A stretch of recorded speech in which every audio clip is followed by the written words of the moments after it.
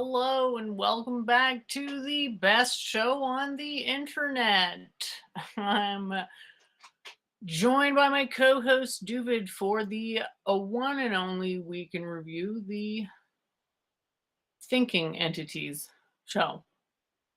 Glad we were able to make it this week. We weren't sure if we were going to be here, but it looks like after maybe a bit of a rocky show last week, Doovid actually had a lot of good progress in the internascent 7 days. So we'll be looking forward to getting into that. And I'll hand it over without further ado to Doovid. I'm just going to have to fix the boundaries on this wonderful screen share here. Thanks again for being here with us, Stephen Doovid. Thanks for joining us, audience. Looking forward to chatting with you, and welcome to the show. Okay, yeah, great to be back. Thanks, Jennifer, as always, and I hope everyone had a good week. Last week, I thought, God forbid, I was scared of maybe some bad karma. I'm not sure how that Renault went, but hopefully, I guess if he's not upset, then I think it's important not to take stuff like that personally, Yeah, so I mean, maybe he did kind of have a point with the constant citing of authorities in certain traditions, Maybe that wouldn't be the way to go about every conversation. Yeah, so something to note for the future. So we'll see if he contacts us again, or I mean, I guess he's been our only guest besides for memes in recent times. So but I guess the research will go on. So I was in a little bit of a daze. Don't forget about misaligned agent. Oh yeah, so yeah, hard to put an identity to him because it's just like a voice, and I don't even know his name, so it's hard to put an identity to that from my memory. Um, yeah, so the middle of the week, I was like, yeah, I didn't know what was going on. I'm gonna save my research, so I said like, okay, let me just try writing something up about high and low birth, and I actually got a full 10 pages down. So, and I did ask the rabbi on my channel last night, and I read through some of it, and I was going to um, edit it and try to have a more complete done. Then I ended up popping on a panel earlier today of Defense Politic Asia, Wyatt, who I interviewed on my channel, who's you had the nice graphical coverage of the Russia-Ukraine war. So his channel has picked up quite a bit. He only had a few thousand subs almost a year ago when I first reached out to him to speak to him when he first started covering the war, and now he's got over 50,000 subs, and he has regular weekly panels. And so I popped on his panel. It was a pretty interesting conversation, kind of lively. It was a full, like 8-10 people panel. A lot of yelling, a lot of people from all over the world, moving from various conversations. So I was hoping to do a more complete version of editing my essay, but unfortunately, so hopefully we'll look at it anyways. I did some editing, and I read it on my channel, Ask the Rabbi, last night, but I ended up spending like 3 hours on this panel. So I had, I'd said it 3.5 hours I was on this panel. So I had Was time that that I thought, earlier today? yeah, I just got off an hour ago. So it just ended like I just started to edit my essay, and I figured I had like a good 4 hours to do it. And then I saw he was streaming, and they had the link there, so I pop on, and then next thing I know, the stream's going 6 hours, and I stayed the whole time, and it's kind of interesting, so people could check that out, and it's good to see. We hardly at all talking about the war in Ukraine, Russia, but it's pounding away in his kind of neutral, somewhat objective map sourcing of what's happening day by day on the ground in the conflict is it's pretty good, and I still check it out semi regularly, but it's not that wide of a topic for week in review. Wondrium, the teaching company, I saw they had a new thing where you could see your viewing stats. So I popped in my viewing stats, and Doooovid has watched more content than 99% of active members. Doovovid constantly an average of at least an hour a day, sometimes many hours a day, sometimes like 6 hours a day, is watching content from Wondrium, the teaching company, usually in 2-speed. As the introduction of the teaching company lectures used to go, with you listen for just half an hour a day, and you could finish even the longest courses in a few weeks. But Doovid listens in 2-speed to um, the teaching company, probably an average of over an hour a day. And I basically listened to all their content. So you see, this last year, um, I listened to over 5,386 lectures. I completed a full 127 courses, watched another 134 documentaries, and all 13 out of 13 subjects, including I guess they didn't have science. I have to look back to see what it was on science, but over 1,250 lectures on history, and so Doovid is a big fan of the teaching company. Said the majority of my general knowledge on subjects comes from the teaching company, and you might be like a somewhat of a modern form. Like hopefully we're going to talk more about the Royal Society and canonization. I have a lot of some more research on you moving forward. So not too much more on like Newton and Descartes for today, but yeah, I was thinking that I read it. I'm going to cover my books. I'm going to finish the tour of my library also. So Wednesday I did the tour of my library, and I finally covered my books on consciousness and psychology. So anybody who people ask me in this channel relatively about books on consciousness, and so I had a good like 10, 15 books on consciousness, and like 50 books, psychology, linguistics. Total I covered this week. Although in the last 2 years where I've really been investigating the subject, I read most of the books online. People who follow weekly, I even have a few book, free links, some older books that I'm going to drop in the chat today. But um, there's a concept I actually read about in Baines, like I'll mention his book on spirituality, like a spiritualist, that says there's certain times in history where you have multiple great masters living together and that cooperate together. And you could argue there were certain periods of history, um, maybe the ancient Aryans, or uh, periods of time in Vedic history, Lord Chaitanya and his disciples, in Judaic history, of periods of time where there were multiple great sages living in the same generation, working together. Maybe Plato, Aristotle, and the Academy, and certainly the Royal Society of London was one of those periods in time where you had multiple great minds together in the same generation, part of the same society, working together towards the same means, that you could have some sort of like mass um, advancement in ideas.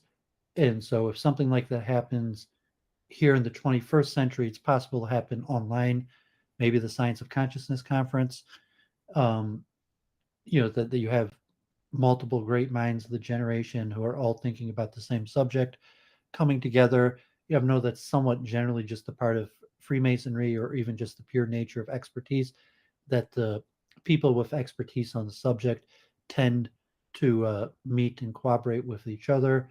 But you think of the great names in consciousness, academic study, and a lot of them have been at the Science of Consciousness conference. So just thinking the teaching company that in theory collects some of the best professors on various subjects and produces courses. So Doovid is in the top 1 percentile for students. God forbid, God I'm forbid. not surprised at all. Congratulations. Okay, yeah, thanks. And they actually um, commented. I put it on my Facebook and I tagged them, and like the Wondarium Facebook page commented and like, yeah, we appreciate your business and you enjoy the learning, and I tagged them on Twitter and they liked my Twitter post. So when Doovid was young, I was in chess camp together, tournaments. I remember this woman, Jennifer Shahadi, who was um, the U.S. female chess champion a few years, and then went into poker, and was a little bit involved in like authorship or work with the association. And God forbid, one of the major former U.S. chess champions players is being accused of sexual harassment. And you have the Time's Up quote where you have this woman, Jennifer Shahadi, that says, God forbid, he groped her 10 years ago a few times and she didn't really report it or didn't make a big deal out of it. But then she's heard recently that he's doing it again. So she has stepped up to publicly accuse him. And there's multiple other people who are stepping up and accusing this guy of being a creep, not necessarily like Andrew Tate level stuff, like possibly like groping, harassment, or something like that. But rocking the chess world, one of the big chess commentators, U.S. players, and he was even a coach for the U.S. Women's team, is being accused of being a creep. But I don't think the complaints are criminal in the sense like Andrew Tate level, more just like of being a creep and should lose his position of power or be careful of allowing him around women. Um, so God forbid. Um,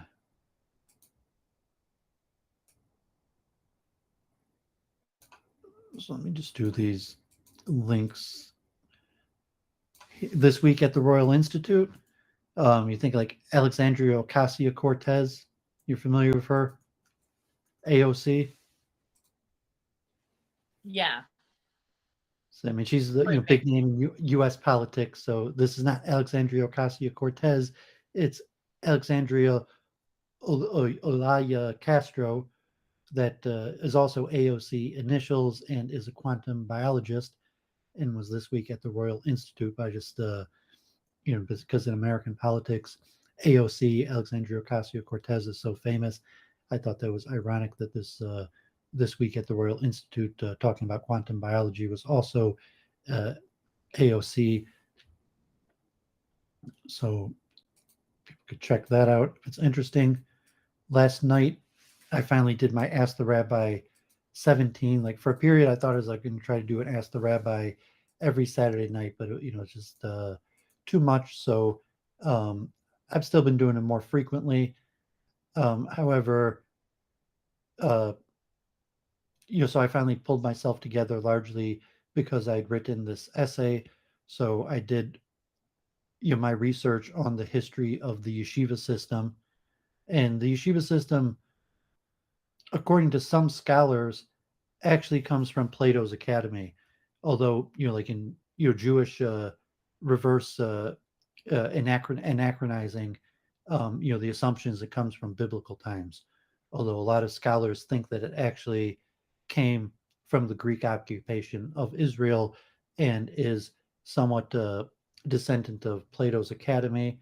Of an interesting note, um, the Talmud has a dictum. I'm not sure if it quite to say if it's a law, but it says for every 10 adult Jewish males, the community should support one person in full-time scholarship and studying.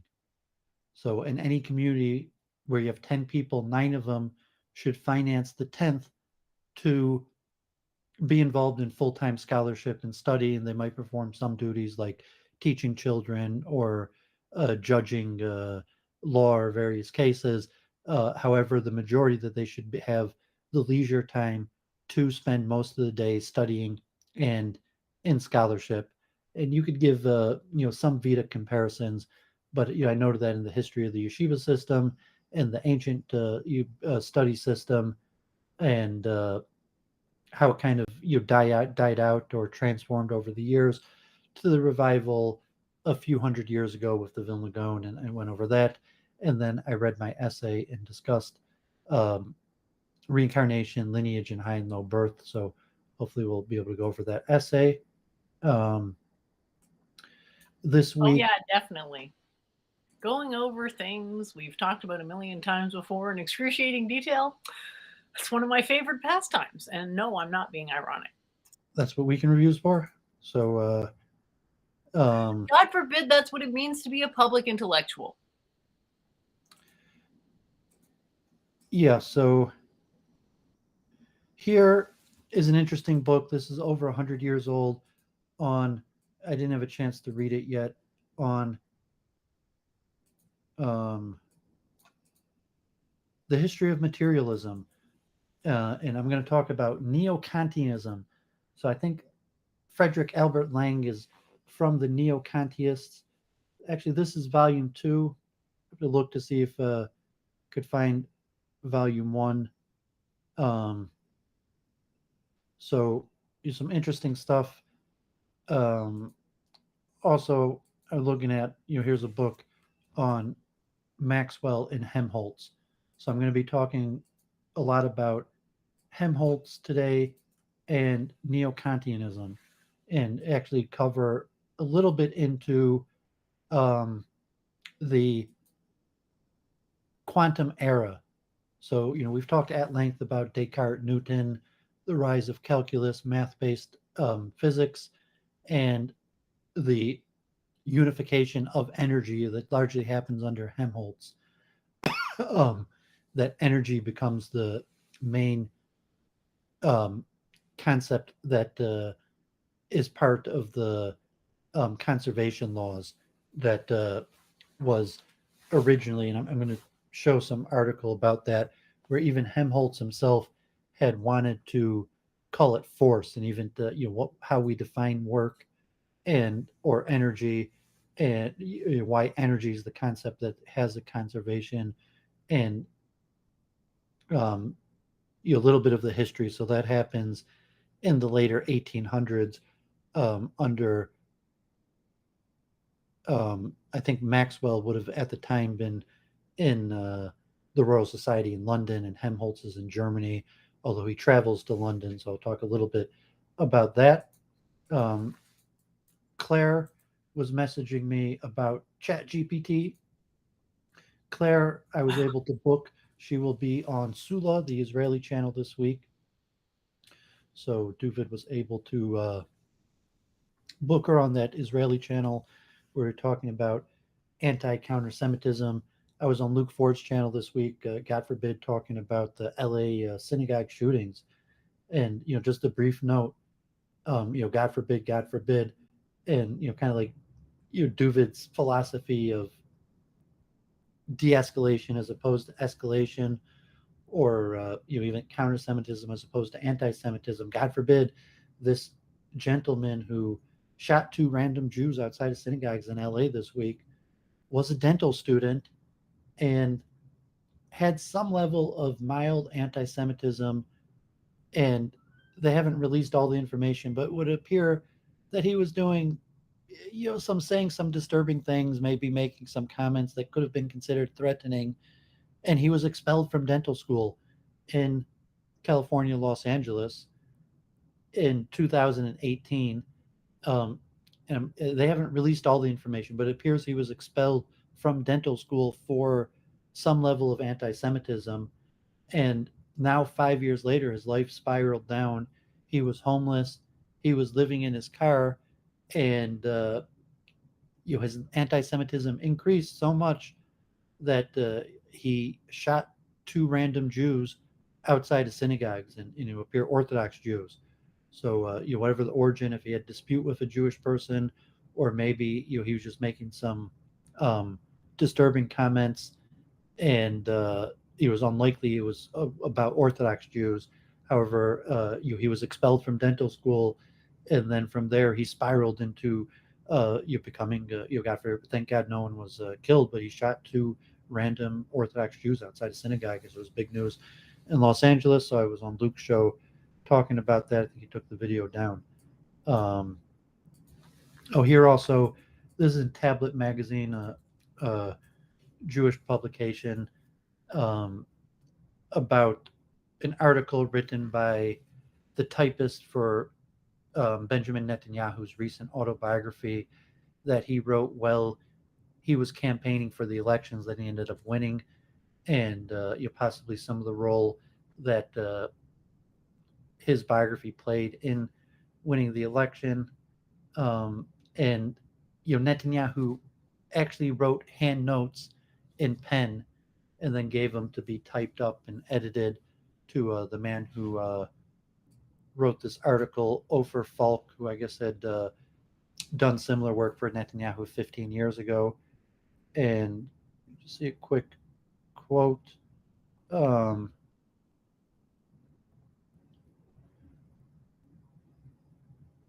see what Netanyahu said about writing. Me and Jennifer are seriously working on a writing, and this week I, got down to it. I hadn't done it. So writing consumed me. On a good day, writing forces you to distill ideas, to order them logically, and to breathe life into them with unexpected language. For me, there is no more satisfying intellectual exercise. That's what Netanyahu himself said about writing. Um, and it takes a lot of time and thought to put the right words on paper. So here's a little tidbit I thought I'd share because we're working on writing, and Jennifer has difficulty writing. So Netanyahu, he didn't use a ghost writer, but he had a help in the sense he had a typist. He wrote it out in pen, and then the other man typed it and probably organized and edited it, to the extent that the words are, Netanyahu was helped in his writing, and obviously he was, a busy man and doing other things at the same time.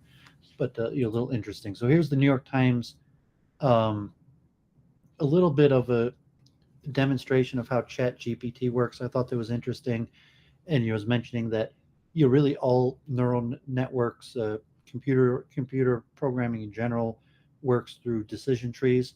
So here was a little bit similar. I think we went over a long time ago when I went over some slides. Maybe it was on my channel. I think Jennifer was on my show when I did it on um, Alpha Zero. That was Alpha Go, Alpha Zero for chess, and then Alpha Fold. But in my channel we went over some slides about how Alpha Zero works, and so it's somewhat similar to that. So you just read through when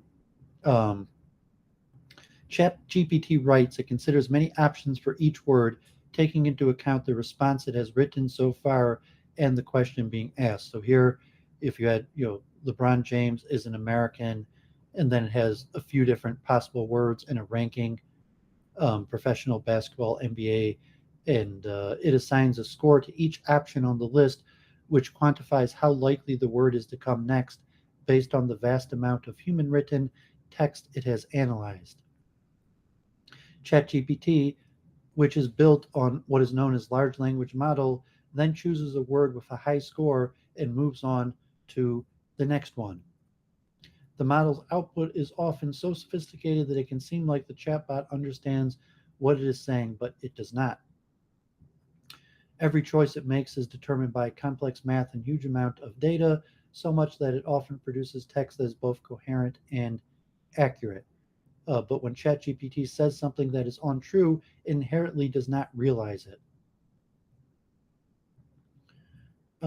So imagine a list of every word you know, every unique word you might use when writing an essay, email, or text message.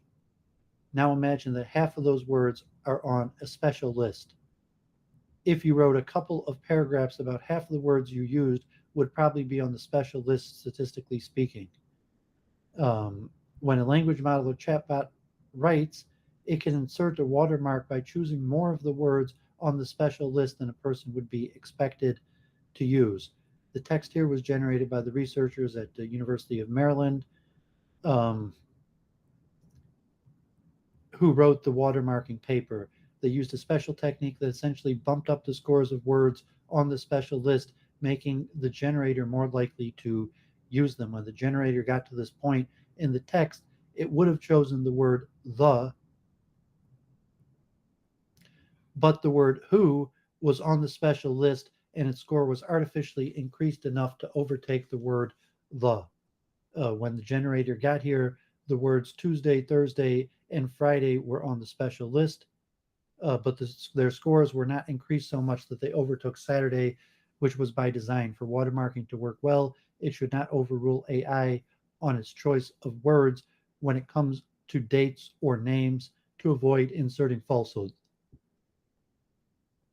In the end, about 70% of the words in the generated text were on the special list, far more than would have been in a text written by a person. A detection tool that knew which words were on the special list would be able to tell the difference between generated text and text written by a person.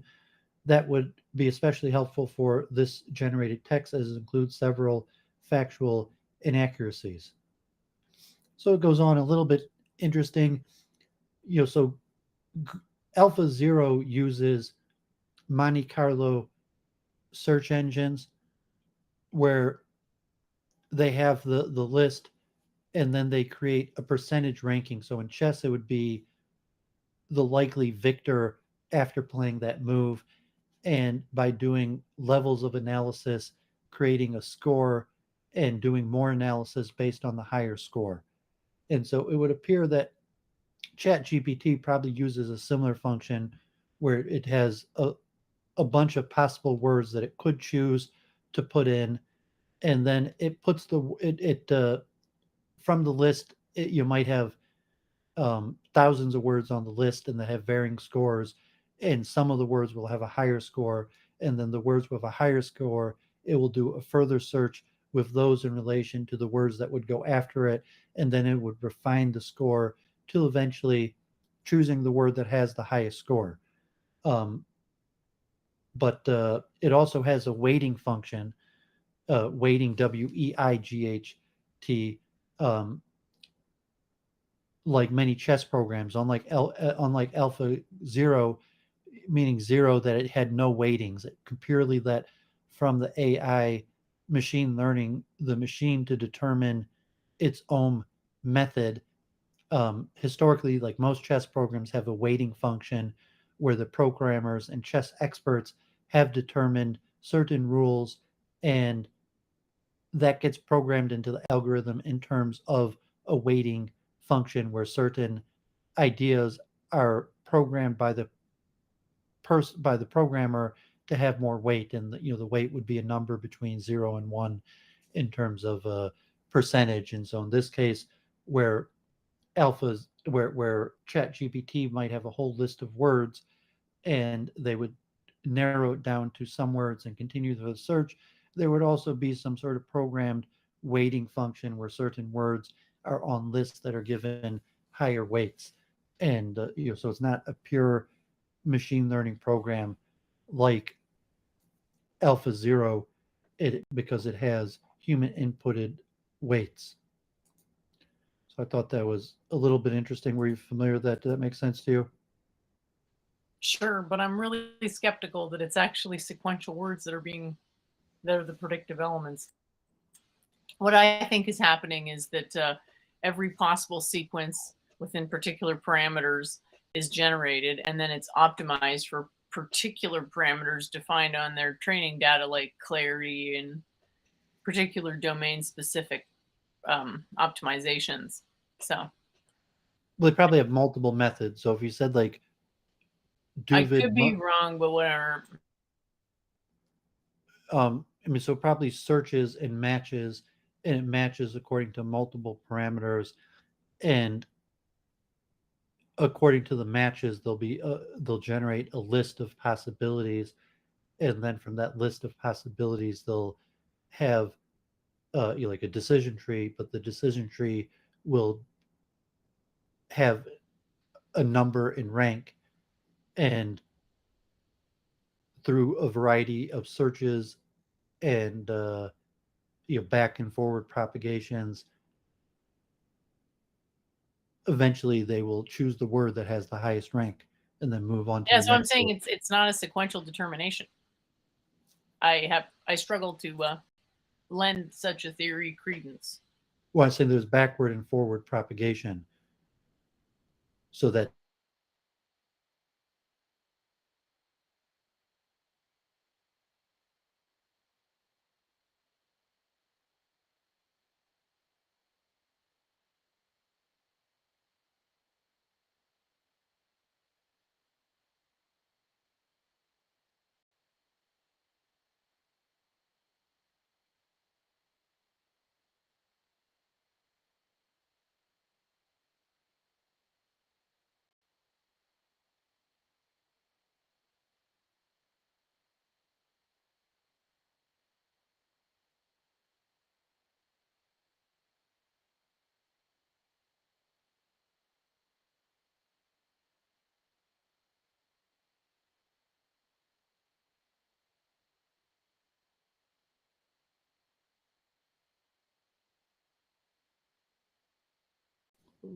so I have a few things to read through besides um,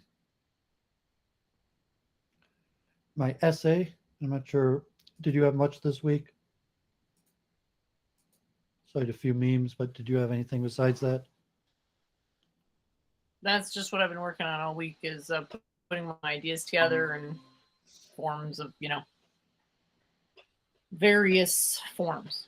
So I'll see here. Yeah. So no, I was thinking we are going to talk about your essay. Okay, so let me sing a little quick tune. So you familiar with Rush, Closer to the Heart, 1977? Yep. You know this song? Yeah, I was on Trailer Park Boys. I think Rush is Bubbles' favorite band. Okay, I'm not even sure I know that, but yeah, it's one of their more popular um, songs. And I was thinking of it like I first had other song, which maybe I'll do a little of both. Neither one of them's that long. Of Led Zeppelin's "Going to California," which was just in my head, and then I was thinking of "High and Low Birth," and it came to my head uh, the opening line of "Closer to the Heart" and "The Men Who Hold High Places," and so that made me think of the Rush song. It's pretty nice, simple song. I couldn't find the sheet music on it, nor the other song. And this song, even with the music and guitar solos, only like 2 minutes. Um, and it has a nice introduction. It's got like bells in it, and it's kind of folk music. So it has a little bit of an electric guitar, but it's more folksy and like the Beatles I did last week. Kind of like retro of the era of like rock, hard rock, where they did a retro song that would have been more folk music. And the men who hold high places must be the ones who start to mold the new reality closer to the heart, closer to the heart. The blacksmith and the artist reflecting in their art. They forge their creativity closer to the heart.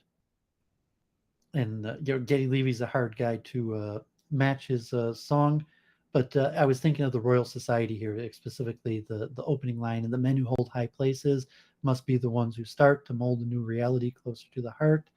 And then the blacksmiths and the artists reflected in their art, they forge their creativity closer to the heart.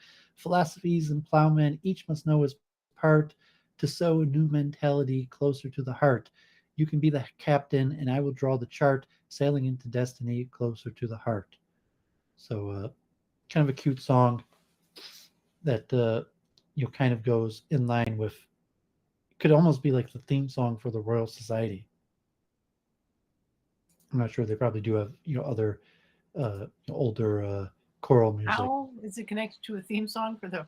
I don't see the connection at all. And the men who hold high places must be the ones who start. So, like, Jennifer has these great ideas, but what are you going to do about it? The men who hold high places must be the ones who start to mold a new reality. that like Doovid or Jennifer can't change reality. We have to get into the royal society and convince the nobility that our ideas are correct, and then the men who hold high places can be the ones who start to mold a new reality. So like Doovid and Jennifer, we're like the blacksmiths and the artists reflected in our art that forge their creativity. However, it's the men who hold high places that must be the ones who start.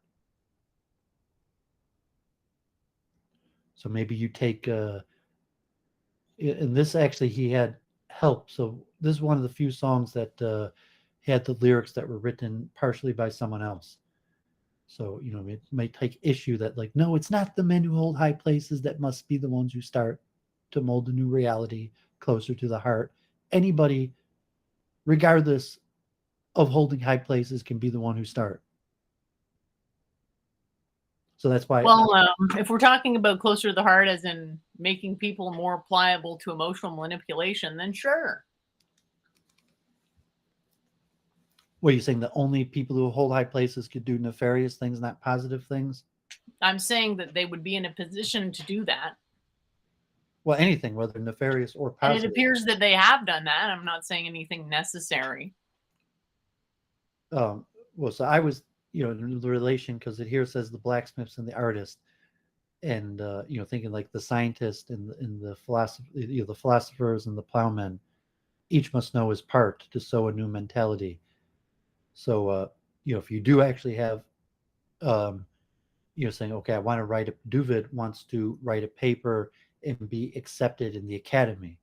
I want to, like, I would like to convince the masses, but I want to be accepted in the academy in terms of the sciences is more important to be accepted into the academy that from the perspective of the Royal Society. So that was I was thinking of this song. This one, Going to California. Not sure. I don't think so. This popular Led Zeppelin. It's also kind of like a retro, um, like often done with classical music, and it's about going to California, trying to start a new life. It's done with an acoustic guitar. A lot of times, it's performed with a orchestral backup, and it's a little bit of a love song, like most of Led Zeppelin. Like I want to go to California, make a new start, and meet the woman of my dreams. And it's a pretty simple song, popular song. Spent my days with a woman unkind, smoked my stuff and drank all my wine. Made up my mind to make a new start, going to California with an aching in my heart. Someone told me there's a girl out there with love in her eyes and flowers in her hair. Took my chances on a big jet plane. Never let them tell you that they're all the same. The sea was red and the sky was gray. I wonder how tomorrow could ever follow today.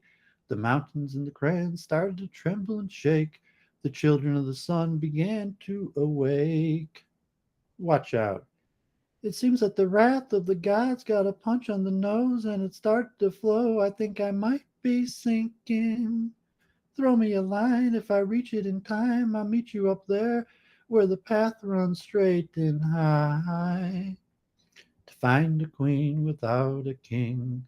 They say she plays a guitar and cries and sings la la la la. Ride a white mare in the footsteps of dawn. Try to find a woman who's never, never been born. Standing the hill in the mountains of dreams, telling myself it's not as hard as it seems. It's actually a hard song to sing, like Led Zeppelin, obviously. Robert Plant, a hard voice to match. Although I don't know why I was thinking of the, like a little of the concept. You're going to a new place, trying to make a new start, looking for a woman that doesn't exist. You have to find a queen without a king. Um, so generic positive song. I don't have a positive song, but just whatever reason that was stuck in my head. So okay, so let's do a little scholarship here. So Helmholtz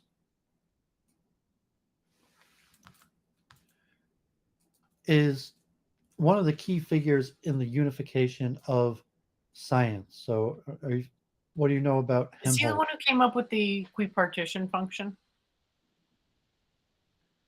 Um,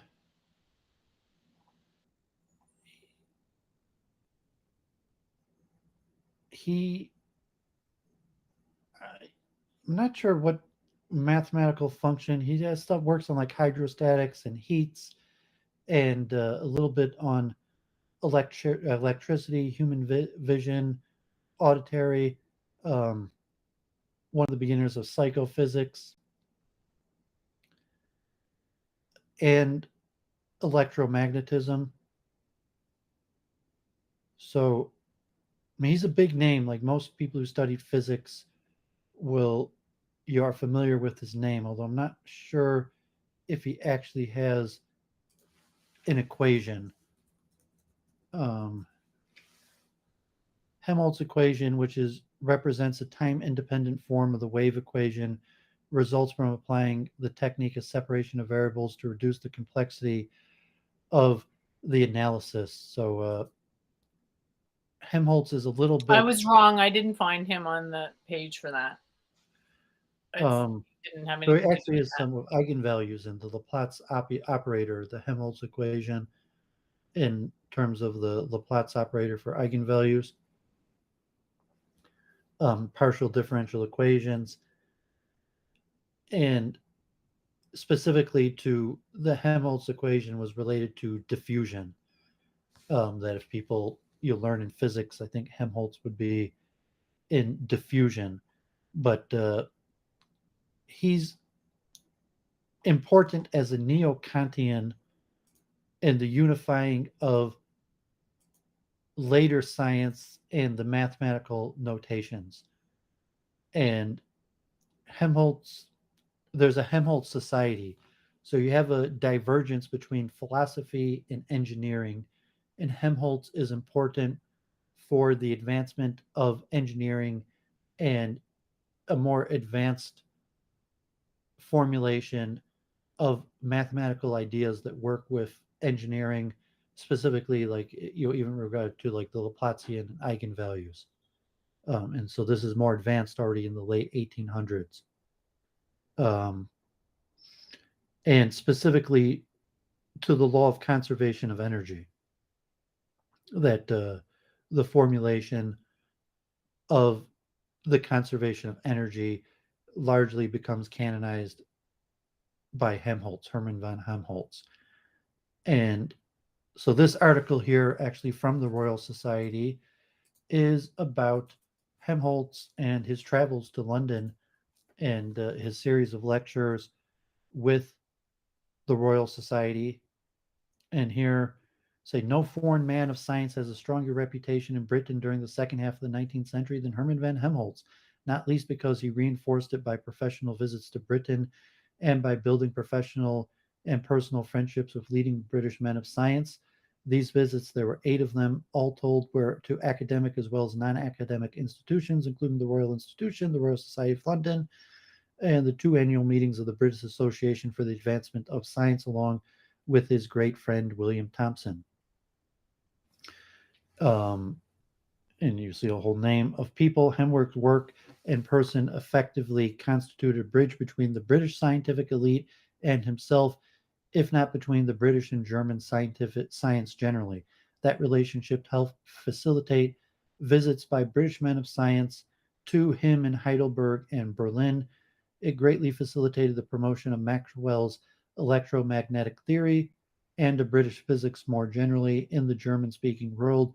It critically aided in negotiating electrical standards during the last third of the century, and though Helmholtz's lectures in Britain, it enhanced British appreciation of scientific work in Germany.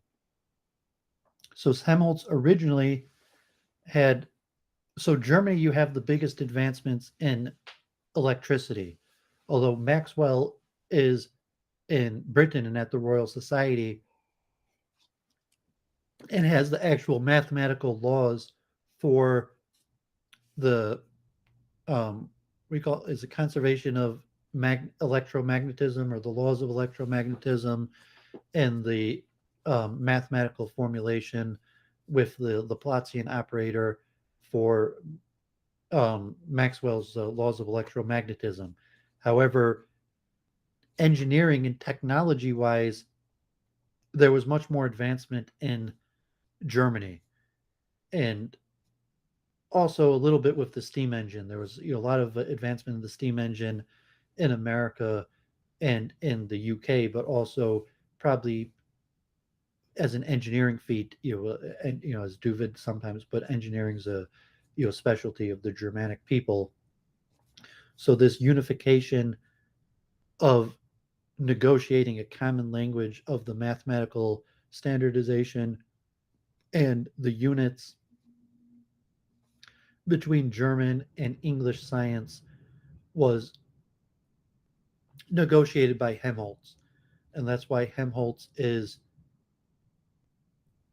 well-known name to people in science, even though it's unclear if he actually has like a theory or equation like some of the other big names, and most specifically in the formulation of the conservation of energy. So originally he wanted to conservation of force, and it was through traveling to London and conversations with Maxwell and others, and has a whole list of names of people he cooperated with, that he was convinced that it should be energy, not force.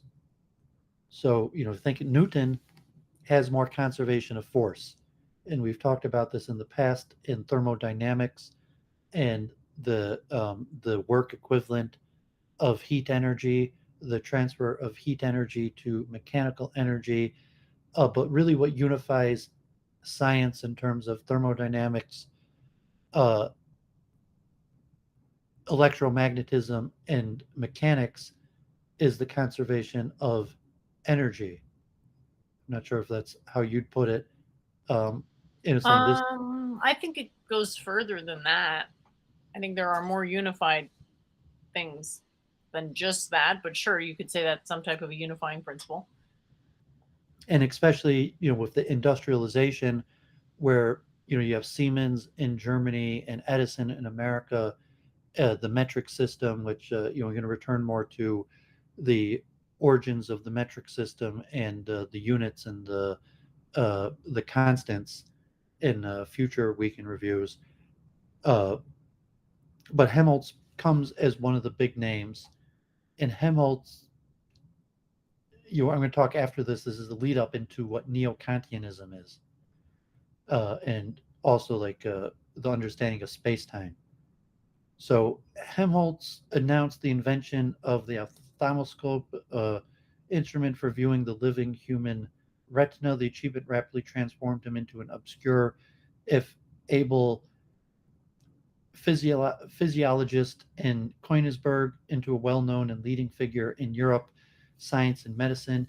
He began to travel professionally, including a trip to the Hull meeting, 1853, in London, where he met Stokes, and so I assume you're familiar with the Stokes theorem. I have to look up him, but like Stokes, I remember the Stokes theorem. A You young talking man. about Navier-Stokes? I'm not sure. It just says. Navier-Stokes equation? Yeah. I mean, what's the Stokes equation? I didn't bring it up, but I It has remember. to do with turbulent fluid motion, Yeah. So or adjacent to laminar fluid, whatever, some type of fluid motion. It was the thing that they managed to nail with AI in terms of the accuracy of the model for several types of motion. It was quite impressive. I believe some rapper from the 80s or 90s had tweeted about it, if I recall correctly. Anyway, yeah. So in 1851, um, Thomson, who also known as Lord Kelvin, who you mentioned, Thomson took very high birth and was able to dedicate his whole life to science study with extensive resources, including a laboratory in his own house, who had recently began thinking about physics in terms of energy, read Helmholtz's essay and by March had publicly expressed his admiration for it. During the next 2 decades, he led a group of North British physicists and engineers, including his brother James, Joule, uh, Rankin, Maxwell, Tate, Jenkin, into transforming Helmholtz's laws of conservation of force into the conservation of energy. By the spring of 1853, the English language version of Helmholtz's essay had appeared. Its translator, Tyndale, Helmholtz's essay was reborn in Britain. However, there was important philosophical differences between him and these North British physicists and engineers. Uh, Crosby Smith has argued, whereas Helmholtz constructed a deterministic account of the role of force in a mechanical universe, one rooted in 18th century Laplacian physics and centered on attractive and repulsive forces, the British built an indeterministic one that eschewed action into distant and discrete particles moving in space and instead posited a creator who had established a continuum of matter and energy and who left room for human will to intervene. The British effectively reread Helmholtz's force into their energy. Both Helmholtz and his British interpreters largely glossed over these differences, as together they promoted what gradually became the law of conservation of energy.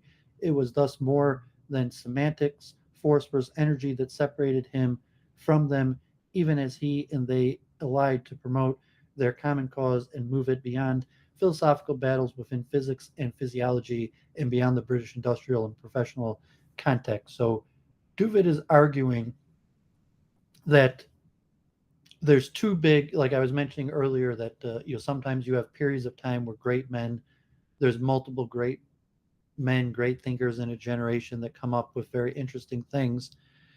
And so I'm arguing in the history of math and science, there's two main periods, and one of those is the era of Newton and Leibniz, and then the second era is of Helmholtz, Maxwell, Kelvin. And in terms of the creation of modern physics, obviously Newton in the creation of calculus and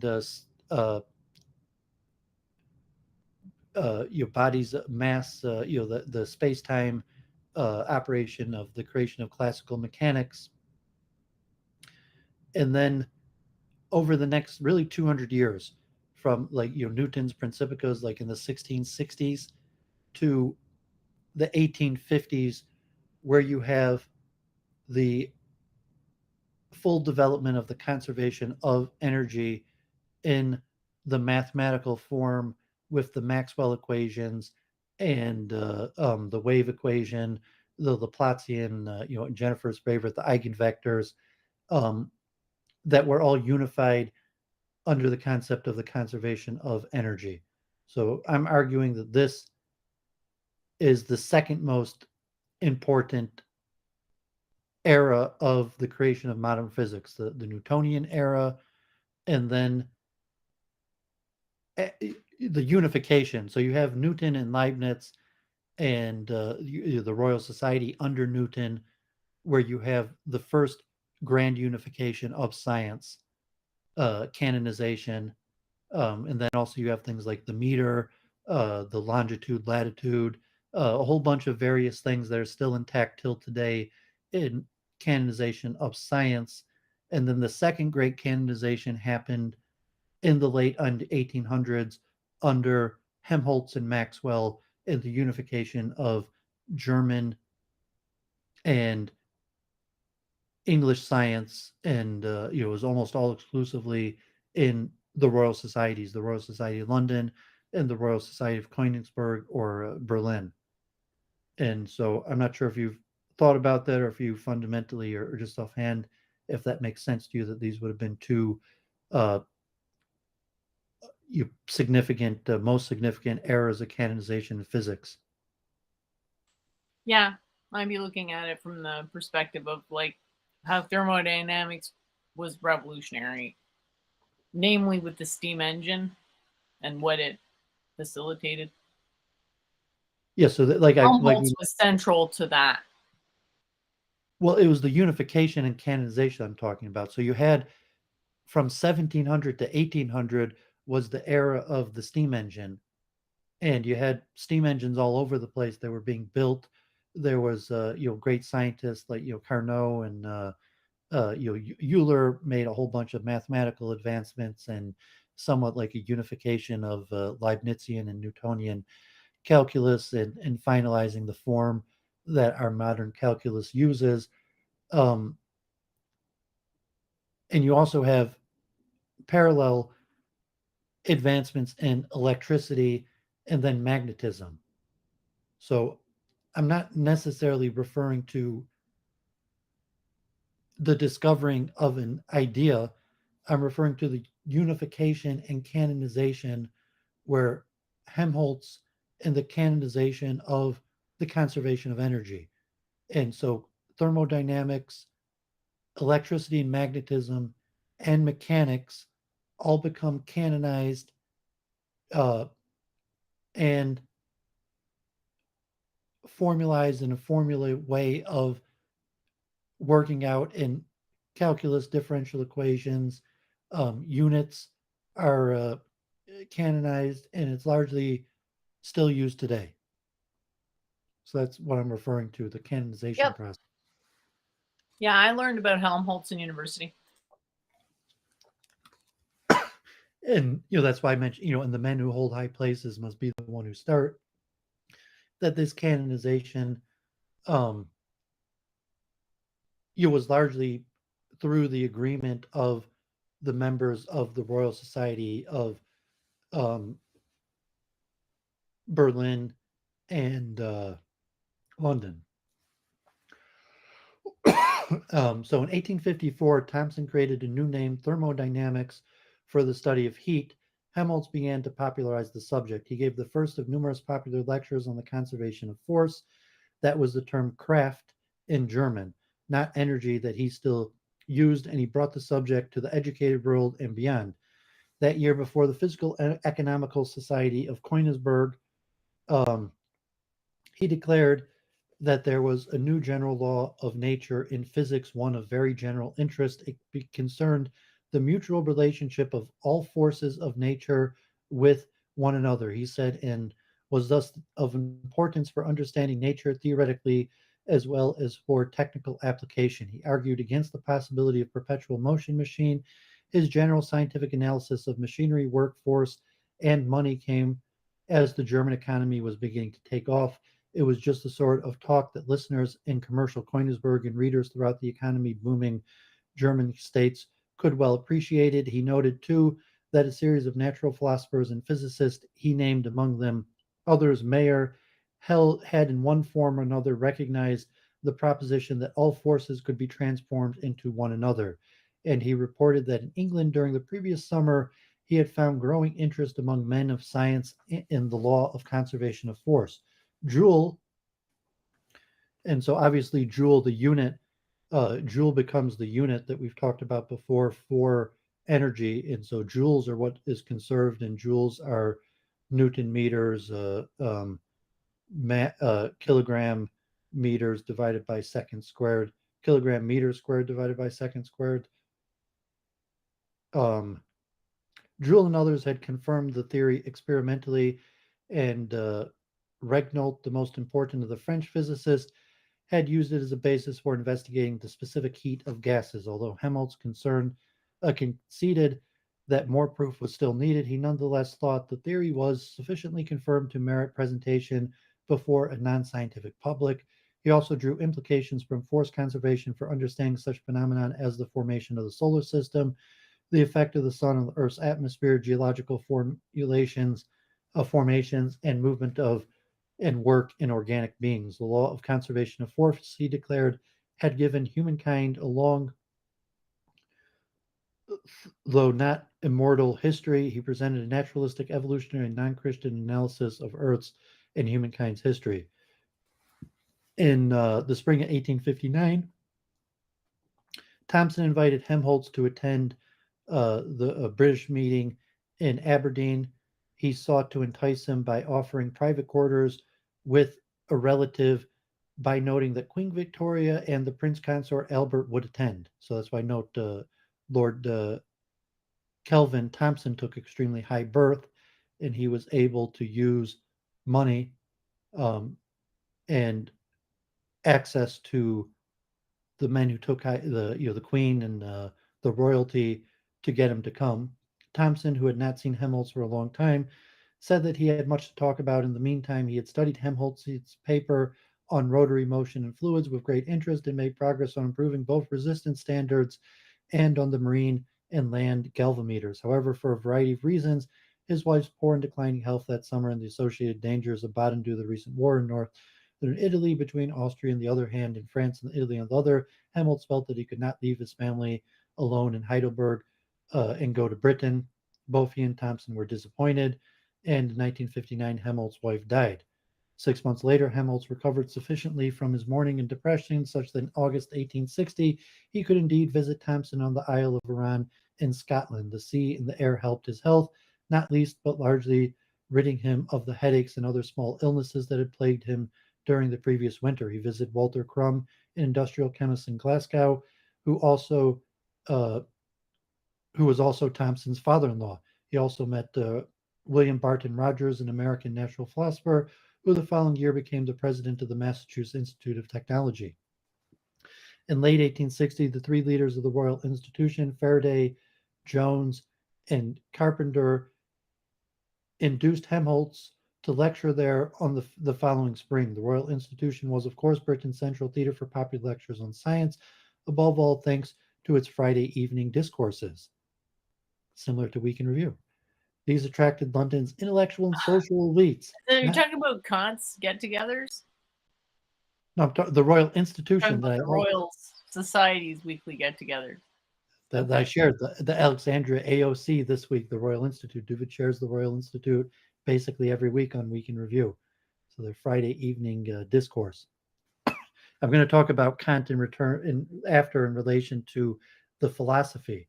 So this is more about the canonization of the science and the math and the engineering separate from the philosophy, because to some extent what it means and the philosophical nature of what it means is separate and maybe even less important than the canonization of the engineering and math and physics. These attracted London's intellectuals and social elites, not least for the style and grace of their evenings. Lecturers simulated and entertained London's intelligentsia and literati with the latest, most interesting developments in science. At mid-century, under the tripartite leadership of old Faraday, young Tyndall, who since 1853 held the chair of natural philosophy, and the chemist Edward Franklin, the Royal Institution experienced a golden age. Its lectures were well attended, about 400 to 500 ladies and gentlemen, and were published and distributed throughout the world. Many notable figures in mid-Victorian life, not only Faraday, Tyndall, um, and others, uh, came to these regularly. Uh, Jones and Faraday wanted Helmholtz to lecture above all on the conservation of force, and he agreed to give 3 lectures, one of which, the Friday evening discourse, was expected to attract perhaps 1,000 or more attendees, and for which the Royal Institution paid him nothing. The organizers, and Faraday in particular, especially wanted the lecture to be on the law of conservation of force in its application to life, a topic Jones said that will interest us all to get us out of our metaphysical groove into which the subject has got there. The other 2 lectures would be more specialized, and Helmholtz would be compensated for them to the tune of £20. In truth, Helmholtz preferred not to lecture on the conservation of force at all, but because Jones and Faraday insisted on this, and because the institution was paying for his other 2 lectures, he was forced to agree. And just the side note of the implied high and low birth, where Thompson is the one kicking out the money, and Helmholtz is the one kind of like, well, I kind of need the money. Helmholtz spent about a month in London, and everybody there and beyond wanted to see him. Carpenter gave an evening party for him, which Maxwell attended, as did Hurst, a minor British mathematician, but one who was well connected with the British scientific elite, including the leaders of the Royal Society. Hurst had long conversation with both Helmholtz and Maxwell at the evening party. The former is a little reserved, the latter talkative with Scottish brogue. Thompson, who was ill and so could not travel, and Roscoe invited Helmholtz to visit them in Glasgow and Manchester, respectively, but he had to decline. William Sharpie, an atomist and physiologist, and the secretary of the Royal Society, also looked forward to Helmholtz's London visit and wanted to know whether Helmholtz, a foreign member since 1860 of the Society, would also be willing to give that year's Cronian lecture.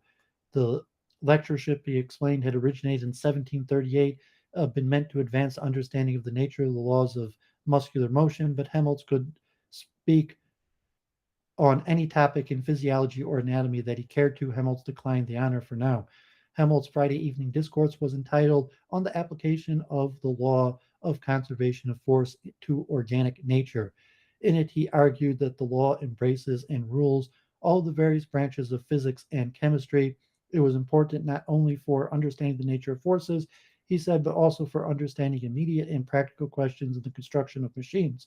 Following Rankine, he thought that the law of conservation of force might well be called the conservation of energy, yet he himself nearly always spoke of force rather than energy. Furthermore, he explained that Joule had determined the mechanical equivalent of heat, and that heat as a motive power could be converted into mechanical power, such as in a steam engine, through the chemical process of burning fuel. He also explained the law's use in understanding the cosmological formation of the solar system and the strong effect that the sun's radiation had on shaping meteorological phenomena and on plants and animals. He thought it understandable that the law had been detected by natural philosophers or engineers in England, with its more practical interests of engineering, and also by medical men or physiologists in the German states who generalized the law. There was a very strong analogy, he said, between the living body and a steam engine. Animals consume food and breathe oxygen from the air, which is similar to the sources that give steam engines their power. An animal can do certain amounts of mechanical work expressed either in the form of heat or work as muscular exertion.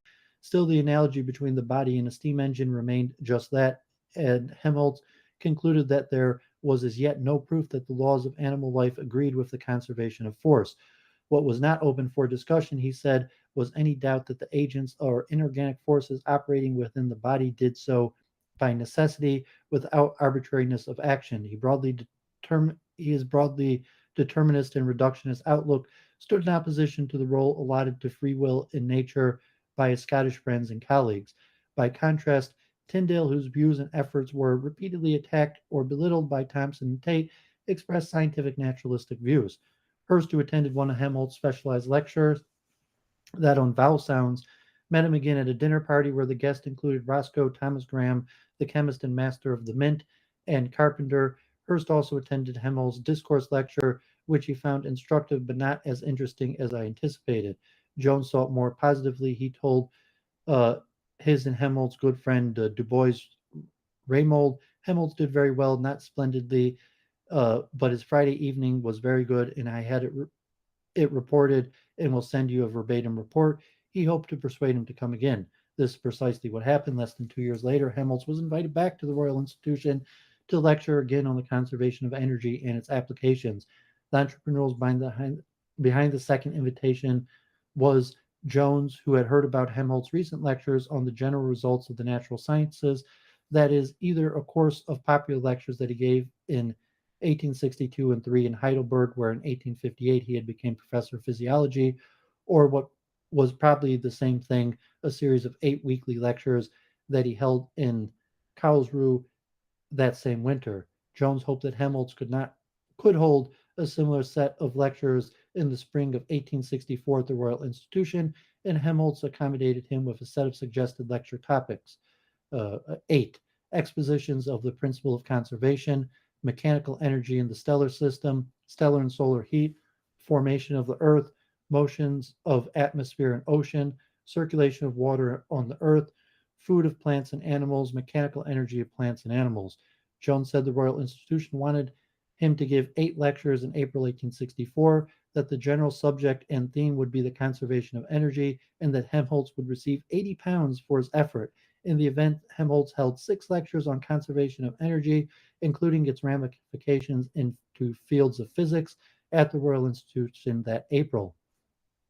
That the institution's leadership again wanted Helmholtz to lecture on energy conservation indicates that energy physics was a subject that the general public was still uh, very much just learning about, but it also suggests that the view of controversy that erupted in 1862 and 3 over the historical origins of the conservation of energy between Tyndale on the one hand and Thomson and Tate on the other, the institution's leadership may have seen Helmholtz as a well informed and perhaps even impartial judge, as someone who was at once an outsider and an insider in this matter. Helmholtz, for his part, agreed to lecture on energy conservation partly because he needed money to help pay for equipping his new physiological institute in Heidelberg.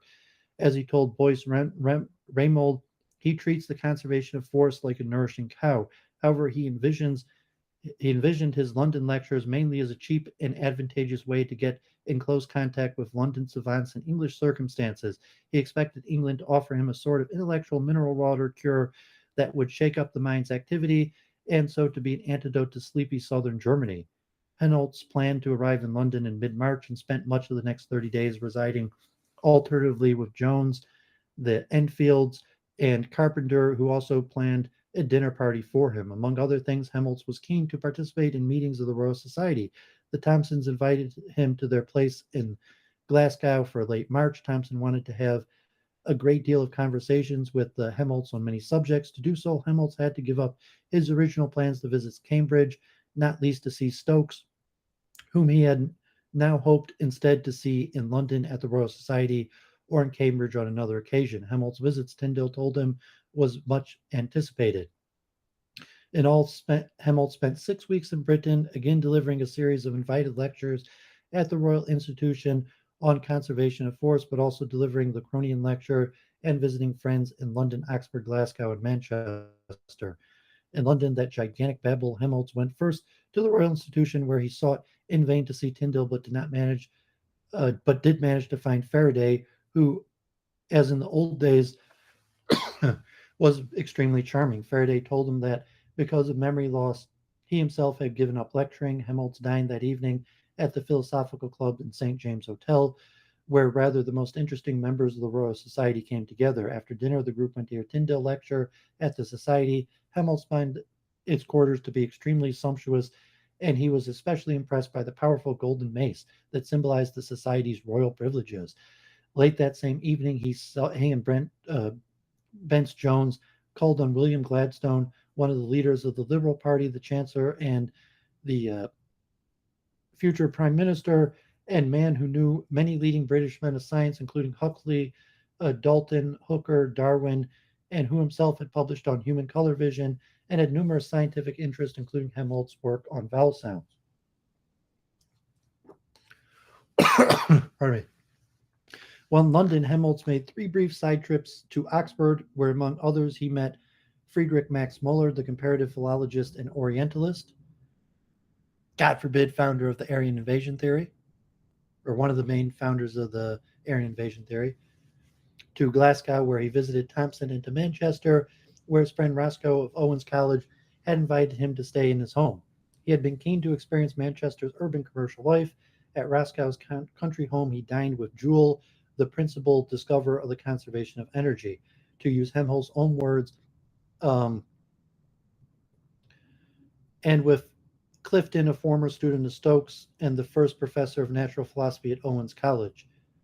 Helmholtz noted that Roscoe, unlike Thomson, had completely done away with pre-mill blessings, and he judged that England was rapidly becoming liberal in religious matters. He was impressed with Roscoe's well-equipped laboratory. After 2 days in Manchester, he returned to London, where he stayed at the Athenaeum, visited Carpenter, and talked with Faraday again at the Royal Institution and prepared his forthcoming lectures. Helmholtz's Cronian lecture at the Royal Society was devoted to human eye movement and their relations to perceptions. He thought his subjects, which was limited to relating his own results, was of interest not only in terms of understanding the eye's physiology, but also in terms of voluntary muscular movement in general. He hoped his subject might interest physiologists, medical men, and every scientific man who desires to understand the mechanisms of perception of our senses. In contrast to his popular lectures at the Royal Institution, at the Royal Society he spoke without notes for more than an hour, and he thought the approach made his lecture noticeably better. His talk was apparently well received because Sabine, the society's president, praised his English and insisted that he continue, which he did for another half hour. And because several listeners made comments that supported his views, among those in attendance was the science writer and editor Briley of the London Institution.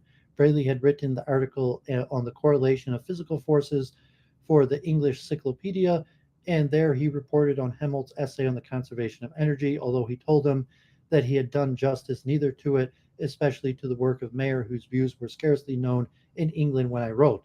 Helmholtz also spent an amusing evening with Tyndall and others at the Athenaeum. On the following morning, he had breakfast with Jones and hoped that the Italian revolutionary Garibaldi, who was also then in London, would attend a dinner party to which both men had been invited.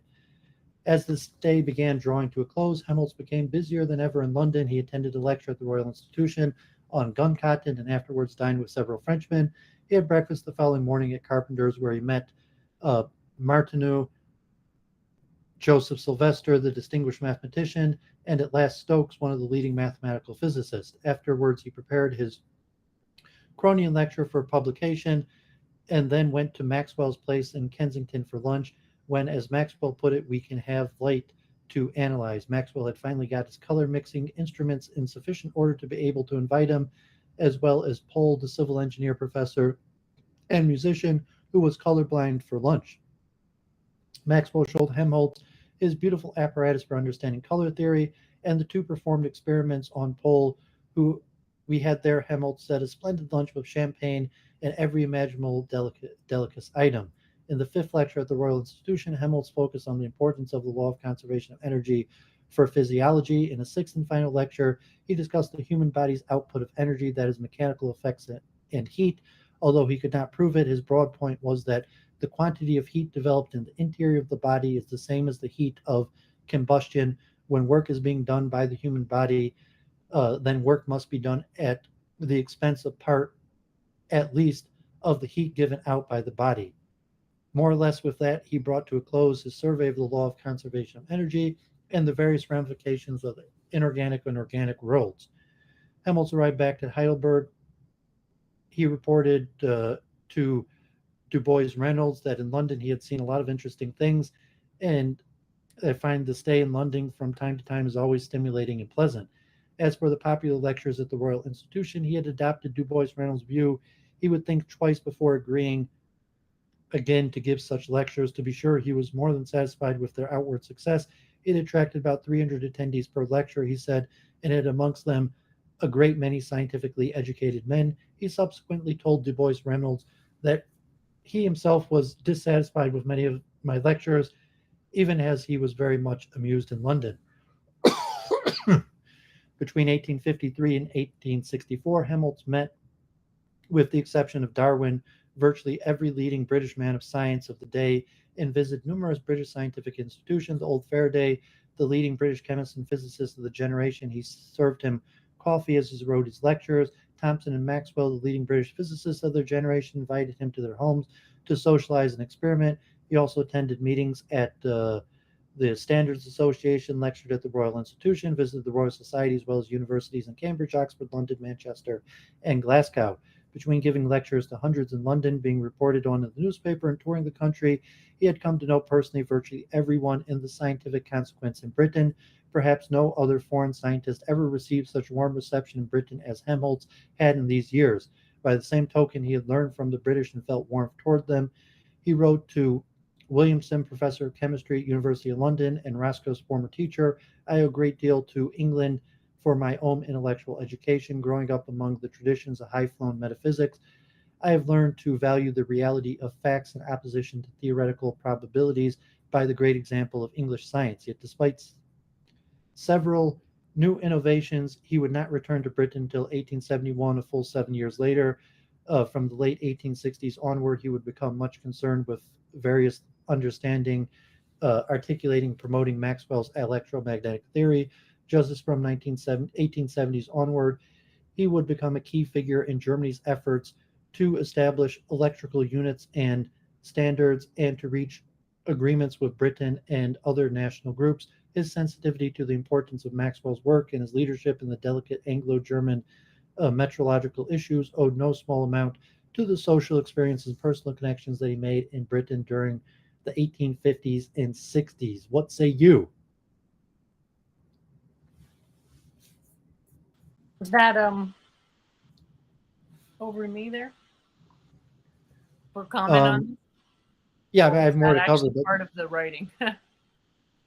well, I was just reading from like some of the important. I'm talking about um, the meeting of elites. That's a publication from the Royal Society. So I'm talking about the Great Canonization, what I would How consider the often did they make those? Or just there? They're not like a you told me? yearly thing. Like the context was a little unclear because it sounded like a story to me, a Well, fantasy story. I know this that's is not what it is. this was published in the Royal Society's journal in 2011. It's just a history of Helmholtz and the British scientific elite from force conservation to energy conservation. So the article was about Helmholtz working together with the British to formulate the conservation of energy.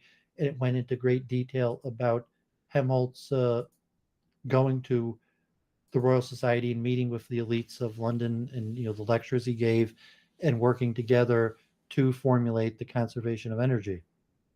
I mean, so that's why I covered it in detail. Like I said, I moved on. The last few weeks, I was focusing on more the Newtonian era, like Galileo, Descartes, Newton, and uh, and then the canonization of Newtonian physics through like Euler and the calculus. And there was a lot of advancements that we talked about a little bit. But the next major canonization process was Helmholtz and Maxwell.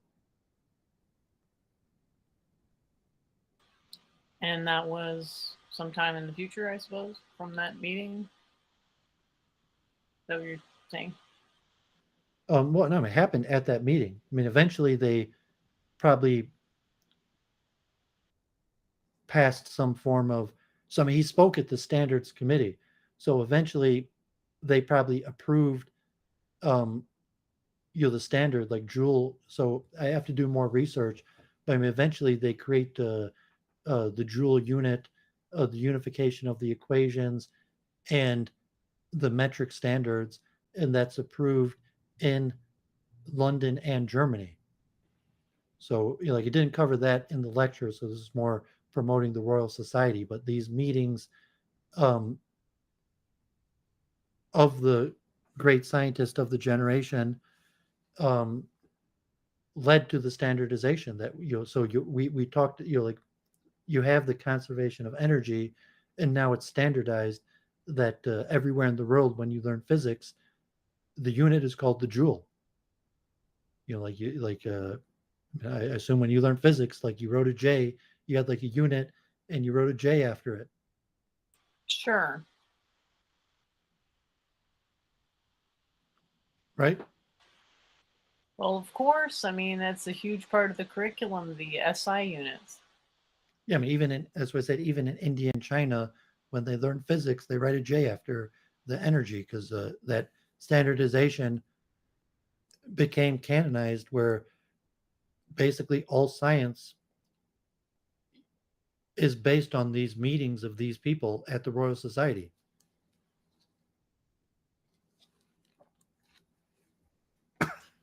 Yeah, international system of units. Yay, memes. Thanks for tuning in.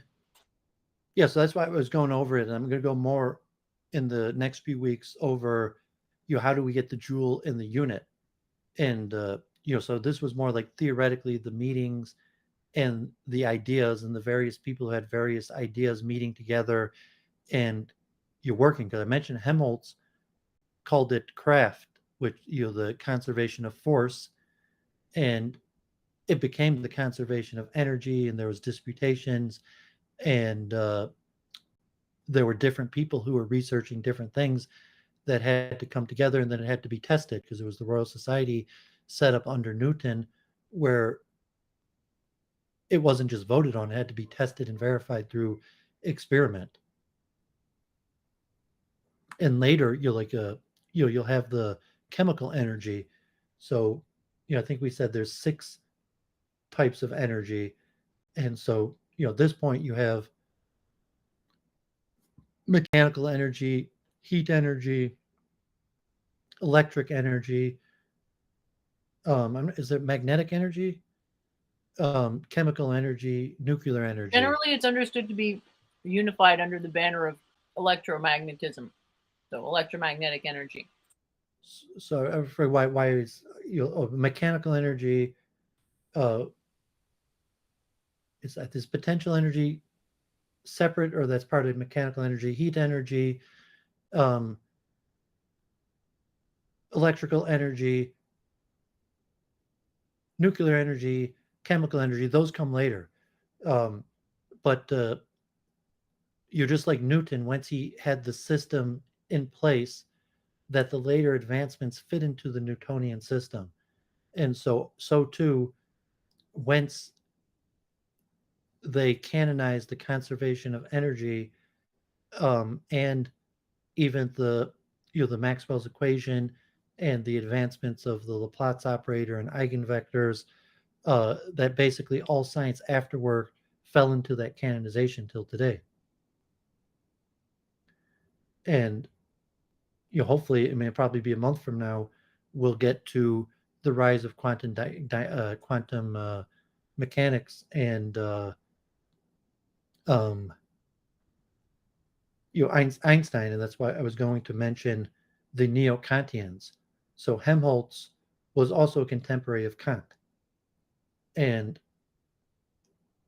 so you mentioned that Helmholtz also went to the Royal Society's philosophical. So you had the Royal Society of Science, but you also had like the Royal Society of Philosophy, and Helmholtz also had attended and lectured at the Royal Society of Philosophy and met with leading philosophers.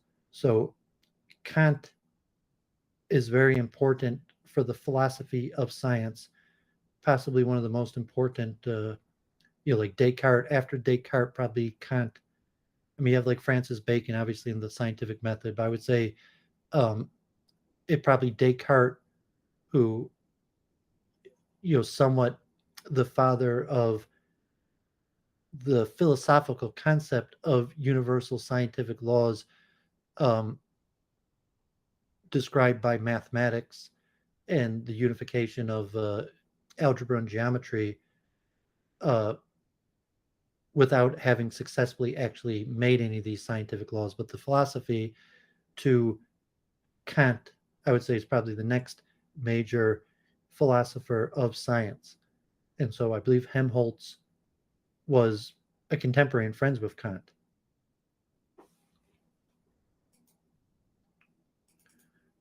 Um, So they were all palling around together. well, they were intellectuals, so they were corresponding with each other. You may be going to each other's lectures.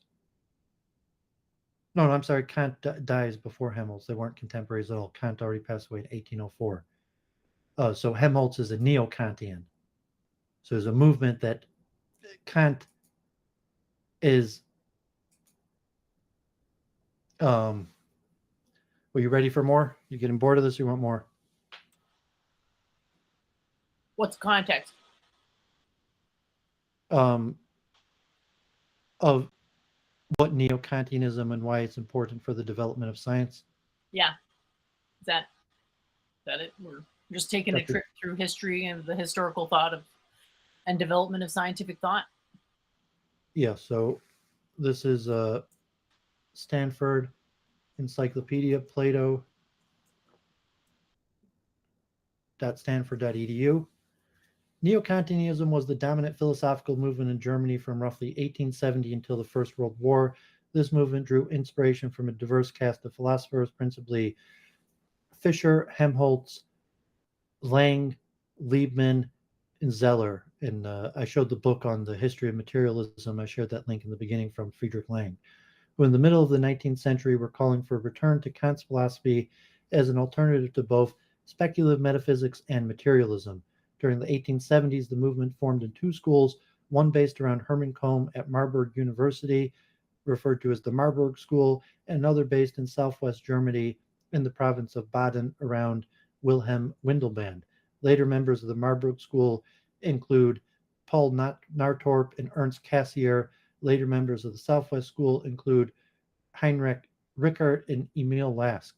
Neo-Kantians were not only intellectually influential, they were also great successes academically in Germany. They held prominent academic chairs and were successful in placing their students, shaping curricula, and editing important journals of books.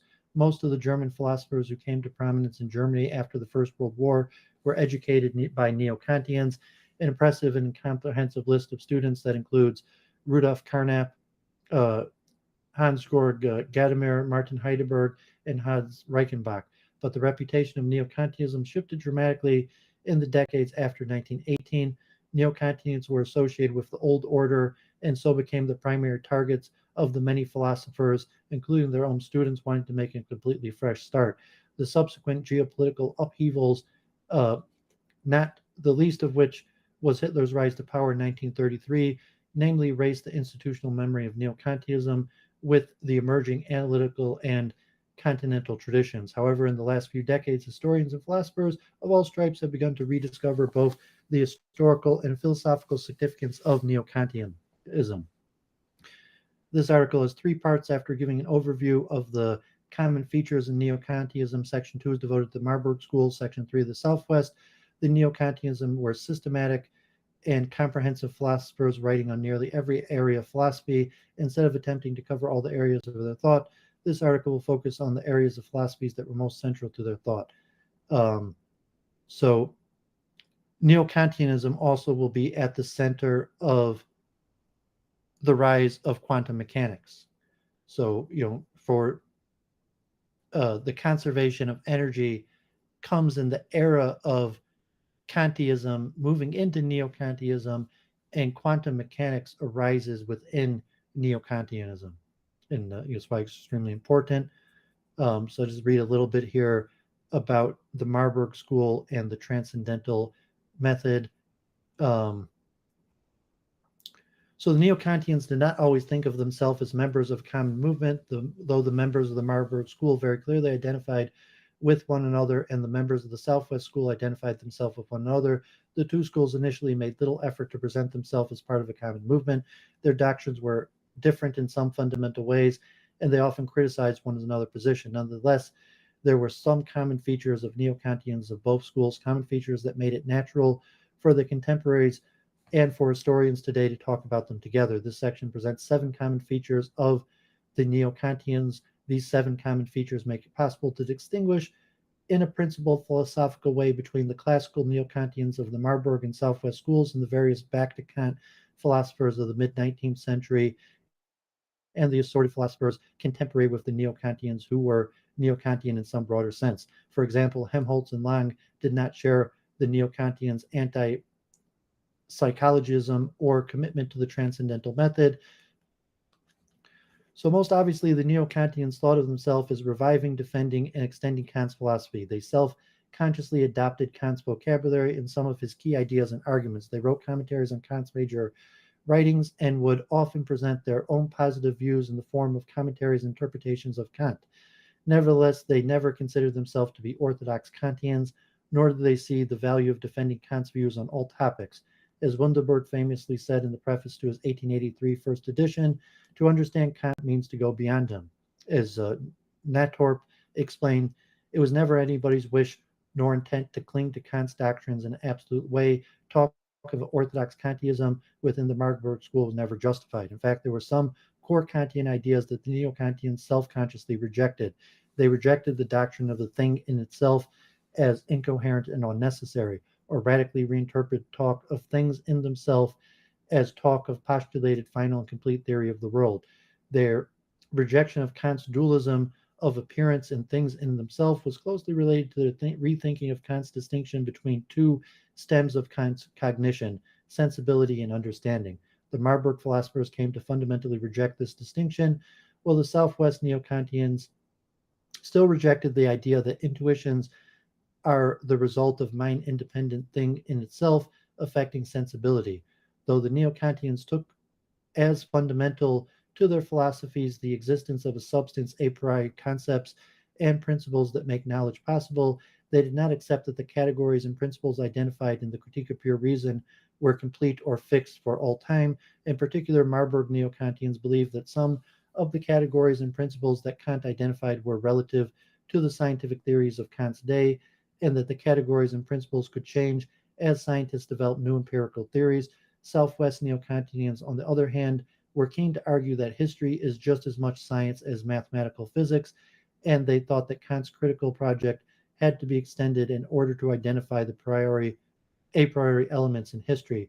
Last, the classical Neo-Kantians held that transcendental philosophy is distinct and independent of empirical psychology, even though Kant himself was not always innocent of psychologism, despite the fact that Kant's philosophy was right when rightly interpreted is the basis for sound anti-psychologism. The Neo-Kantians put forward a suite of arguments to show that philosophy is independent of psychology. Logic, or the theory of knowledge, concerns what is objective, not what is subjective, as psychology does. It does not concern itself with the mental processes of subjects, with their cognitive apparatuses, or with empirical results about human sense organs or nervous systems.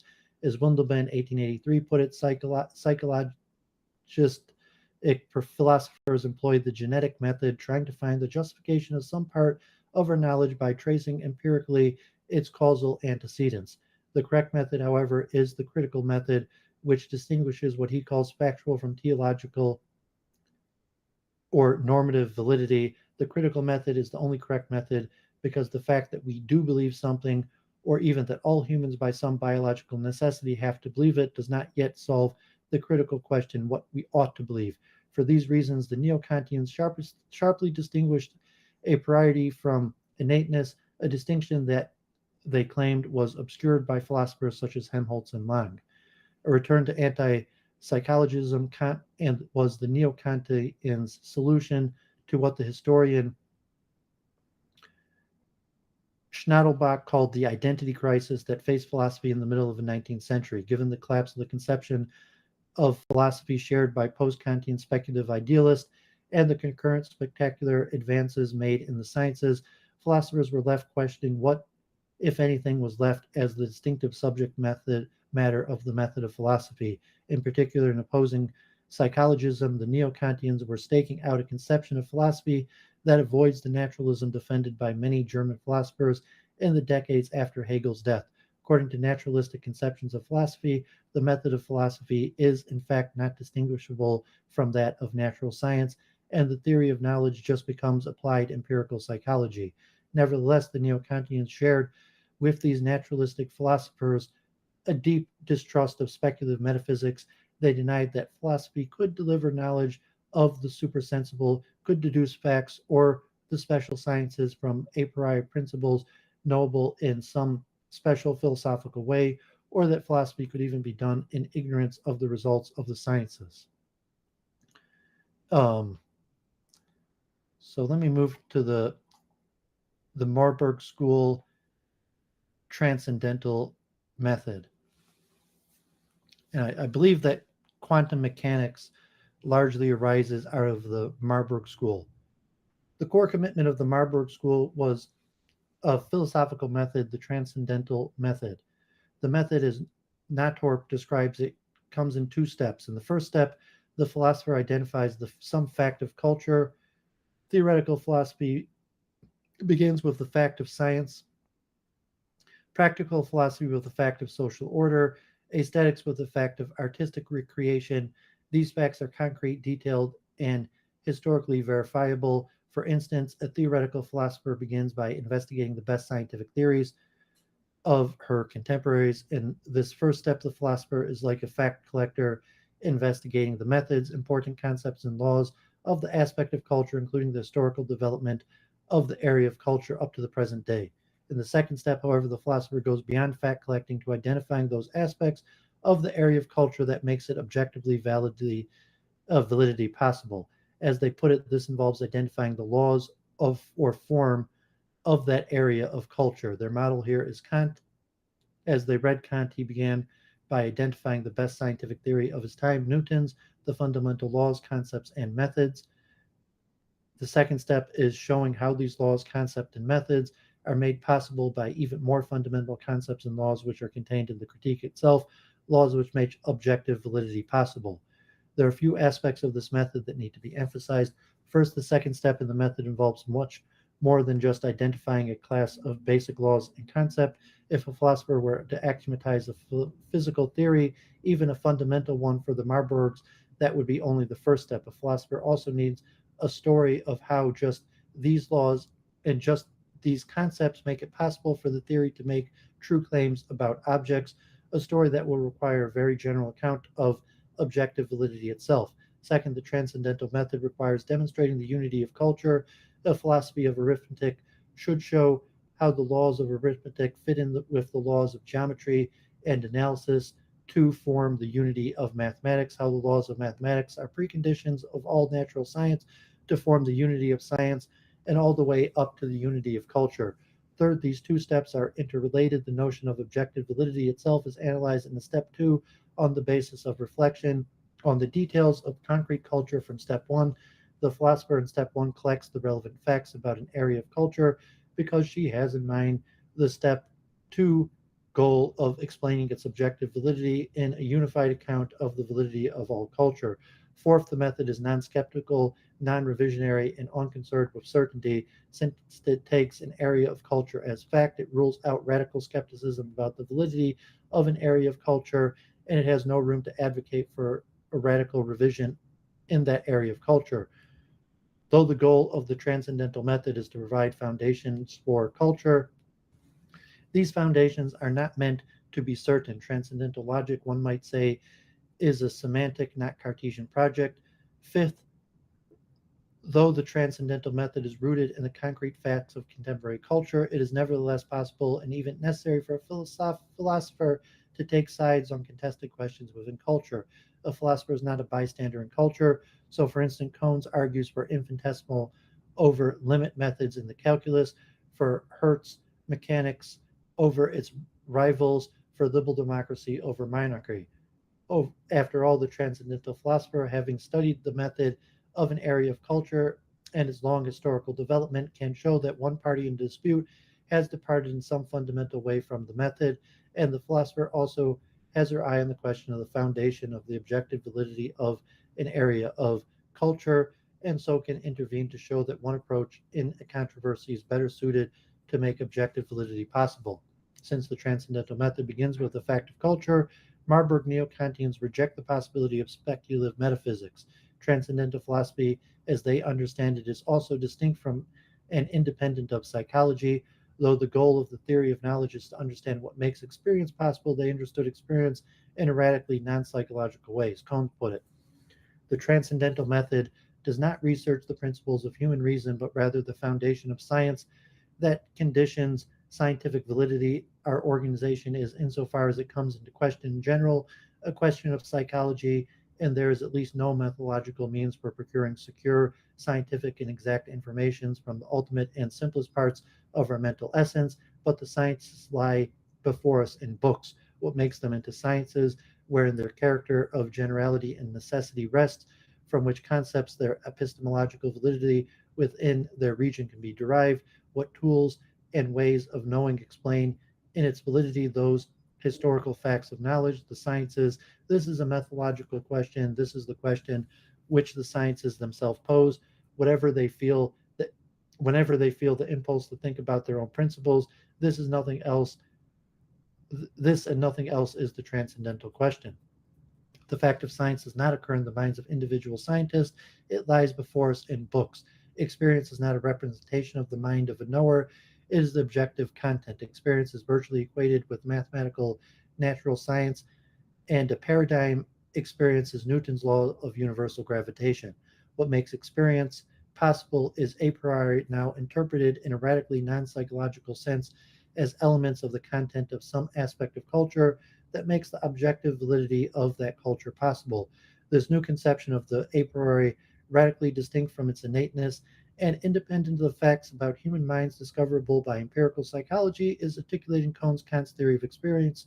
It is here that Cohn's neo-Kantianism breaks decisively with the Kantianism of Lang and Helmholtz.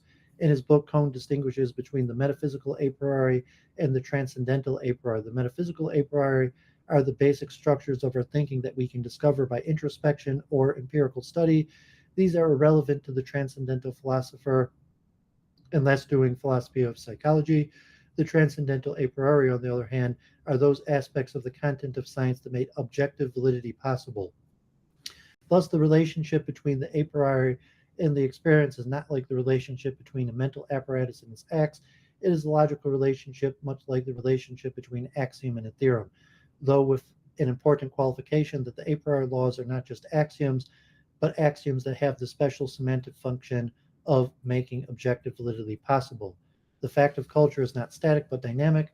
As Nator memorably put it, the fact is not a factum but theory becoming.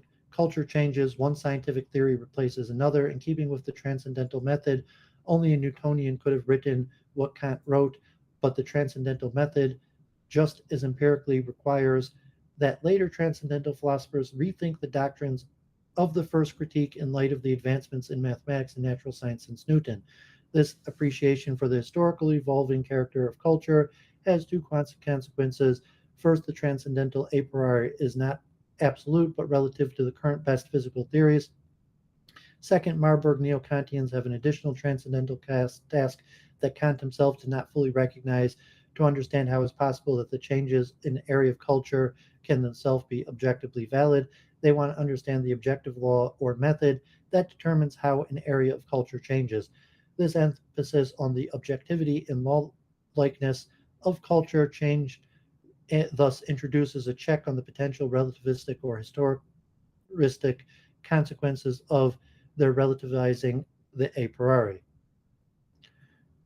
This emphasis on the progressive character of culture leads the Marburg neo-Kantians to adopt a distinctive historical method of writing and arguing in which systematic philosophy is not separate from history of philosophy and the history of culture.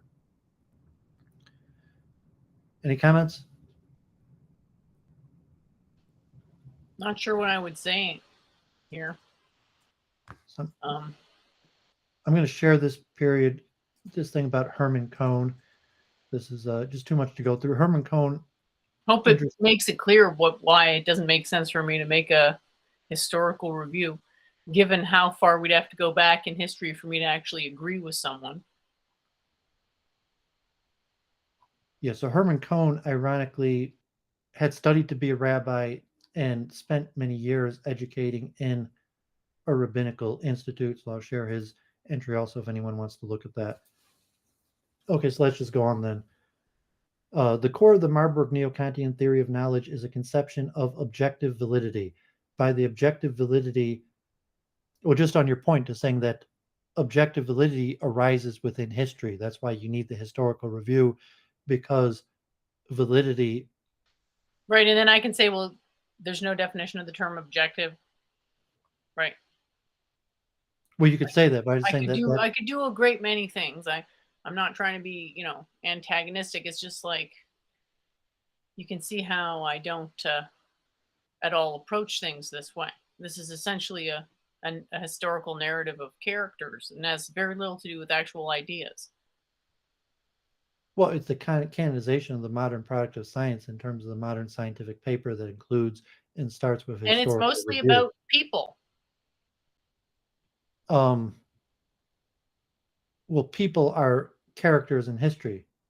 What I'm saying is based on this neo-Kantian Yeah, school. you don't need to explain that to me. It just seems really light on ideas and really heavy on personality cults.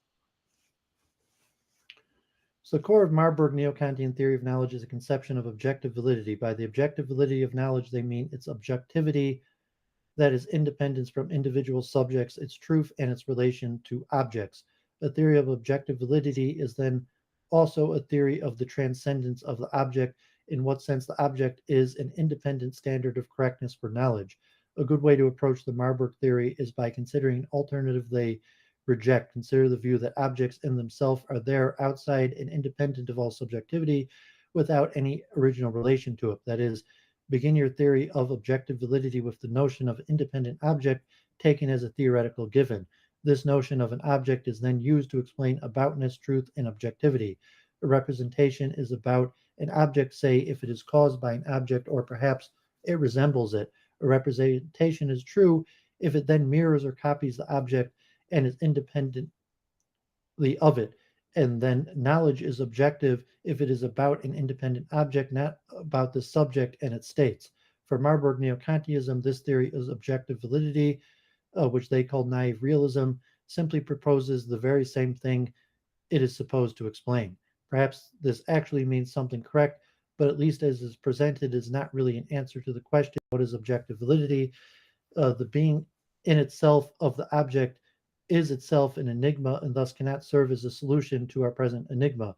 If we understood what it meant to say the object in itself is there independent of all subjectivity and then is appropriated in our subjectivity by knowledge, there would be no problem in knowing of objects or in the objectivity of knowledge. The Marburg theory of objective validity, on the other hand, turns this order of explanation on its head. Instead of beginning with the notion of an object as an explanatory primitive, it sees the notion of an object as dependent on many other prior notions.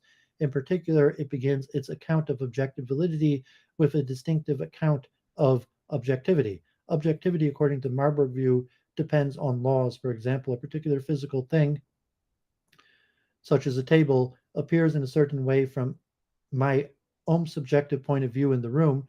To achieve an objective representation of the table, I would need to understand how all the various appearances at various points of view in the room are related to one another in a law-like way. When I know the law, I've moved from appearance to reality, from subjectivity to objectivity.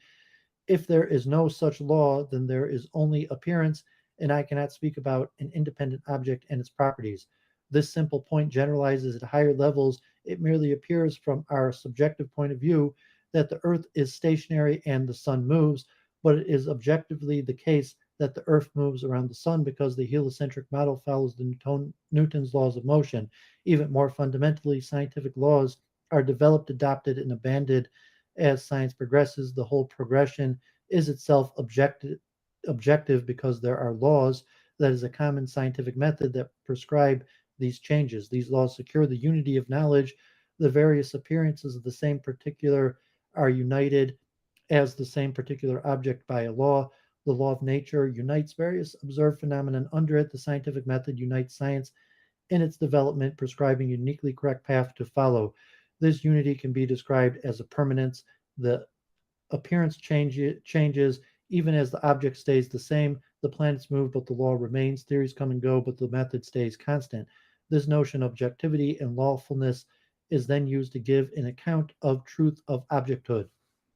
Knowledge is true if it can be unified with other knowledge within an objective system of knowledge. Last, an object is then what is known by fully objective knowledge. The object signifies the law. It signifies the lasting unity in which the changing manifold of appearance is unified and determined in thought. The theory of objective validity has some notable consequences. First, the possibility of objective validity requires that we postulate as a regulative ideal of final science, the unity of knowledge through laws that the Marburgers point to as the foundation of objective validity has clearly not yet been achieved. There are still phenomena that have not yet been explained, and our current theories are certainly not going to be the final word.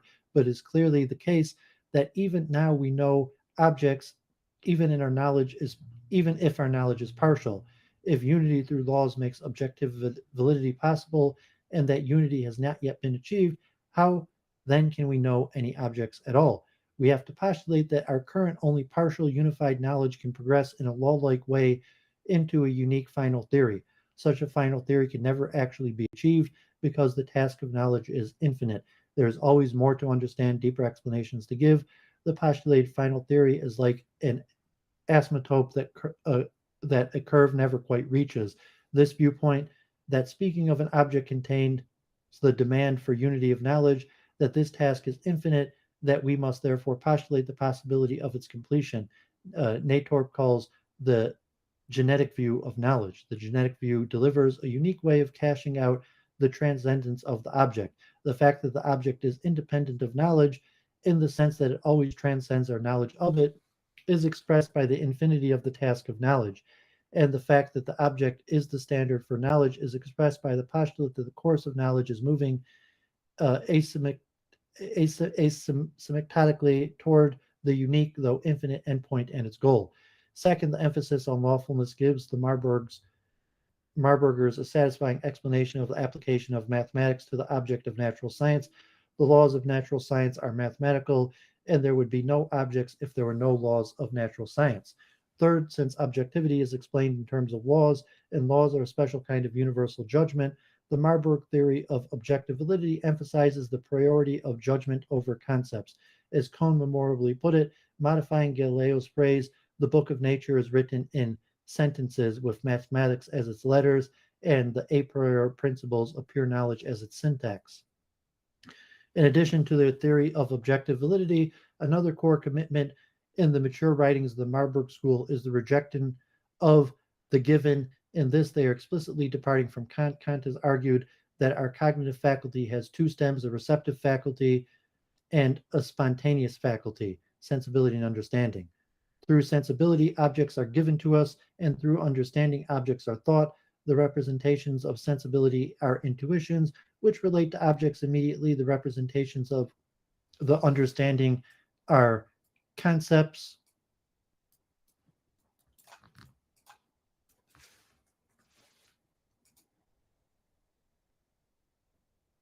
which relate to objects immediately. The Marburg skepticisms of these distinctions culminated in Kohn's logic of pure knowledge, where these dualisms are definitely rejective. As Nartor put the point, in the end, intuition no longer remains a cognitive factor which stands across from or is opposed to thinking.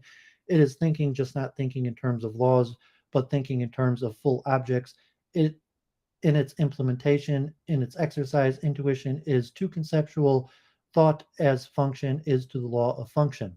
Intuition is itself a function because even intuitions are active or spontaneous and not merely given. Similarly, they are often uncomfortable with Kant's word synthesis because it suggests that the function of thinking is only to combine a content that is already given. Instead, Code prefers the word to generate in order to indicate the creative sovereignty of thinking. In another favorite slogan, the object is not given to knowledge, but given to a task. Geben aufgegeben, echoing a genetic view of knowledge described in the previous paragraph. In Substance and Function, Cassirer attacks the given by attacking a related doctrine, the traditional view that all concepts are formed by abstraction. In this view of concept formation, concepts would have to be abstracted from the given material that is completely independent of thought and its concepts, thus presuming the doctrine of the given. It is hard to interpret the Marburg rejection of the given. It seems to deny the obvious fact that there is some passive element in perception and to leave no room for experiment within the natural science. In interpreting the doctrine, it is helpful to remember that Marburg theory of knowledge concerns relations among the content of knowledge, how one part of the content of knowledge justifies another. It is not concerned with causal relations between acts of the mind and perception. Plausibly, the only content that could justify a thought must itself be something thinkable, since knowledge is only grounded through other knowledge. In this sense, the denial of the given is the denial of the content that is not conceptual or dependent on what is conceptual. In Cassier's polemic against the given, he attacks the epistemological atomism implicit in it, the view that there is some content that can be efficacious for knowledge without requiring that a knower possess any concept or know any facts. In a sense, the denial of the given is a defense of semantic holism. For this reason, he argues against the given by arguing that even the most basic experiments measurements depend on the experimenter possessing concepts and knowing certain theoretical facts. The Marburg philosophers characterize their philosophy as a kind of idealism. This idealism should be sharply distinguished from subjectivism, since they do not believe that objects of knowledge are representations. They do not believe that the objects of knowledge depend for their existence on the experience of minds to think them. This idealism is also opposed to the view that our knowledge is really illusory. They do not hold that there are unknowable objects or that the real nature of objects of knowledge is in principle unknowable. Rather, their position is idealist in four senses. First, they defend an idealist conception of philosophy as following the transcendental method. In this sense, idealism is opposed to naturalism, the view that the method of philosophy does not differ in kind from the natural sciences. Second, they hold that there are subjective a priori principles that make experience possible. And then, in this sense, their idealism is opposed to empiricism. Third, according to their theory of objective validity, our conception of an object depends on our conception of objectivity, which is grounded in the idea of the unity of knowledge according to laws. In this sense of idealism, idealism is opposed to realism, which takes the concept of an object as a philosophical primitive. Fourth, according to their philosophy of science, our empirical theories make essential use of fundamental concepts such as mathematical concepts, theoretical concepts such as force or energy that are radically unlike the features that the world appears to have untutored everyday experiments. These ideal concepts are not reducible to sensible concepts such as color, texture, or shape. In this sense, idealism is opposed to sensualism. The Marburg conception of philosophy, as guided by the transcendental method, along with their rejection of the given, leads them to unique conception of logic. The Marburg rejection of the given, along with their view that objectivity is conferred by laws, has significant consequences for their philosophy of psychology. Okay, so you have it in you to listen to the philosophy of natural science. Have any comment? No, it's pretty interesting to me. I hope the audience also finds it interesting. Our journey through history and hopefully forward towards a better tomorrow. And just for context, I'm kind of doing a book review to an extent to try to situate my teachings in history in the context of history. But I think this little excursion here is making that clear that I'd have to go back pretty much pre-Aristotle to get to a point where I'm going to be agreeing with much of what anyone's saying, unfortunately. So, philosophy of natural science. The Marburg philosophies wrote several works that engaged in detail way with the natural science, especially physics of their day. In the forward to the introduction of the sixth edition of Lang's History of Materialism, first published in 1898, Cohn gives a philosophical interpretation of works on electromagnetism since Faraday and defends Hertz's principles of mechanics. In two works, both published in 1910, Northrop and Cassirer discuss foundational issues in physics, the principle of mechanics and thermodynamics, the nature of mass, energy, space, and time, atomism, and its critics. The culmination of this work is Cassirer's Einstein's Theory of Relativity, published in 1921. There are three themes that run through Marburg work in the philosophy of natural science. They argue that contemporary natural science supports philosophical idealism. They highlight radical conceptual changes in physics, and they philosophically interpret physics in light of their conception of objective validity. Each of these themes is discussed in the rest of the section. Idealism and natural science. One of Cohn's chief goals in Cohn's 1898 is to show that recent work in electromagnetism undermines sensualism or materialism and supports idealism by transforming our conception of physical reality away from the sensible and material to the ideal. The physical world, according to the sensible conception of reality, the way the world appears to us to be through our senses, is composed of matter conceived on the model of the roughly medium-sized dry goods that our senses reveal to us.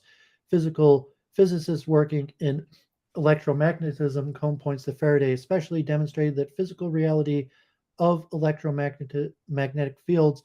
Following Faraday, Cohn applauds efforts to treat electromagnetic fields and forces as independent entities in their own right, not dependent on material ether. Pure field theories thus vindicate idealism by showing that our conceptual objects of physics should not be constrained by the picture of the world supplied by our senses. Our conception of the world can only be supplied by thought and not by the senses. Given Cohn's opposition to ether theories, it is not surprising that it feels vindicated by Einstein's special theory of relativity. In fact, Cassirer claims that Einstein's general theory, which departs further from the sensible conception of matter by not separating matter from space and time, is a natural continuation of the idealism Cohn first articulated. Radical conceptual change in natural science. According to the Marburg Transcendental Method, the fact of science is not static but dynamic. In advocating this method, the Marburg Neo-Kantians are thus claiming that the principles that are a priori for science will evolve as theories change, and the concepts that function as categories will be radically reconceived as science progresses. There is then a new task to identify the principles that are a priori in given physical theory and to investigate how the categories space-time, substance, magnitude are being reconceived in our current best physical theories. The Marburgers are thus committed to a view of science progress that emphasize conceptual shifts in science. Science don't just discover new facts, they also develop new concepts and radically revise their fundamental concepts. Furthermore, according to the Marburg conception of objectivity and objecthood, what it is to be an object is conceptually dependent on objectivity, which is explained in the terms of laws. The upshot of this is that our notion of physical object is determined by the most fundamental laws of our science. Marburg neo-Kantianism therefore highlights the fact that scientific progress requires fundamental shifts in science ontology, its conception of what there is. These themes are apparent already in Cohn's introduction to Lang. Following Hertz, Cohn surveys three different proposals for the principles of mechanics: Newton's view, which takes as fundamental space-time, mass, and force; an alternative that replaces the notion of force with energy; and Hertz's own radical view, which uses only the notion of space-time, mass. Cohn argues for Hertz's view, emphasizing how it fundamentally reconceptualized the traditional notion of mass. This same tendency is even more apparent in Cassier's writing on Einstein. He argues that Einstein introduces new a priori principles, the constancy of the speed of light, and the principles of general covariance and the equivalence of inertial and gravitational mass. And he emphasizes the transformations in the notions of substance, space, and time that the general theory requires. Objective validity of natural science. For Marburg neo-Kantianism, objectivity and objecthood are explained in terms of the unity of knowledge. Explain the unity of scientific knowledge over time becomes especially pressing for them given their emphasis on radical conceptual change in natural science. If even the categories are shifting over time, in what sense is there unity to our knowledge? The problem is made more pressing in conjunction with the Marburg attack on the given. After all, if there was something given in experience, then the given in experience would determine what conceptual changes are necessary in science, and the objectivity of our scientific knowledge could be explained. In the philosophy of science, the attack on the given amounts to an attack on the possibility of crucial experiments that would, in a theory neutral way, establish the truth of a scientific theory. Marburg philosophers emphasize that even the most primitive experimental results, measurements, presuppose a good amount of theoretical machinery, not only mathematics, but even physical laws. Cassier cited Duhem in support. Duhemian under determination of scientific theory by experience showed. Cassier believed that there is no given, no autonomous layer of self-authenticating experiences. Marburg philosophy of the science thus includes the claim that there could be rival scientific theories, each of which is empirically adequate. Given this, in what sense is science objective? How is there unity in science when there is no theory neutral experiments that would prevent different scientists from adopting different theory? Cassier, 1910, in particular, proposed an intricate answer to the question.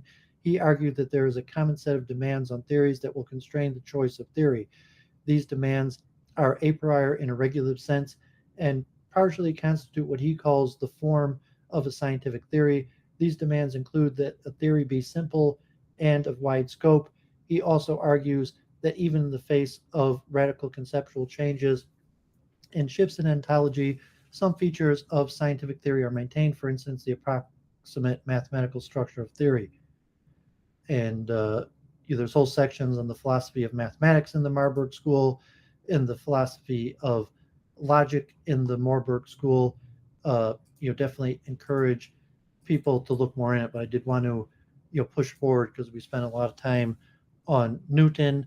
So I wanted to get forward to Helmholtz and Maxwell and the conservation of energy and electricity, and to give a little forerun into hopefully over the next few months we'll move into the quantum era of Einstein's relativity and quantum mechanics. Do you have any thoughts on that?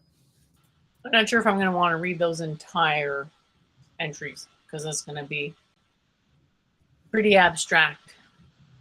So it's worth looking at, a little bit, but yeah.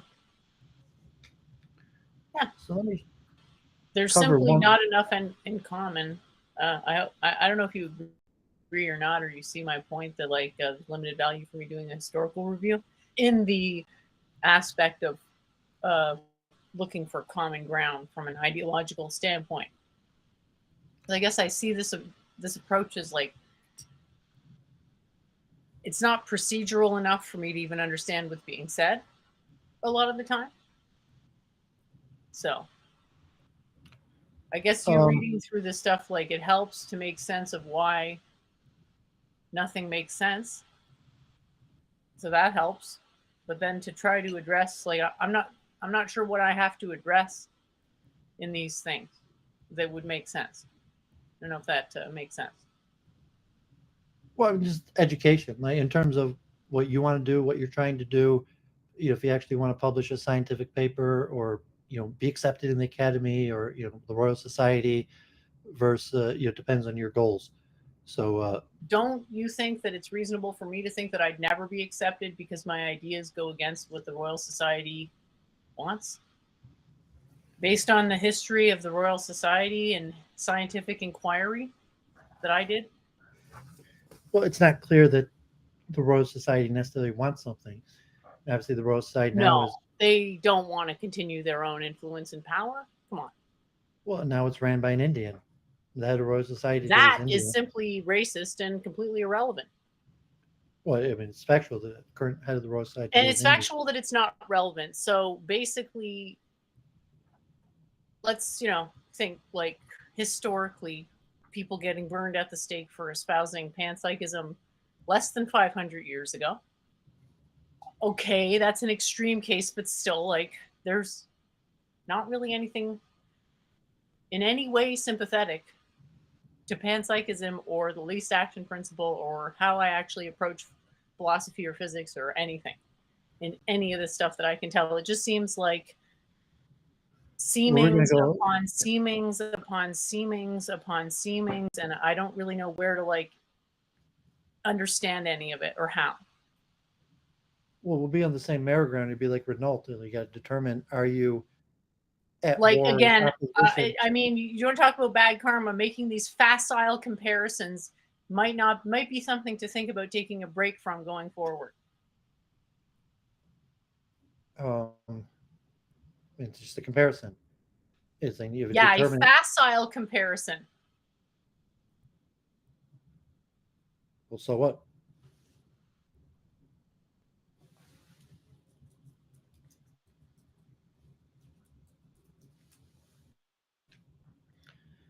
It's not in the I've spirit never, of intellectualism. I've never heard those two words together. Facile comparison. Yeah, it sounds to me like you're saying like either I got to be completely in line with the Royal Society, or what I'm saying is worthless. So help me understand how that's not what you're saying. No, say if you're in opposition. I didn't say anything about opposition. I don't define myself as being in opposition to other people. You know, because for me, it's conceivable to not agree, but also not be opposed to someone. That's totally normal for me. Yeah, so I mean, it comes to an acceptance or rejection of existing power structures. And so you're saying if you reject the validity, you say you accept that these power structures exist, but you reject their validity. So you say you're in opposition to them. You're working against these power structures are working against you. I don't think the power structures are working against me. Well, that's to me what it sounds like you're saying. And that's what I meant. And I don't see why it's a facile comparison to say that The power structures associated with the Royal Society are seeking to impose a particular manner of thinking. Agree or disagree? um well impose. I'm saying, well, I mean, Well, that's what. it depends what you mean by impose, but it seems to me like there's a very consistent manner of thinking that you can see all through history, starting with Aristotle, that doesn't really change much. Yeah, so what has been imposed and canonized. One might say that that's an imperial ambition since it doesn't really relate to anything else. certain things have factually been imposed and canonized, like uh, the laws of science, the units of science, the metric system. So you're saying the way of thinking, it's unclear whether that's being imposed onto you. If you say, well, the metric system and the canonization of scientific units and laws to some extent has been imposed on you, whether the philosophy or the way of thinking has been imposed on you, that's unclear, and how much you could attach to, so to say, when you were in school or even today, if you do a calculation, you're probably going to refer to it in joules, or you say, well, I reject joules, and saying that there's this system that's largely used around the world This in doesn't seem engineering. like the way you're describing it leaves much room for nuance. Either completely agree with the entire metaphysical presupposition, or you're an enemy of the empire. It's like, No, what you're the fuck? jumping because saying the metric system has somewhat been imposed upon you. The metaphysical, philosophical precursors and basis for the metric system has not necessarily been imposed upon you. So why do you want plausible deniability for that?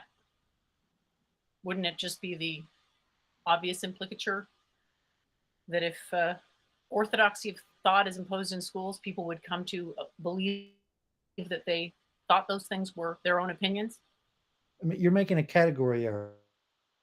Oh, sure. It'd be I'm like making a category error. it'd be like there's the law, something like the speed limit, taxes, and there's the philosophy of the law. The law is imposed upon you. The philosophy of the law is not imposed upon you. Remains to be seen. That implies you have a complete theory of mind and a complete theory of law. Care to talk us through those? Or otherwise, it's really just speculation, because to me, I don't see why there would be a distinction. Of what was canonized, what was, so to say, imposed, and there might have been consensus of ideas that led to that canonization, but that was not canonized or imposed. That's why I went through the whole meeting, like Helmholtz and the Royal Society, and the standardization. At some point, there was a ratification, and a few things were standardized. And if you want to say use the word imposed, um, like a power structure. This argument could also apply to Christianity.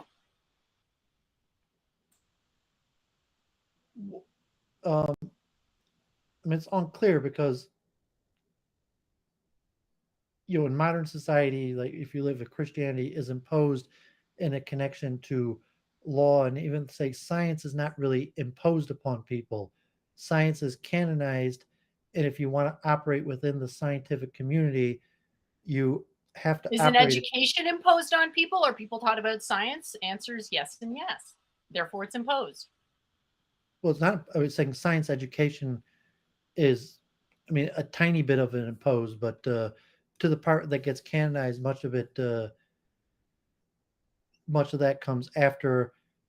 Uh, say most people don't study the physics of what canonization, or even at that point. And it's okay if you're educated and you're required to have a little bit of scientific education, and you learn the canonized formulation of science, as opposed to the community of science, um, that has already been canonized. So you could have an independent idea, if it's opposition to the canonization. Which it, like, in a way isn't, in a way is, because. But the philosophy of science is not canonized. The science is canonized, not the philosophy of science. So I'm talking about the philosophy of science. Well, That there's a part's not. degree, there's a degree of disagreement in the philosophy of science. Yeah, that's why I separated. I said like Helmholtz in the engineering and the standards organizations largely becomes universal. Uh, there is no standardization process of philosophy. And even in terms of psychology, there might be standardization process of organizations of psychologists and method, but there's no standardization of philosophy of ideas. Science is of a little different nature to say, well, what is the science that got canonized? You say, well, Newton wasn't canonized, F equals ma was canonized. Because like Descartes wasn't canonized, but the concept of universal scientific laws explained in mathematics was canonized. Maybe they were both canonized. Well, in the process, they say, okay, the historical review, you might mention names um, as a due diligence, but but here we're talking about the Marburg School. It's not the names and the biographies, and so like Doovid's talking about Freemasonry, and Freemasonry, and the Marburg School also talks about politics and larger culture. Uh, but if you're just talking about the theoretical concept of objective science, and the Marburg School is making clear that science is a process. However, even though science is changing and only partially true, it still has a level of objectivity.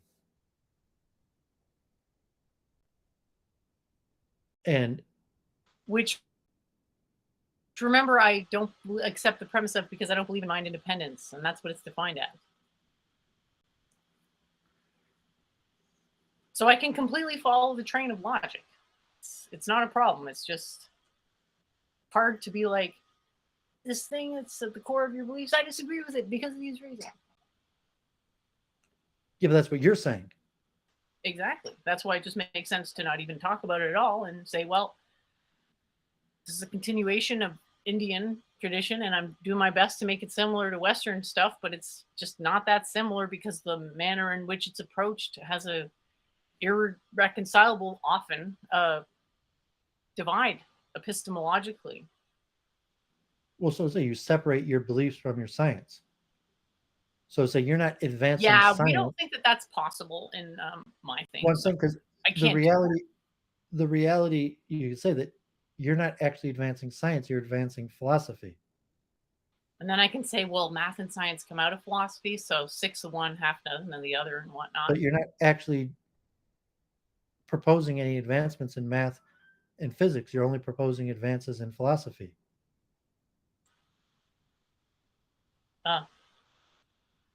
I actually would have thought it was the reverse, but okay. Like, I was trying to only present advances in math and physics. But I've yet to see you do one. Even your quantum periodic table is not formulated in a mathematical physical way. It's just a picture. It's just an idea. It's more philosophy. You say you haven't formulated in a mathematical as a mathematical physical law. You formulated more as a philosophy. Sure. I mean, so I mean, well, just what's one thing that you're formulating that's math and physics? The vibrations of the 3 plus 1 dimensional surface being the basis from which one can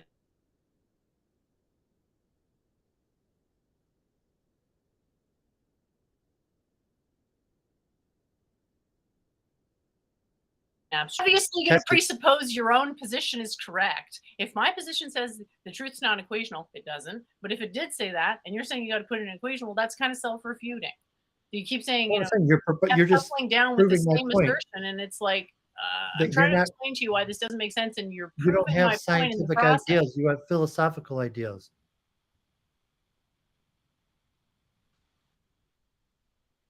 I mean, you could call it the philosophy of science, and the nature of space is part of the philosophy of science. I guess you could say part of the philosophy is that numbers and equations, I think they're confusing for people, so I try to exclude them and just talk about logic. Yes, I mean, you're in, like Marburg. The Marburgian school is not a school of science. It's a school of the philosophy of science. And I'm just being honest, like when we're talking this episode 190, I've yet to see you actually forward a idea within science, physics, mathematics, and even your quantum periodic table, it's unclear whether you actually advance some new scientific idea. Most of your advancements are in philosophy and the philosophy of science, philosophy of mathematics, philosophy of logic. You haven't actually advanced a logical, scientific, To mathematical me, a theory. model for how life works does count. You want to say that doesn't count? I'll say, okay, well, maybe look up what a Well, it model counts as actually what? means as a You're just playing games contribution to physics. over. You want to As say a that, contribution to physics. but yeah, but it's not, you haven't produced a physical model. You produced And I something have that, shown exactly how it works. I just haven't put numbers to it. And why would I do that? well, When because, every time someone puts numbers to something, it gets reified, well, misunderstood, and not numbers, misrepresented. equations. Exactly, same thing. Why would I do that? Because you want to be a scientist, not a philosopher. Hmm, do I? So you don't. So you're, I'm saying, so you're not a scientist. You're a philosopher. Ahimsa principle. I'm a social reformer in interest of ahimsa principle. And I use certain social cultural tools like philosophy and science to achieve that goal. Yeah, but you're not a scientist. You're a philosopher, or you would say a theologian. You're not actually doing anything in the realm of science. As defined by the Royal Society, which is very algebra centric, which is fine. I'm just The saying Royal you can Society see of why it's a little Science. hard for me to match up with that when those very assertions are counterindicated in the scripture. Well, no, saying that none of your ideas have any implication on current science. They're not going to, there's not going to be any like engineering processes, any manufacturing processes, any equations, any predictions, any calculation based on your ideas. It's just philosophy. Sure, a model that says how mushrooms are going to grow and how apples are going to grow is just pure philosophy, whatever you say. But it doesn't. You don't have a model that says, I mean, you Someone don't have, else does, though, because guess what? These formulas for these exist elsewhere. Other you have a people have come up with them. I don't theological, need to. I don't need to reinvent the wheel. well, is it why you insist on the category, or like it's not where, I mean, that you think it's worse to be a philosopher than a scientist, therefore you want to falsely Well, label I want yourself as to a put things scientist. forward in a way that I feel is honest to the intention that I have and that is respectful to the tradition that exists. Yeah, so we're just going to be on this merry-go-round where, you want to define the words according to your own way, not common usage. Yeah, Uh, so that's complete misrepresentation and not true. I never do that. All my definitions are chosen to accord with common usage because I'm not an elitist compared to, I mean, sorry, whatever, contrary to popular belief, possibly. I actually want people to understand what I'm saying, but I understand that it's super hard to think in four dimensions and whatnot. So, yeah, I don't know why you keep bringing it up rather than just addressing my issue, which is that my divergence in terms of a belief and in terms of a similarity with a logic with what people are putting forward would have to be pre-Platonic.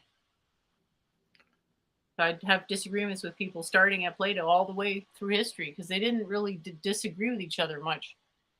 well, because in essence, I think we're arguing over nothing and saying, well, you're saying, and I don't, to me, it just appears that you insist on making a category, or that I'm not even attempting to putting myself. I say, well, I'm a scientist, but don't have any scientific theories. I have theories in the philosophy of science.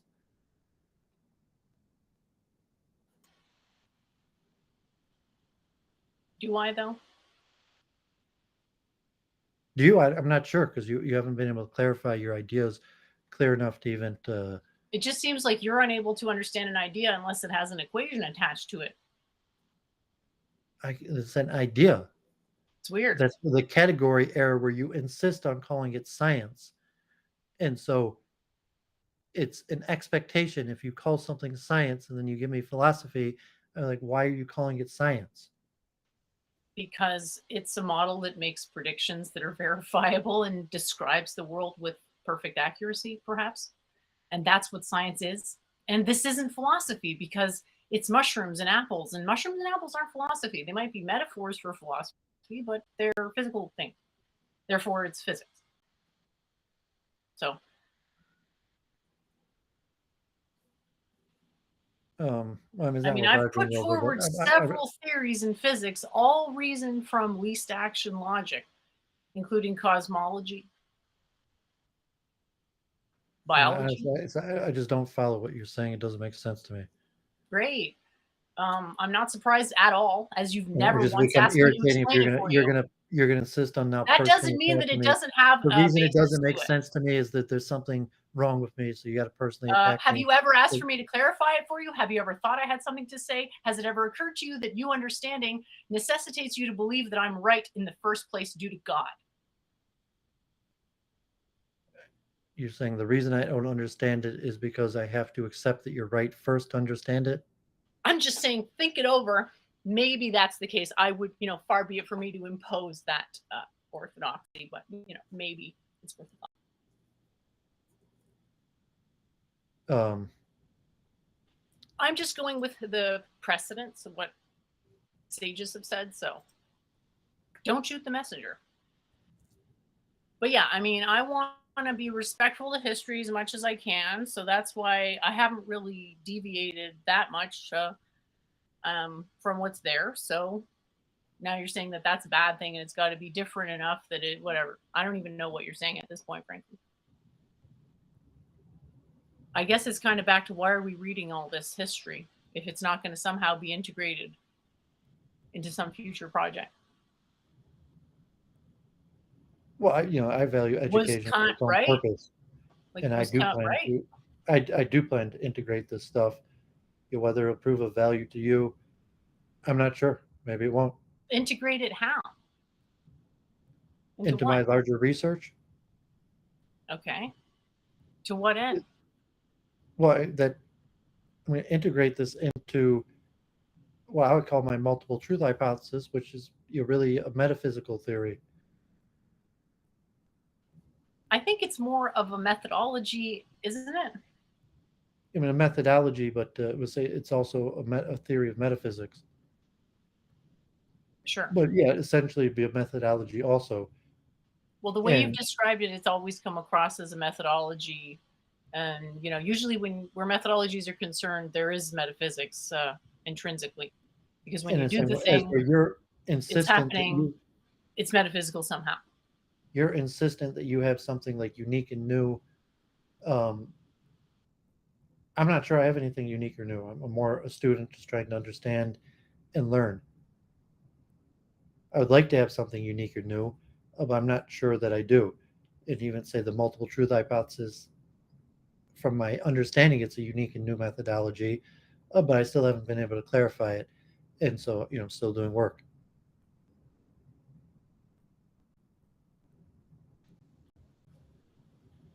Yeah, I guess I don't really feel like I'm doing anything new. And I consider that a good thing because I consider what's already there to be really good and doesn't need improvement. So I think that's a problem for me. For basically, I don't think anyone agrees with me on that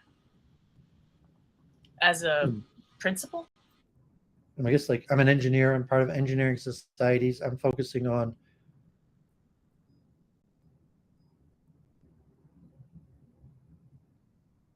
I mean, it was controversial in nature to say that what's accepted or canonized, and there might be the stuff that interests me, or the stuff that I have leanings towards appreciating more than others. But then there's the stuff that is canonized when I go to universities, engineering societies, institutes. And so that's what I've been focusing on. I mean, I have my essay today that is more my stuff. And it's also historical. We're trying to advance some of my own ideas. And like, I mean, so you were giving me the same pushback where I'm coining my own terminology in terms like, Hey, borrowing I the, want you to do that, but I would like you to make it clear that you're using a proprietary definition, and that's cool. I may not agree with it, but I could probably work with your referencing it. But if the whole Noam Chomsky's a conspiracy theorist, it's like you got to give me a bit of a heads up that you're putting in this I'm sure you don't see it as a proprietary definition, but your own opinion doesn't matter. It's what other people think. And that's, Well, that's my class, but I stick to it. Like I do consider Noam Chomsky a conspiracy theorist. that's fine. But most people don't. So you're using a proprietary definition, and it Well, that's helps to say, debatable. hey, okay, it is debatable, but you could even say, hey, some people have told me that I've got this position that's just like, it's a little eccentric. And unfortunately, positions are eccentric by virtue of their popularity sometimes, and this is one of them. If you want people to understand what you're saying, there has to be some sort of a clarification as to the proprietary definitions of terms. Yeah, so that's why I wrote a whole essay, just on the high and low birth thing. Exactly. That's a good, very good idea. So I don't know if you want to go through that now.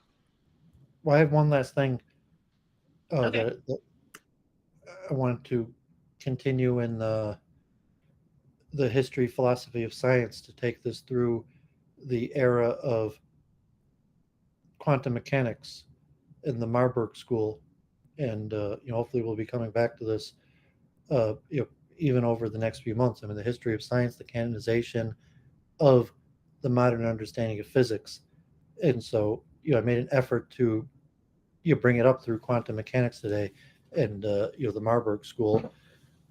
Hey, Liam from the Aquarium TV, thanks for tuning in. Okay, so this is the last essay here. Cassier, function-based approach in the reconstruction of quantum theory. I'm trying not to be too long on this. This is 2018 history, philosophy of science. I propose a rational reconstruction of the early quantum theory 1900 to 13 in terms of the ideas presented by Ernst Cassier, who was part of the Marburg School. I was just reading. Specifically, I propose to reconsider the early quantum theory through the lens of the method of conceptual functionalization that Ernst Cassier laid down as substance and function, and he later refined in determinism and indeterminism in modern physics. Following Cassier's functional interpretation of natural sciences, my primary concern to reconsider the conceptual evolution of Planck's quantum of action from 1900 to 13. In this regard, I shall emphasize the importance of the quantum of action, Planck's constant, in the architectonic structure of the early quantum theory, in the role of an element of fundamental continuity between the first quantum theory and the formulation of Niels Bohr in the first atomic theory. Does this sound interesting to you? How long is it? Well, I mean, the whole thing in the printing is 28 pages with the notes, but maybe I'll read like 10 minutes of it if it's interesting. Yeah, sure. This is by Roberto Angelini. Cassier's functional based approach in the reconstruction of early quantum theory. I propose a rational reconstruction of early quantum theory in terms of the ideas presented in Ernst Cassier in order to clarify some fundamental aspects of the epistemology of philosophy and physics, philosophy of physics. Specifically, I propose to reconsider the first quantum theory through the method of functionalization of the concepts of Ernst Cassier laid down in substance and function, and through the epistemological interpretation of the quantum physics that he gave in determinism and indeterminism in modern physics. Share the link if people want to read the whole thing. To begin with, I'd like to invite the reader to reflect on the concept of constant of nature, one of the less explored and less understood aspects of Cassier's philosophy of physics. As Cassier declared, the historical development of modern physical theory throws a clear light on the progress from individual constants to universal constants as one of the most important and fruitful factors in the whole process of scientific cognition. In the third volume of Philosophy of Symbolic Forms, Cassier dealt with the case of the modern spectroscopy, specifically the law that Balmer had established in 1885 for the hydrogen spectrum.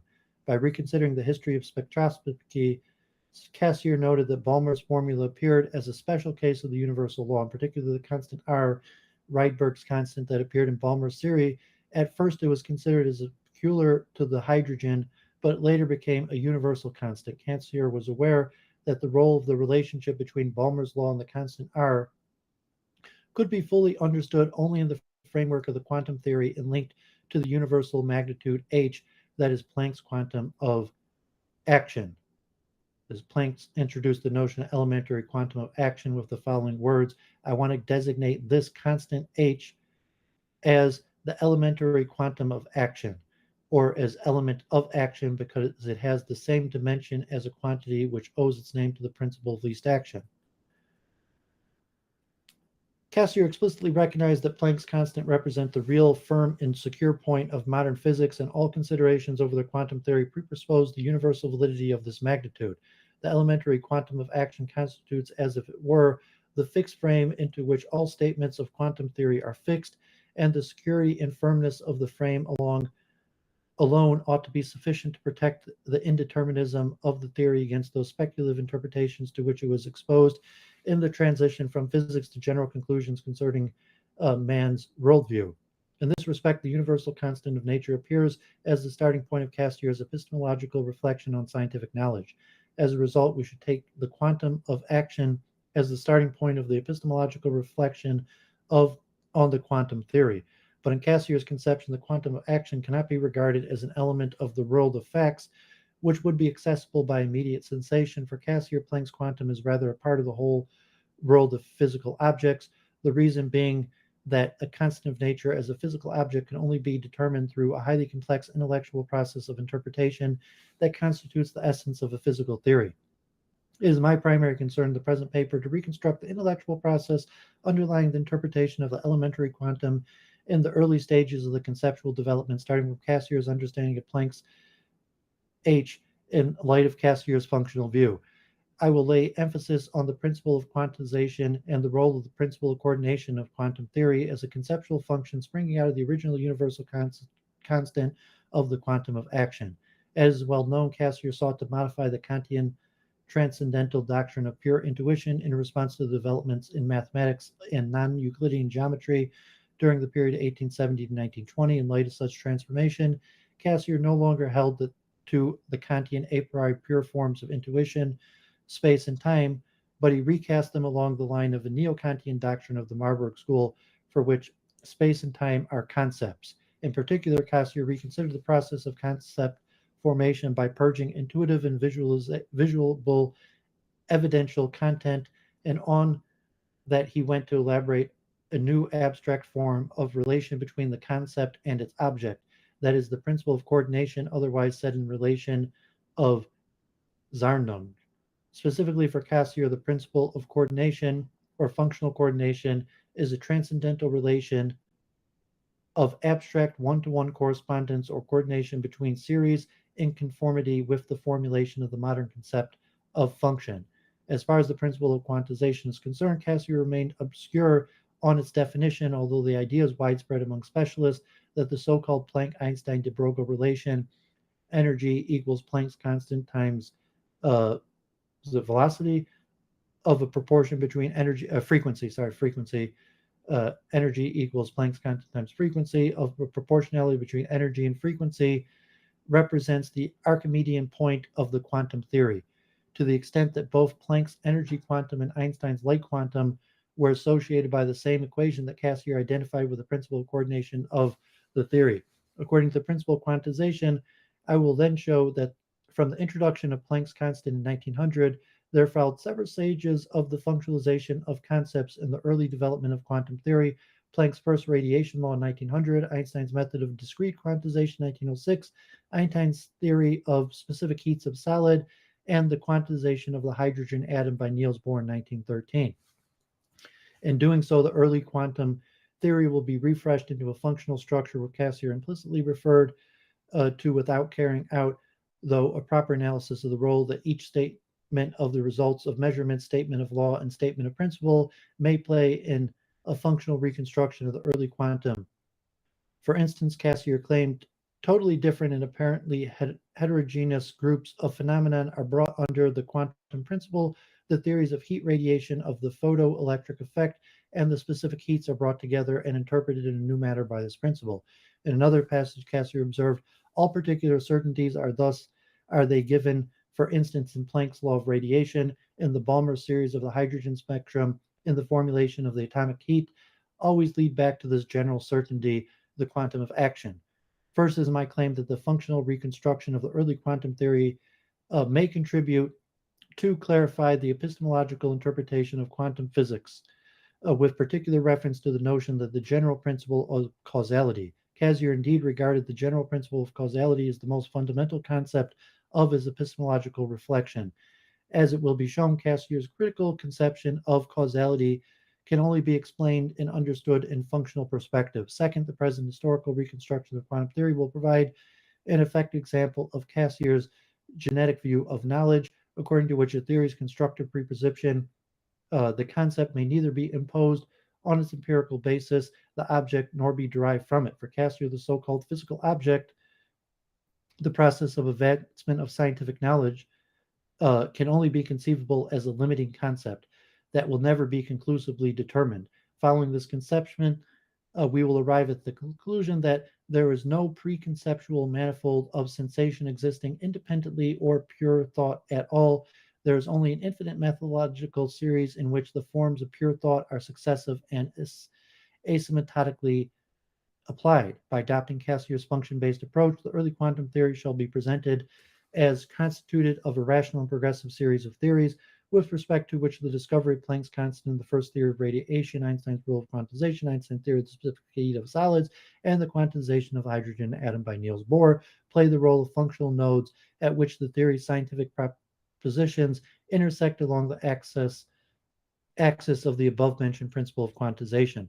Furthermore, conceptual shift characterizes their transition from the earlier level of the theory onward, that is Cassier's phrasing from a statement of the results of measurements to a statement of law, from Planck's constant to Planck's radiation theory, and from this statement of principle of Einstein's rule of quantization, the theory of specific heat in solids, and Bohr's quantized atom, that is, the assumptions concerning the quantization of energy, radiation, material entities, and atomic structures, which constitute the essence of the early quantum revolution. Unlike Thomas Kuhn, Cassier's function-based approach upholds the claim that conceptual changes do take place in science in a rational and progressive way, in a sense that each new stage which is connected to the preceding one constitutes a new advancement towards the limiting physical concept, which will never be fully realized in experience. Before starting the historical detour, I will give an exposition of Cassier's functional approach in order to familiarize the reader with his epistemology and philosophy of physics.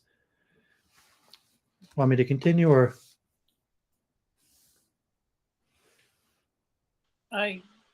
Yeah, I'll probably wrap up soon. So I put the link in the chat, and this is rather long.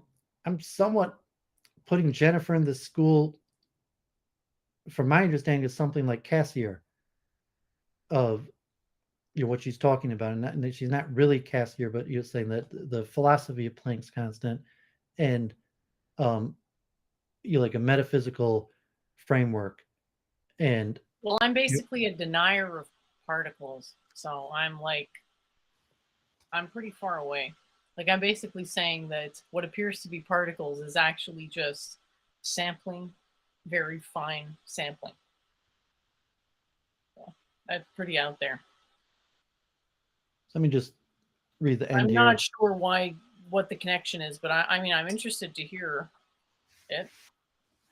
The issue here at stake is the same one that Kuhn regarded as a fundamental aspect of the scientific revolution brought about by the introduction of quantum discontinuity, the assumption of the quantization of energy and radiation.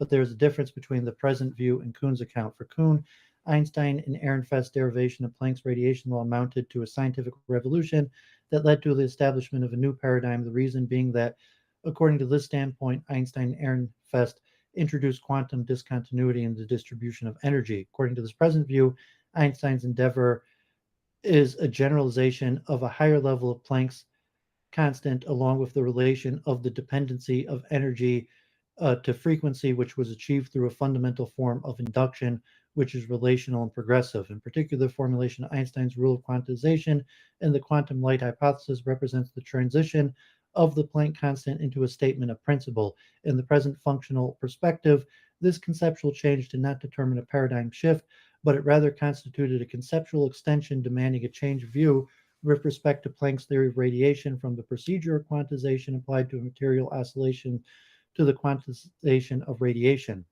To conclude this section, I pointed that Planck introduced the constant and he associated finite energy element with harmonic oscillations at frequency without changing his views on continuity and irreversibility with regard to electromagnetic radiation. But this happened in connection with a radical departure from the logical presupposition of the quantum theory that is Boltzmann's statistical method. In view of Cassier's reading, I claim that if a revolution occurred, it happened on when Planck announced that he had found a new way of calculating entropies with respect to Boltzmann's method. Therefore, our functional-based inquiry into the early quantum has now a starting point, the introduction of Planck's constant, which constitutes the very act through which the relation of functional coordination between concept and its object first was posed in the context of quantum theory. So this goes on, and so hopefully we'll continue more in future weeks on similar topics and its strong relationship to theories of everything. And talked about starting with Descartes, where you had just the conceptual idea that there were universal laws, to Newton and the introduction to some of the first universal laws and the mathematical framework, to Helmholtz and Maxwell and the eventual formalization of the conservation of energy, which later, as mentioning, includes chemical energy and nuclear energy, uh, with Planck's constant, and then Einstein's formulation where energy equals Planck's constant times frequency. And so it starts to get, I don't know, say more complicated, more intense in the quantum era. So I wanted to kind of bring some of what I was saying over the last few weeks into the quantum era,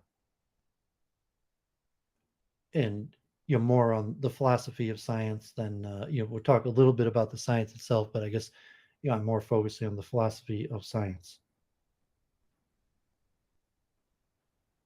And what does what you just read tell us about the philosophy of science? The last thing about Cassier and Planck's constant? Yeah, because to me what you're talking about doesn't really sound much like philosophy. It sounds like science. Well, Cassier's is on the philosophical meaning. So just like the Neo-Kantians, like Helmholtz, where you talk about the philosophical meaning of scientific laws, and because the paper was about the philosophy of science, it was recording the science, but it was about the original Cartesian hypothesis of what does it mean, a law of science. So that's where Cassier is falling in the Marburg Neo-Kantian school interpretation of quantum mechanics.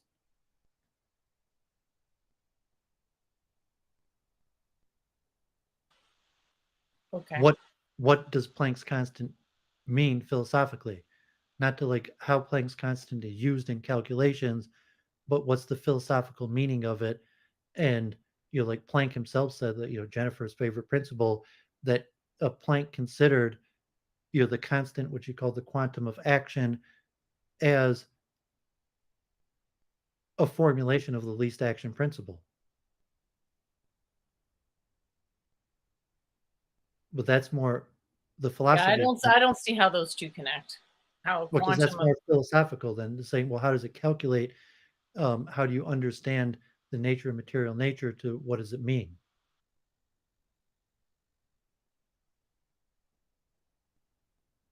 Sorry, but what does what mean? The laws of science. Okay. And That's the realm of philosophy. Science can't tell you what the laws mean. Science is a why not? process, because that's the metaphysical, that's the epistemological framework that science was developed in. That's the realm of philosophy, not science. All right. That's why you have a philosophy of science. And so you want to reformulate or whatever, however you understand and use your terminology science where you see it inseparable from philosophy. Um, so maybe it's at least clarifying of what where you fall in the range of ideas, and like so that the difficulty of your insistence on basically calling philosophy science, or at least that what's where you fall in the various It thinkers. just didn't seem to be presenting it from a philosophical perspective. It seemed to be presenting it from a scientific perspective, whatever. That's just my opinion. Because you don't seem to separate philosophy and science. Are thoughts concrete? Someone's asking in the chat if thoughts are concrete. This is the definitional problem, right? Like, we don't actually solve anything with definitions. We start to understand concepts better. Concepts. Definitions don't tell us about concepts. That's why you got to get to the concept first. How do we get there? Inquiry. And other words can tell us meta relational information about concepts, but can't tell us direct conceptual information. So don't think of things in terms of concrete or abstract. Think in terms of what is the most concrete thing you can think of and why? And is it actually reasonable to think that that's concrete, or is your own perception really all that reliable in terms of where do you defer to logic, if ever, in your reasoning process for understanding stuff? Like, that's questions we all kind of got to answer for ourselves. I put it this way, that space and time are in the purview of philosophy, not science. Well, and science operates within. I would honestly disagree, but okay, I see what you're saying. And that science cannot self-define those concepts. It has to operate within those concepts that are philosophically defined. The way I look at it is, yeah, sure, philosophy defines it, and then science can state its own boundaries within its own term. Like, I don't see why science can't assert its own boundaries within its own framework and just say science isn't designed to determine definitions. So we don't try to do that in science. We just fix definitions as primitives and then presuppose the primitives in various formalistic constructs. And we use math as a very common formalistic construct. Yeah, so Ken and I say, well, what is energy? Within science, the answer is different than philosophy. So exactly. Well, science wouldn't answer it. The science specifically not answer it. Energy is a joule. Energy is kilogram meter squared divided by second squared. Right, as a convention, as an observation device, relative convention, not as an absolute ontology. Scientifically, energy has a precise definition in terms of, they say that the energy is. It has a definition of what units it's measured in. Energy is precisely defined. Units of measurement is not a definition. It is. That's the scientific definition. Exactly. That's why it's not a philosophical definition. I thought we were agreeing on this. Yeah, so I was saying that, I mean, if you want to use the same word definition, but say, what does it mean? And we'll say, well, I don't know, maybe it doesn't mean anything. So it's defined as kilogram meter squared by second squared. What that means is a question of philosophy, not science. Well, science can tell us about its own conventions. It just can't tell us about absolute ontology. And I don't see what's so hard about that. Science can't determine the absolute ontology, is maybe what you're trying to say. Kind of not sure what you're saying. Sorry. Well, I'm trying to set boundaries between philosophy and science. Okay. And so if you're doing something in the realm of science, or you're doing something in the realm of philosophy, or even you put it like metaphysics, so the nature of space and time is metaphysics, it's not science. And then if you're talking about the nature of space and time, use space and time. Theory, it's a metaphysical theory. Science uses space and time without defining them. Yeah. It defines them only relative to the conventions. It doesn't define them absolutely. Right? Science? Well, so according to the Marburgian, yeah, I mean, science is in a progression of objective knowledge. Okay, So you have, basically, we don't know what temperature is absent a thermometer. So science needs the thermometer. The science can't really tell us what temperature is apart from a thermometer. And then once we get to science and we're using a thermometer, we're not asking the question about what is temperature apart from a thermometer. We're presuming that it's no, because this intrinsic temperature, state that the thermometer is somehow conveying to us in an absolutely high fidelity way. well, I mean, temperature could be defined in multiple ways besides the reading of a thermometer. It's saying scientifically you could create you could create a whole bunch of devices that measure temperature. You know, we might call them all thermometers, but there's not just one thermometer. There's countless methods that you could use to measure temperature. Okay. Temperature is not. And they all require a thermometer. What if you just mean a thermometer means the device that measures temperature? Exactly. But There's it's no not a device specific. It's independent not a assertion specific made in device. science. Thermometer is a general term that means any device that measures temperature. Yeah. Well, that's always what it's meant. It's just that now you're looking at it from the perspective of a philosopher versus the scientist who would just say, the only thing I really care about is this thing I already know is absolutely real, but I want to know what the best model is for it. So Well, that's where you it's get not into stuff like because it's not clear if thermodynamics. you're right, because if you said that There is no distance, right here because it's application specific. One application, we may need to if go you're saying really heavy distance, into analysis. Another application, maybe not. So there's no absolute correctness on analysis. you're saying distance is what a measure stick measures. That is not a good analogy because that presupposed in that example, there's the active measurement isn't changing the ruler. So when we're talking about consciousness facing stuff, the active measurement does affect the measurement device. So a ruler would not be analogous to what we're talking about here. It would be the limit because there is a slight change on the ruler in the active observation of measurement associated with it. And that's the light that's required to bounce off the surface to come to our interpretation of the measurement. Do you kind of see the difference? I mean, don't feel bad if you don't understand this. Like literally no one understands this stuff. Seriously. Like I think it takes a while to kind of really crystallize an understanding of where philosophy becomes science in a practical sense. You're saying that if you're talking about,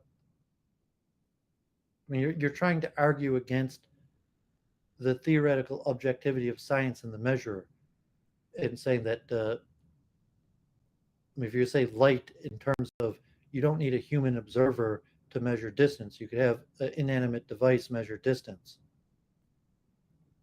You don't need a human to measure temperature. It depends if you're are we defining a You measurement say the nature as of temperature is constantly in flux, and the very measurement of temperature is relation to the flux of temperature from the object that's being measured to the device that's measuring it. But it's not related to the observer. It's related to the transfer. In this case, there's two observers. The first observer is the thermometer. So when the thermometer is measuring the temperature, it changes through force of the temperature. The temperature drives it up and down. So every time it measures temperature, it changes. That's how a thermometer works. Right? And then there's our looking at the thermometer to tell what the temperature is, which is not really that interferential. That's like minimally interferential in terms of an interaction. It's so uninteractive that you could basically model it as though it wasn't interactive. See the difference? The thermometer didn't really change because you looked at it, but it did really change because of the temperature.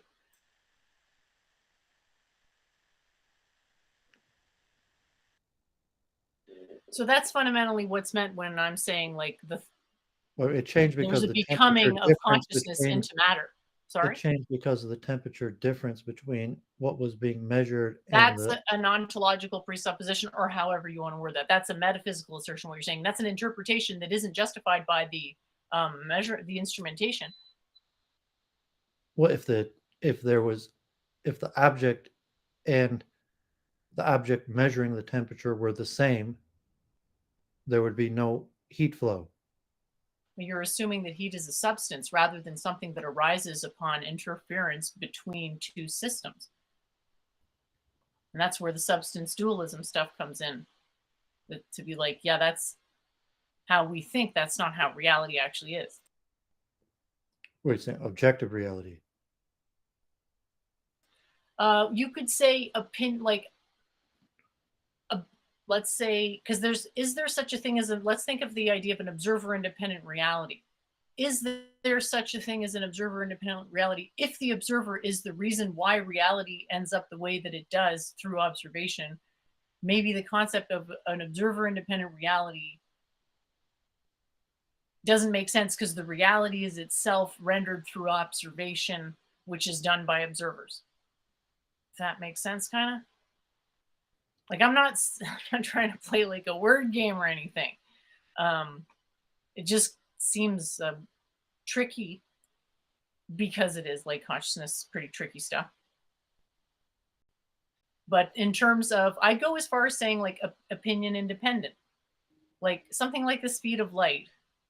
That's of a class of things that when you say objective, if I'm going to be charitable to that worldview, I'm going to put it in that category of things like the speed of light, stuff that it doesn't matter how, what device you measure it with. If you use the same interpretation on your particular device, you're going to measure the speed of light the same in ether, or not, sorry, in like whatever we're calling it. Yeah, So, but there's really in the neo-Kantian. like I don't Rule of the want to development. That's why I disagree said that because of a Kant definition. becomes the second most important figure after Descartes in the philosophy of science. So I mean, there's a lot of paradoxes. There's a lot of questions that may or may not have answer, but in terms of the method that was developed and canonized, um, you have your major cults of personality, first Descartes and then Kant. I mean, And Kant examined all these possibilities that we're going through right now, and even said the neo-Kantians found holes within Kant, but they still formulated a method, and that was the Marburg School that recognized that you could call something objective knowledge even though it was incomplete and in flux.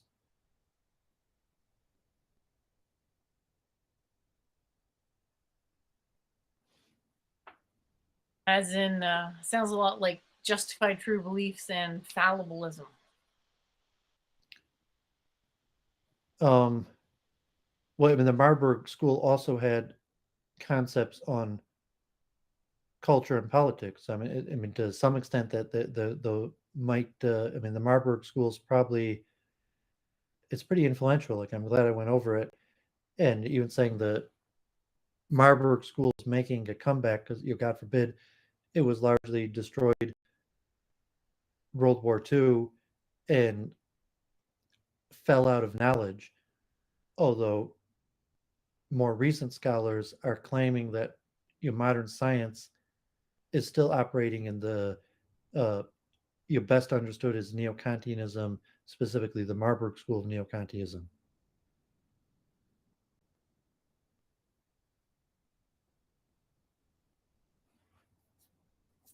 That's good to know. Yeah, for some reason I thought it had to do with the equipartition theorem. Have you looked at this at all? The what? Equipartition theorem. It's an axiom of thermodynamics. I'm not sure. Your screen's flicking on and off. In classical statistical mechanics, equipartition theorem relates the temperature of a system to its average energies, and also known as law of equipartition, blah blah blah. The original idea is that was that in thermal equilibrium, energy is shared equally among all its various forms. For example, kinetic energy, average kinetic energy per degree of freedom in translational motion of a molecule should equal that in rotational motion. That's what I thought you were talking about, but it was only tangentially related. So this is the kind of thing that I would consider super important, and wouldn't even think to talk about the people who were involved in thinking it up. And what you just described just sounds like it's all different people. And I guess I see the people as incidental to the ideas, and thinking of things in terms of a linear progression of history is exceedingly hard for me to do. Yeah, well, they're connected. And in terms of science, the people are not actually that important. And like for Freemasonry, the people are more important. Um, for different, for my, Doovidism, the people are important. And if you connect the consciousness or the idea, uh, in terms of due diligence for academic literature, the people are only of minor importance. Just to note, I mean, the idea is what's important, and um,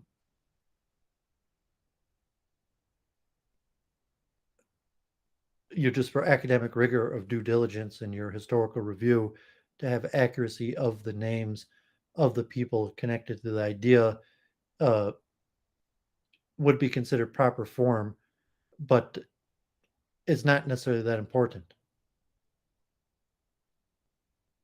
To me, it's more important because I'm more into the history and philosophy of science um,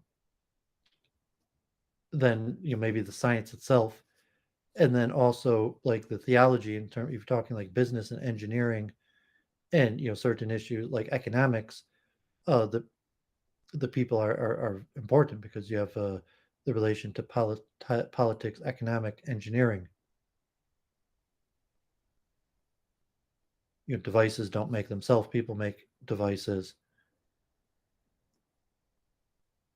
I get that. It just seems really heavy on people. You don't get that Well, history is impression? heavy on people, and so there's an interpretation. So a I Doovidian mean, kind of, a but like, Doovidian interpretation um, has this progression of ideas, and it's significant the time, place, person in relation to the idea. The ideas don't arise independently, but the ideas, it's significant the time, place, and people where the idea arose. So you're saying the pure science, the time, place, and person could be considered irrelevant. Like, was it ancient Greece? Was it India? Was it it's Britain 200 important years from a ago or Germany? historical perspective. It's definitely important from a historical perspective, Well, but from an not from a esoterical conceptual perspective, perspective. well, I say from a esoteric perspective, it's important for Doovidism. It's important, um, and that's why I'm always talking about it. From a pure science perspective, it is of only minimal importance, and but you for a proper academic paper, it's part of your due diligence to get that right. But it's not particularly important even to academic paper, scientific papers.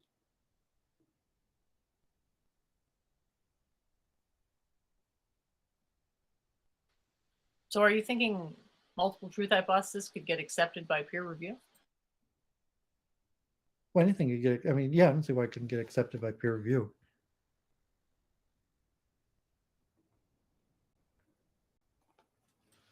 I guess I feel like If I non-Cartesian make a metaphysics category wouldn't even. error, I feel like non-Cartesian metaphysics wouldn't even be accepted on principle.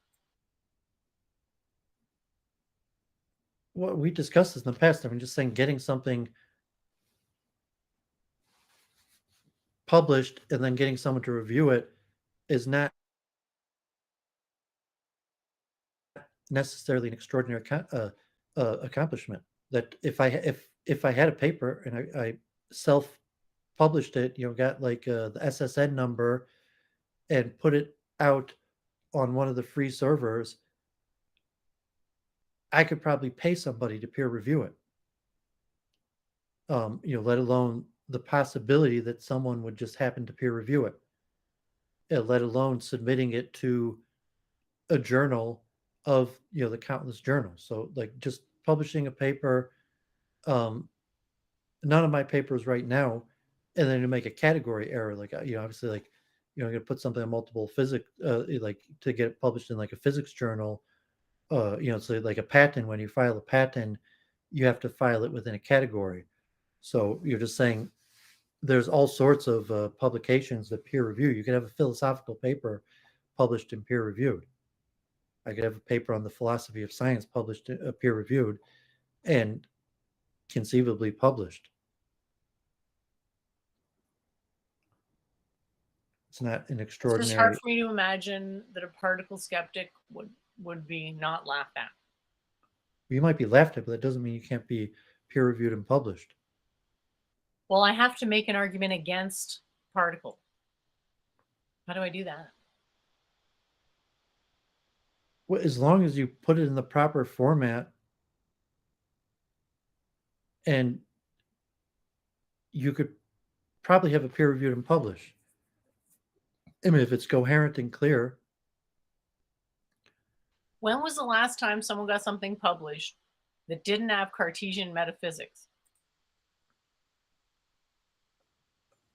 I would guess all the time. If there's hundreds of thousands of papers published every year. Seriously, I don't think you realize how pervasive this mode of thought is.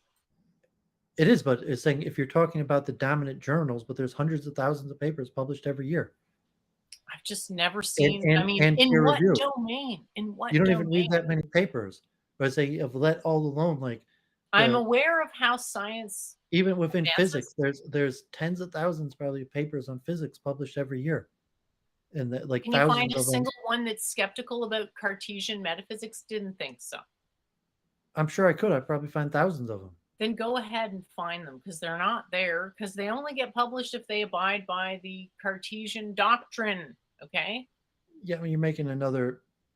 I don't call it a category, or but yeah, sure. Well, go ahead and find your counterexample. I'd love to see it, because then I'll actually have something to go on. Because this, what you're describing to me, just sounds like people doubling down on Cartesian metaphysics over and over and over and over. And yeah, it's like, you're making. You're just making fallacy after fallacy, or you're just being imprecise in your terminology. You could self-publish. There are thousands of people every day that self-publish. Of those self-published articles, many of them get peer reviewed. So if you're saying that get published in a major journal or that get picked up by the Royal Society, you're making a different point. You're using the wrong terminology when you say published. Anyone could publish a paper. Anybody could have a paper peer reviewed. Sure. You were saying to have it published in a major journal would be a different story. Even for someone to notice it, it'd be like, okay, like you might be published and get like 2 hits on Google Scholar. Like, okay, you published a paper and it's only got 2 hits on Google Scholar. But you're talking about, you're like, no, I mean, you're not going to write something and be ridiculed. You're going to write something and no one's going to hear of it. No one's going to read it. No one's going to know you wrote it, because you got to get it published in a major journal.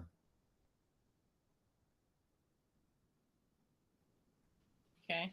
And even just being peer reviewed, like you just buy a registered user to get to pass the the threshold of being peer reviewed. Just one of the countless of hundreds of thousands of registered people that could suffice for peer review your article. Does anybody? Are there any consciousness experts out there? Even, is there anyone who's an expert on consciousness who's going to be my peer and review what I did? No. Well, you might if you requested them to, or you paid them. There's no experts on consciousness. Well, it doesn't. Well, expert if you mean. Who exactly is going to peer review a document on consciousness? Well, no, you just mean someone in the database that will look at it and it would be considered peer reviewed, and saying if that what you mean by expertise is someone in um, the database, a qualified user of the database, that it would be considered peer review. I'm sorry, but somebody reading what you wrote is not peer review. Peer review is a process where you get feedback on what you've written and they make corrections. Yeah, and saying there's some minor qualifications, not a strenuous qualification of someone to peer review your article. So I mean, there's hundreds of thousands of people that have the qualification to peer review your article. Really? They have expertise in consciousness? Expertise is if you're using the word as opposed to certification. They have certification within the system that when you register and get an SSN number, that they would be certified to peer review it. You want to call that a form of expertise, but I mean, you're purposely playing around with words that makes it really just too difficult to have a conversation. What's hard to understand about modern physics defines itself as apart from consciousness? Yeah, I mean, you're making this conversation unnecessarily useless. If you're talking about a technocracy of a process No. that you could go through, and then I'm explaining how you would go through this process, and then you're purposely like, well, expertise, and say, well, I don't care how you define expertise. There's a procedure and a process, and accepted users that might have a terminology of expertise, but let's say you pass peer review because they were registered in the system and they reviewed your paper. So it's a simple procedure that you could go through. I mean, it's very possible. Like, I will do this in the next few months. I will pick one of my papers, and I will Yeah, it sounds submit like it. actually a great idea. I mean, it'd be super interesting. I mean, you might still give your criticisms and or use the words you want to use your words, or but you say there's a procedure, there's a process, and you can go through it and pass the threshold for that process. Be like, no, I'm a published author. Like, search me up on Google Scholar. It's peer reviewed. And it'd be like, well, it's just some bozo. You paid $10 to do it. Well, maybe it was, but search it up. I'm a registered Google Scholar. Just feel like, joke's on you. I was arguing against peer review in the first place. Well, I didn't say it's a joke on you because like That was there's a joke what I said, by the way. There's a different. I'm saying God forbid, it's like I would call like basically your negative energy of lack of. Oh yeah, I have negative energy. What about you? Do you have any of that? Well, everyone does, but it's saying that you're hindrance from accomplishment. And so in the form of saying, well, what's the goal? And then what's the procedure to achieve that goal? And the goal is ahimsa, and the procedure well, I know is that's your goal. So you got to physics. come back to it as opposed to just saying some generic goal and the achievement of the goal, as opposed to whatever your personal standard is. So like if I want to get a building permit, there's a method and eventually you're approved, here's your permit. And well, your stamps, there's a HIMSA or not, I don't know. That wasn't the goal I was trying to achieve. I was trying to become a published author, not qualify your standard of a HIMSA. That's fine. I'm talking about myself. You have your own standards. You're the one who's got to live with your standards. I'm just talking about me here. Yeah, because you always have that habit of filtering everything through your own standards, even when it's not applicable. We'll call it category error. Implying everyone doesn't already do that. No, I think specifically you do it very often. And so generally, everyone does it. You're just noticing it with me because I don't agree with your metaphysical presuppositional framework. No, I'm a technocrat. And when I say, so to say, like, how do you get a building permit? Well, what do I think? It doesn't matter what I think. This is what you have to do to get the permit. What I think matters zero. You're going to go to the office. They're going to need this paperwork. It's going to have to be filled out in this way. And if you do it right, you're going to get the permit. What I think doesn't matter. I mean, it might matter to some respect. You want to know what I think? I'll tell you what I think. But what I think isn't going to have any bearing on what the procedure is to be honest, I care what you think more than the other stuff, which is, it's fine. It's ironic, whatever. Well, just to separate that. So we're talking about publishing a paper. I'm not talking about meeting whatever standard your standard is. I'm As talking long about as you're not what it talking takes. about me publishing a paper, I'm cool. Well, even you are talking about the generic process. That's fine.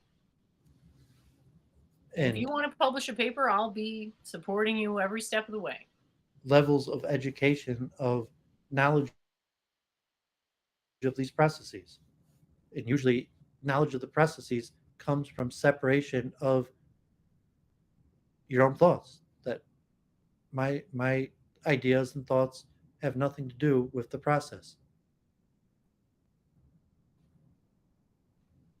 Uh-huh. They do when I'm trying to crystallize it down to a logic. If there is no logic, it's hard to do that.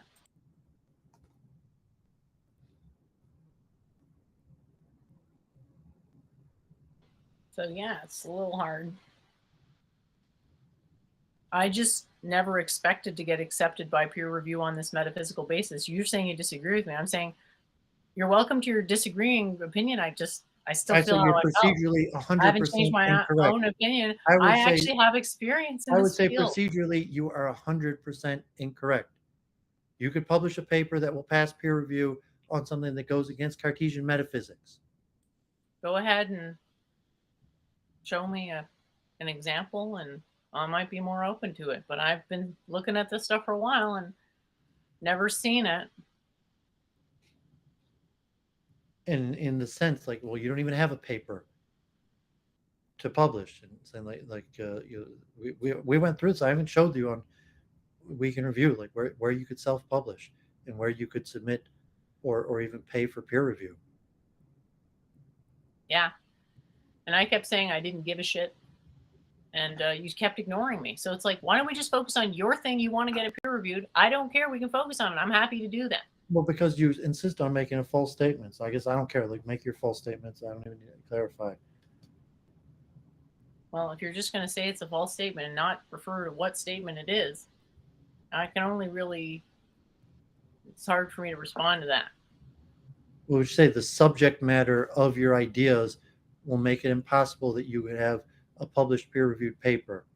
I've always felt this way. I've always felt that publishing a based paper on your feeling. It's based on a process and a procedure. People act according to their feelings. You can deny that, but that just makes you even more emotionally driven because you're in denial of reality and can't minimize the effects. Feelings are separate from the reality of the situation. You feel that you can't publish and have peer reviewed a paper that goes against certain or the controversial whatever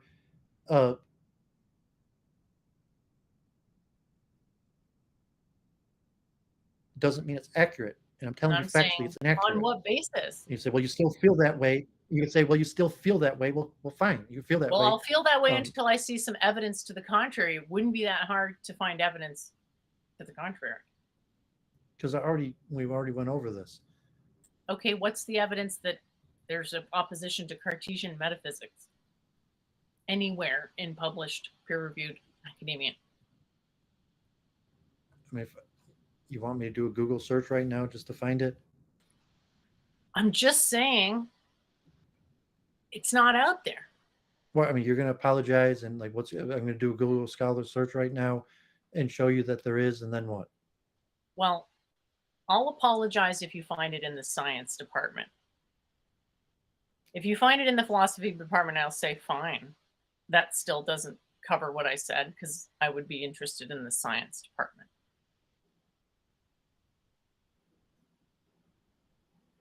Well, I'm not even sure that it's scientific.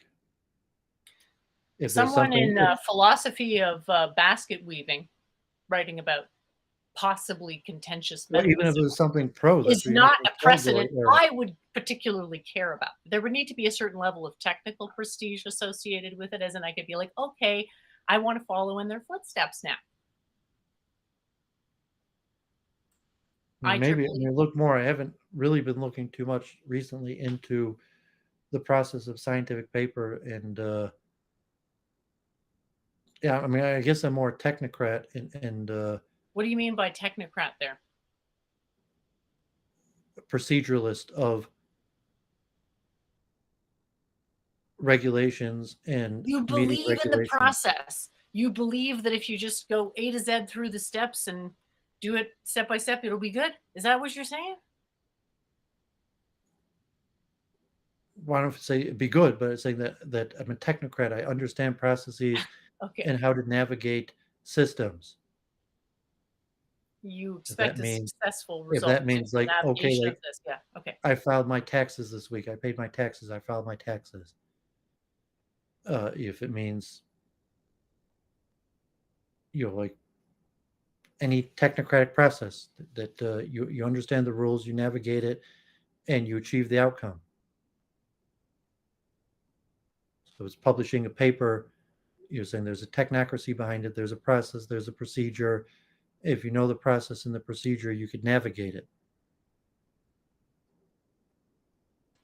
Sure. And you're saying, oh, there's no exceptions to what would be accepted. Anything, as long as it fits in with the standard of peer review, quote unquote, it'll be fine. But I'm just saying, in my experience, it's not how it's gone. And don't know what really to say more than that because I'm actually going based on What experience. experience? Like, of having, first of all, spoken to countless numbers of people who went to school in physics, none of them, most of them, maybe a couple of them cared about philosophy side of it. Most of them didn't. Of your countless experience of people that tried to publish papers on I'm talking non-Cartesian about things and being were able to rejected. understand an idea that goes outside of a mainstream convention and a willingness to entertain an idea outside of mainstream convention. I mean, you're purposely, I don't know if purposely, but it's just the way you speak. It's now it's like I'm not even sure I have any understanding what the hell you're talking about. And like if you're purposely saying things in a way that it sounds like you're purposely saying things in a way to be misleading. So, So in terms like can you see in how terms of most like people would be? Aristotelian You see propositional how logic. somebody might be offended by that type of assertion? You're basically saying that I'm lying. Um, You see how that might be a tad offensive? well, no, I don't think you have a flaw in your like Aristotelian propositional logic. If you Okay, want to so say like not going to acknowledge what I said. if we want to say like I didn't accuse you of lying, I just accuse you of um and I mean I implied intent also that you're purposely uh misusing propositional logic. Although that's unclear to say just because you're making false statements doesn't make you a liar. It just means that your False conclusion statements doesn't match your according to who? propositions. According to who According exactly? to People who don't propositional understand logic. physics at all? According to propositional logic. Now even you're including it like you're doing just the same thing by your statement about like what it said has nothing to do with the understanding of physics. It has to do with your implying intent, your purposeful misuse of propositional logic,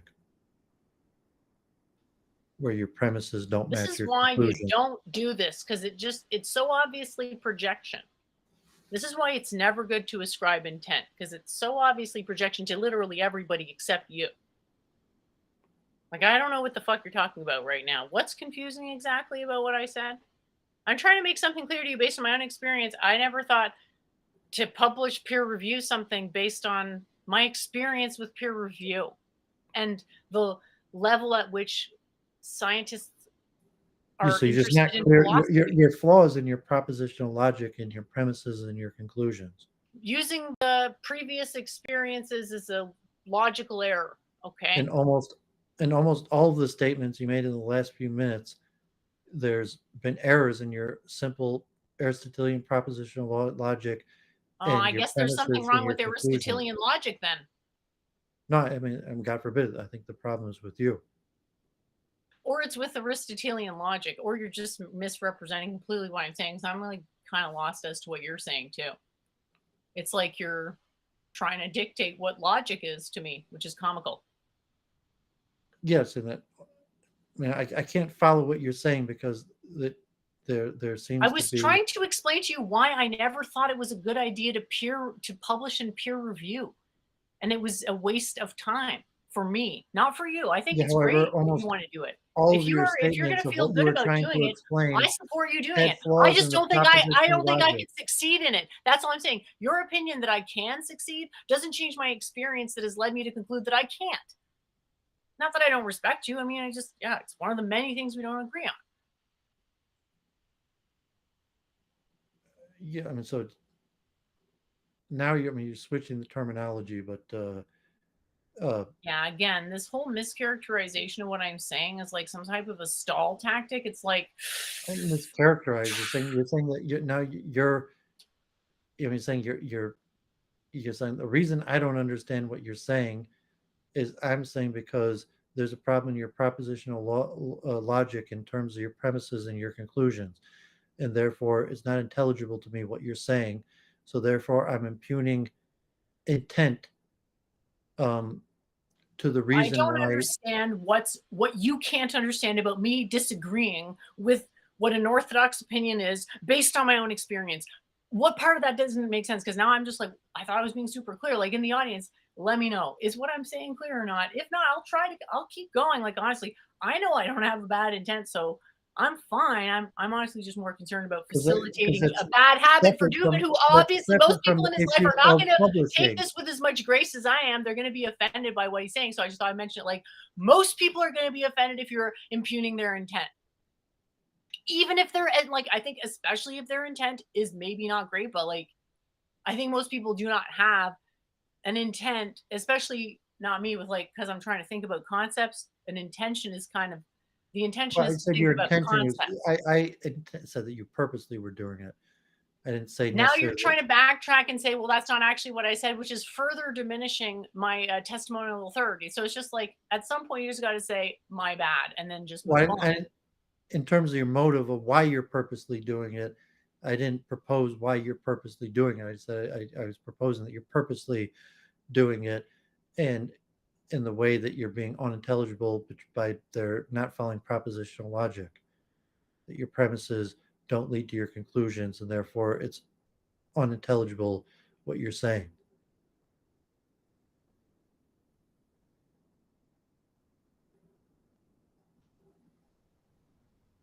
So you're saying it's unintelligible that since experience, therefore Cartesian metaphysics But you, equals de facto uh, orthodoxy. That doesn't but that make sense. wasn't your premise. You have experience in trying to publish a paper and having it rejected. That wasn't I your premise. You have didn't say experience that you with had any reading experience. published papers and being around published authors.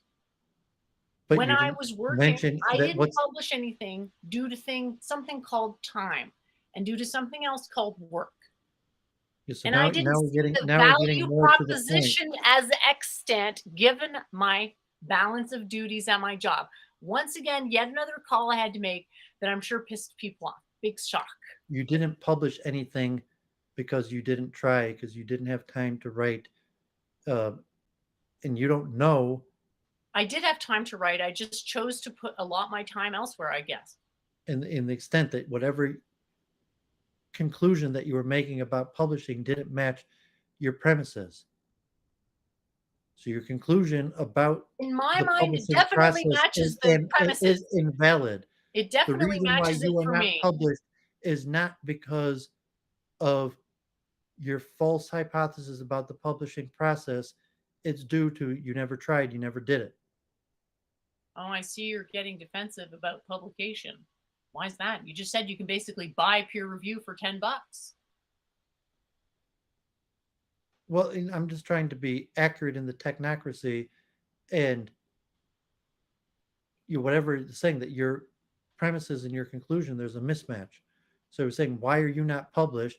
It's not because you can't, because they would reject it because you're not I within think the they might not Cartesian reject it. framework. Okay, they might not reject it. I think they will reject it. That's the difference. And you're saying you're not allowed to act on your own opinions, and I'm saying, yes, I am.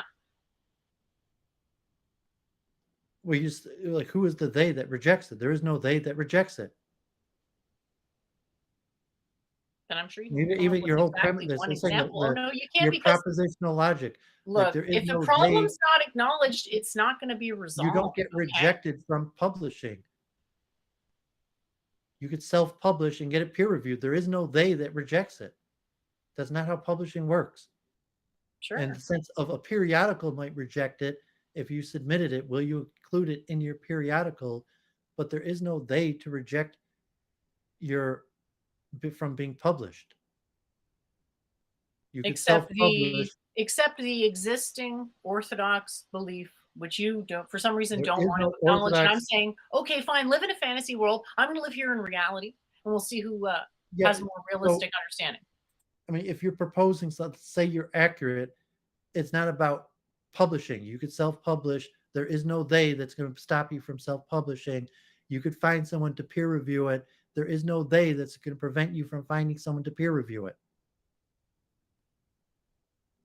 Yeah, there's just me saying it's a waste of my time based on my own experience. Okay, so now maybe you're saying something where you're not making a flaw in propositional logic. Yeah, I was trying to be, polite. I guess No, you weren't that's trying to, not I mean, I okay. don't know why, if you're now you're going to claim your own motives. If you say your false Well, claim I like to that put there things was a they, delicately if your possible, but false you're claim saying, that "Oh, there you're was a putting it they so who was going to delicately that I reject can't you. even tell what you're saying." So I'm saying, "All right, I guess Your I'll have to false be claim more that there was a they direct." that was going to reject you. Yeah, the peer review community that always uses Cartesian metaphysics, them, that's who I was talking about. The people who are so ingrained in Cartesian metaphysics that I don't even think most of them would But they're understand not going what to that reject meant. you. They're not even going to review your paper. And you could still get peer reviewed. You get peer reviewed by, uh, you said that there's countless sources. You could pay somebody so that your statement is largely just inaccurate. There is no they that's going to reject your paper. There's a they who's not going to know you wrote a paper. There's a they that if they saw your paper would be unmoved or uh, critical, but they're not going to be able to reject your paper. You could still self-publish your paper and get it peer reviewed. There is no they that could prevent you.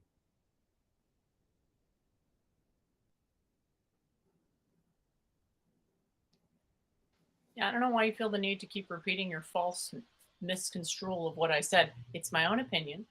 I didn't think that based on evidence, empiricism, that it would be worth my time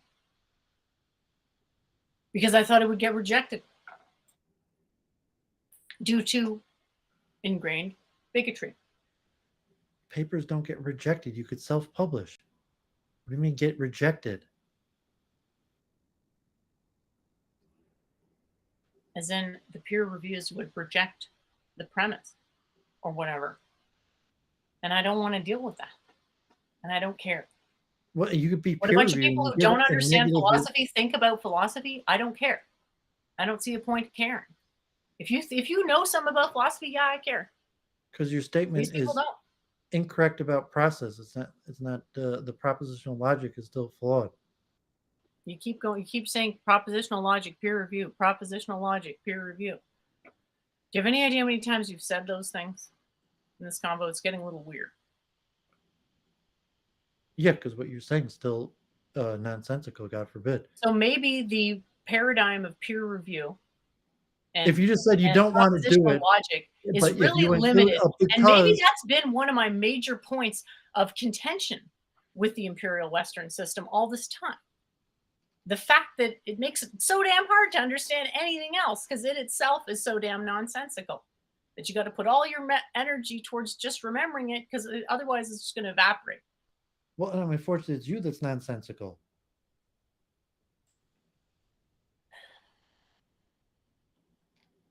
So if your reaction is better than the average scientist's reaction, because you actually kind of understand what I'm saying here. The scientist has never thought about these things before, so probably won't know what I'm saying, and then I have to, deal with that. So there you go. I mean, how many more different pieces of evidence do I need to tell you? This is why I made the decision. And that's where I'm at. And what you've said here has only made me more committed to my original decision.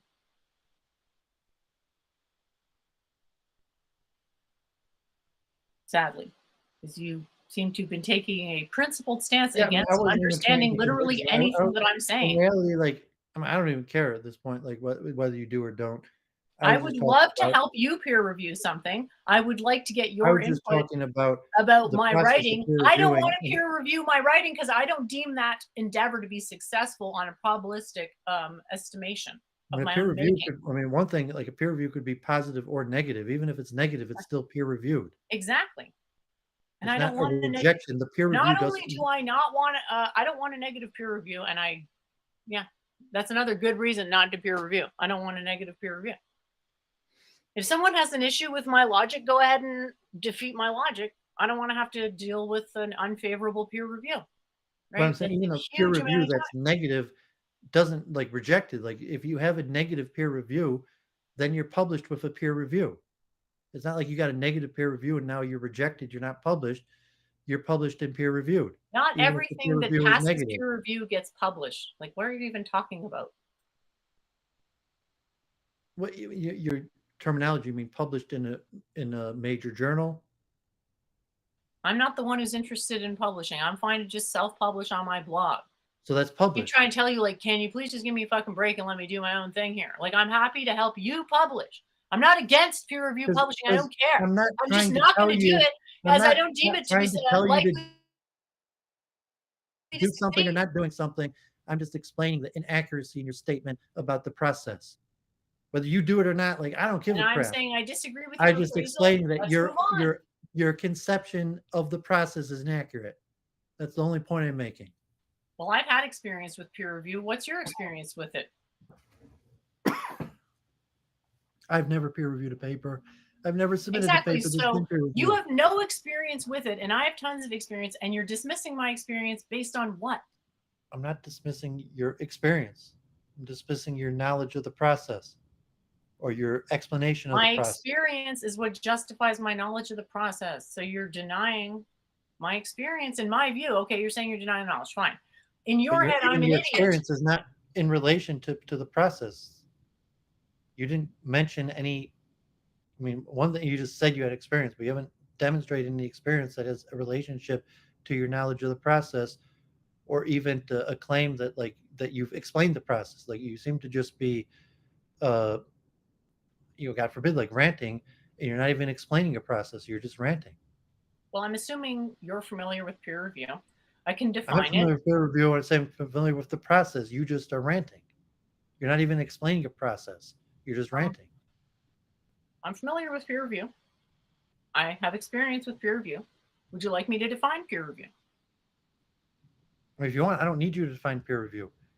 Say, are you trying to give some useful information, or are you just ranting? And, like, if you don't want to do it, don't do it. Like, we don't need to What are talk you about it. talking We're about? I mean, arguing I have because no clue what you're talking about you right appear now. to be giving. I mean, we're arguing because you are giving. I mean, I would say, like, a false explanation of the process. So that's Daryl's why we're asking what arguing. experience I have. Tons at my old job. We had to like go to conferences where you'd always talk to people who publish in peer review. We have to like be basically we were charged with like being the experts for everyone. And not me, but a lot of people on my job had a lot of experience with publishing stuff.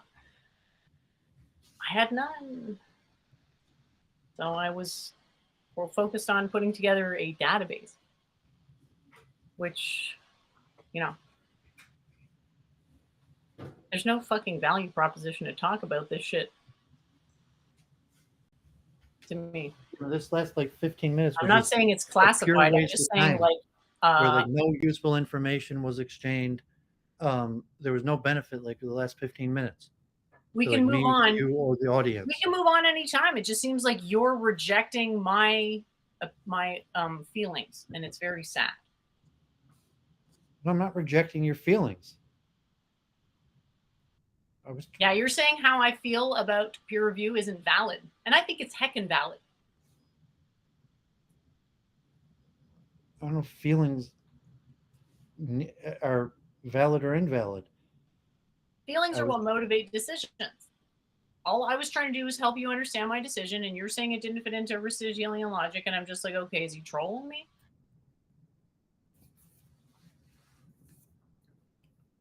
no. So if you're saying you don't want to do it because your feelings, you explain your feelings, as opposed to you don't want to do it because the process works this way, and then we'll argue about are you correct that the process works this way or that way. It's because the way I estimate the process to work in conjunction with what I'm presenting, I don't expect a mutual success between those two, whatever you want to call them, state spaces. I mean, put it like, Have you ever, okay, like with maybe with a stock, you invested in a stock because you had a feeling that it was a good one and you didn't know why. And maybe you put 5,000 bucks in it and you happen to make double your money. And it's like, oh, cool, my instinct paid off. Are you familiar with that? yeah, and so it's a good example in terms of, Are you familiar with that notion? yeah, I was a Are stock you trader for familiar with the years. notion of some stocks you wouldn't buy in a gajillion years because they're just so toxic that you know that you don't want to hold that property? Yeah, so I was a stock trader for years. So if you're talking about the process and procedure of opening up a trading account, putting the money in it, and buying the stock, is a Peer review procedure. to me is that really shit stock that has no chance. It has no Yeah. chance. So say like, okay, like I got this idea. I want to um, make this investment in the stock, and maybe it's good or bad. Maybe it's a good or bad idea, as opposed to the procedure. How do you go about doing it? Well, do you have the money? If you have the money, there's these series of brokerages and accounts, and you get the brokerage and account, and there's a procedure how you go about doing it, whether it's a good or bad decision, whether it's going to work or not. So in the sense, like if you're a stock trader and someone was asking me how to open up an account and make the investment of their interest, so there's a difference. Do I think the investment is a good or bad idea versus the procedure for how they go about purchasing that stock and carrying out their idea. I So say, realized my metaphor was well, terrible you now. say, well, that's a horrible investment. Only an idiot would make that investment. Does not change the fact that you probably could make the investment. You probably could open up the account and buy the stock and carry out your plan. And the brokerage house is not going to stop you from doing it just because it's a hideous idea. Yeah, I meant that as like a metaphor for how I perceive through my experience and emotions and feelings and opinions,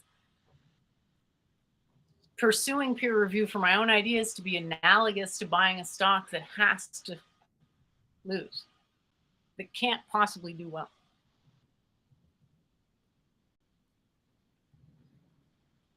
I mean, Yeah, I've and so thought we're about just it. repeating ourselves this So do you nonsensical. understand and accept what I'm saying, and we can move on? There's nothing to accept. That's the way you feel. It's fine. It's the way you feel. So I still want you to publish and peer review, and I'd be happy if you did. So don't misunderstand me that way. Do you want to go over your article? Because I'm still down to do that. Did you get my copy? Do you want to read it? I didn't download it. Sorry. I was so rushed for the show. I don't have it ready Um, to go. But if you screen share it, I can read it. Yeah. Or we can just talk about it, the content or whatever. It's up to you.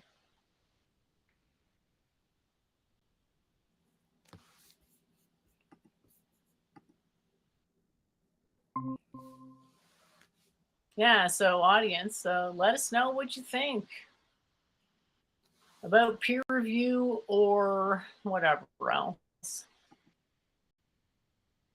Obviously, I only was in one part of science, so I can't speak to the entirety of the institution of peer review.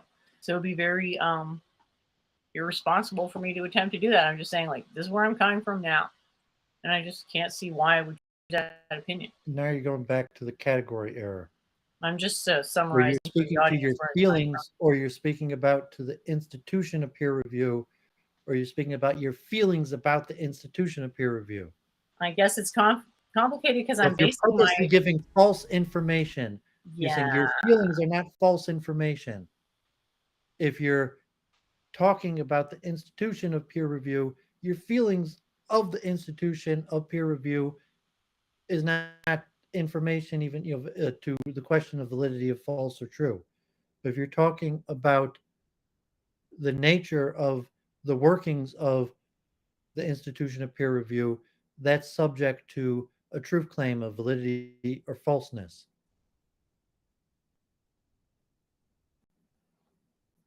Yeah, and if it's just my own opinion, it's not, because it only has to be true for me, right? Oh, No, I'm saying that the procedure and process is universal. There's no truth just for you for like how do you publish, how do you self-publish, how do you get something peer reviewed. There's that your feelings toward it might be true for you, but the process or procedure is universal. It's not going to be like you're treated in some unique way. You're going to be treated according to the standardized process, the procedure.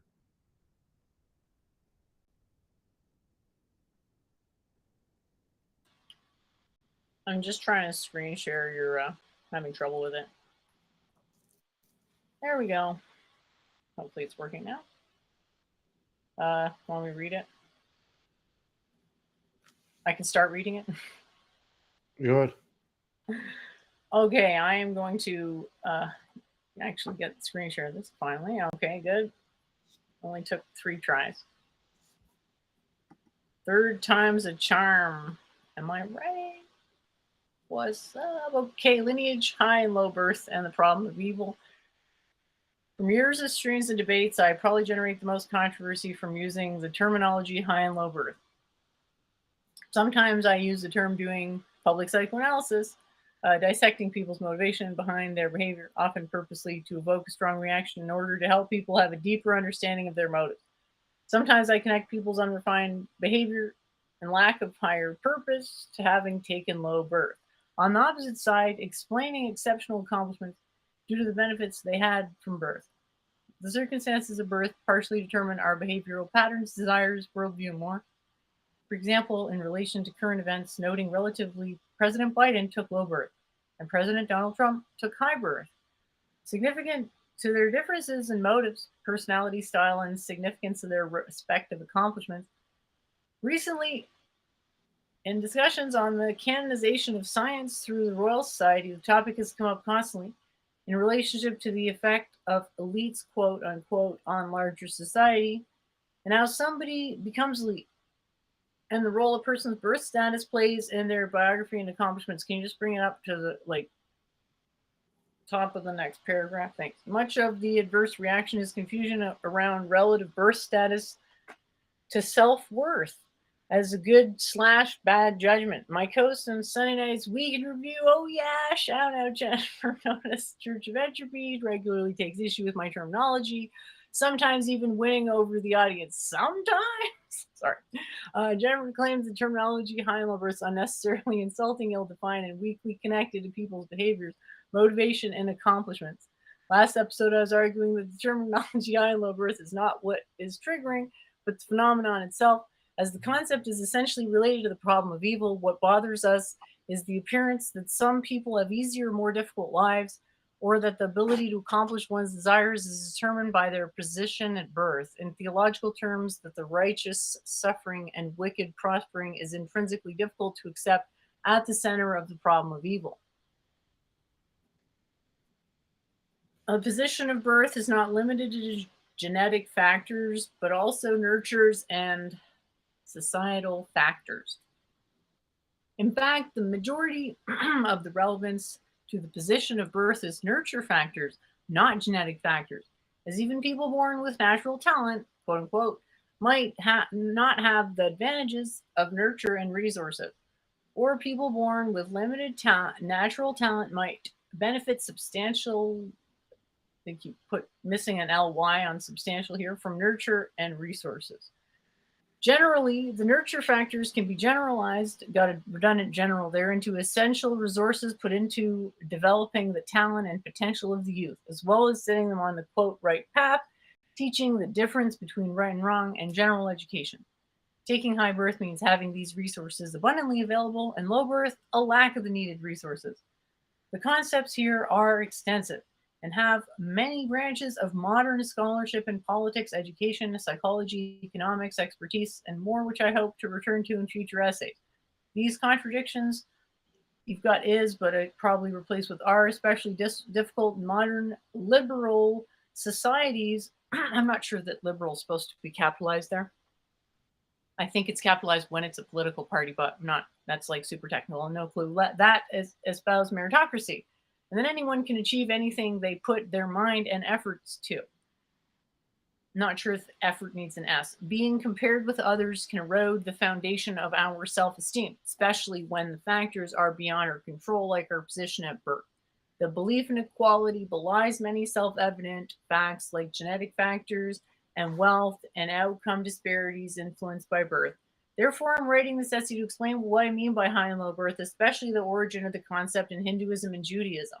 I'll also examine the relationship of position of birth to meritocracy, nature versus nurture, expertise, reincarnation, and the problem of evil. In future essays, I'll examine why a person's position of birth is essential to self actualization and understanding power dynamics, including the progression of ideas through history. Hinduism. Historically, the concept of high and low birth is more a part of religion, and the meaning has substantially changed in our postmodern world. I borrow the terminology of high and low birth from Hinduism. The terminology derives from the caste system. However, all cultures and societies have similar concepts, as differences at birth are obvious, as well as the related challenges and benefits. These differences affect power structures. I think it's affect, because it's a verb. Wealth imbalances, social stratification, and mobility. The caste system serves to organize. I think you've got a D on organized. That shouldn't be there. The caste system remains a controversial topic of considerable debate among Vedic scholars. The general concept of high and low birth derives from belief in reincarnation and transmigration of souls, where the essential non-physical essence, redundant essential there, soul of a person survives death. I'm not saying you have to get rid of the redundant. There are some very rare times where redundancy is okay in self-reference. I'm just, in this case, it doesn't, it sounds redundant. Survives death and is reincarnated to a new creation. The terminology high and low refers to whether the person's, missing an apostrophe on person's, soul ascends or descends in the cycle of birth and death based on past karma. Souls can transmigrate in the same bloodline and family, relative equal birth position. Probably want to put some type of like comma in there. I don't know, a slash. It'd be easier just to look at the printed version and edit it than to say. So you just Or read it's it. fine. It's fine. I'm just like throwing a. Feel free to ignore my comments. Like I don't care. Don't edit. Well, you just read it, because it'll be quicker just to edit a written copy than to orally. So you don't want me to say the corrections? Is that right? Yeah, I don't think it's necessary. Like that. That's fine. Terminology high and low refers to whether the person's soul ascends or okay, blah blah. Souls can I didn't have a chance to edit this. It's fine. Or into different bloodlines or even other species. So a person who has quote bad karma is quote punished by being reincarnated as an animal, insect, and can be considered taking low birth. One who does almost everything right, lives a righteous life, and has good karma will be reincarnated into a noble bloodline or as a Brahmin, considered taking higher birth. And many sects of Hinduism, belief in reincarnation and the caste system are intrinsically connected. Caste system is generally understood as a form of social stratification perpetuated by endogamy and hereditary transmission of lifestyle, occupation, ritual status, social interaction, and understanding of purity. I might just need like a drink. So do you think you can take over for a bit? My throat's a little dry. Yeah, most Hindus believe in Sanatana Dharma, or an absolute set of duties or religiously ordained practices incumbent on all Hindus. regardless of class, caste, or sect. However, Vedic scholars disagree about the role of birth and the ability of people to change roles in relationship to Sanatana Dharma. Vedic scholars who reject caste entirely and that anyone can meritocratically fulfill any station in life still recognize that parents train their children to fulfill their relative stations in life or higher. So even though someone from the lowest birth can reach the highest stations in life, being born to parents of higher position make the attainment more accessible. As sometimes a person, regardless of birth position, rises to king, the king's son is still by far the most likely next king. The full role of reincarnation in the caste within Hinduism is beyond the scope of this essay in my scholarship, but suffice it to say the terminology of high and low birth comes from colloquial Hindu expressions in English to express these concepts. Judaism. My usage of the terminology high and low birth is generalized and incorporates multiple concepts. Although the biblical and rabbinic conception usually does not use the terminology of high and low birth, the Hindu expression seems the most inclusive to multiple concepts. The Hindu conception is connected to transmigration of souls, while the biblical terminology is in terms of reward and punishment, with a person's progeny being directly rewarded and punished for one's deeds. In many aspects, Judaism's central storyline in theology includes the concept of high birth as a chosen people with benefits accrued purely by birth status. Biblically, wealth and status are postulated to be directly related to obedience to the law and is transferred from parents to children. In later rabbinic literature, birth status is more in relation to knowledge of the law and purity of living a life free of sin. The Bible makes very clear that nature of reward and punishment, that children are rewarded and punished for their parents' behavior. Abraham is notified by God that his behavior will have direct implications on the lives of his descendants, including the punishment of slavery in Egypt. The book of Genesis is full of prophecy of future generations of both rewards and punishments for the good deeds and mistakes of the forefathers. The wording of most of the prophecy concerning the Jewish people is not in terms of the merit of the current generation of Jewish people, but as a fulfillment to a commitment God made to our forefathers, Abraham, Isaac, and Jacob. Furthermore, the third commandment clearly states, Exodus 24-6, you shall not bow down to them or worship them, for I, the Lord your God, am a jealous God, punishing the children for the sins of the parents, the third and fourth generations for those who hate me, but showing loving faithfulness to 1,000 generations of those who love me and keep my commandments. The 13 attributes of mercy at the center of the high holiday prayers includes the reward to future generations for the parents' behavior, Exodus 34:6, maintaining a loving devotion to 1,000 generations, forgiving iniquity, transgression, and sin. The next verse, not quoted in the prayers, mirrors the opposite. Yet will by no means leave the guilty unpunished, will visit the iniquity of the fathers to their grandchildren, to the third and fourth generations. Biblical reward and punishment is in terms of suffering, wealth, health, peace, and prosperity. Although the Bible makes clear that in most cases people are not directly punished for their parents' behavior or vice versa, besides inherited debt and some level of parental responsibility, a person's position in life can directly be correlated to the deeds of their parents. If one has good things in life, wealth, health, successful family, peace, and prosperity, it is in large part the reward of the person's ancestors' behavior and vice versa. Unlike in Hinduism, where the person's status is more attributed to their previous karma of past lifetimes and hence the expression high or low birth, in the Bible, the child's birth position is seen not in terms of our own behavior, but the behavior of our parents. Parents who follow the law are rewarded with children who avoid suffering, and parents who sin are punished with children who suffer.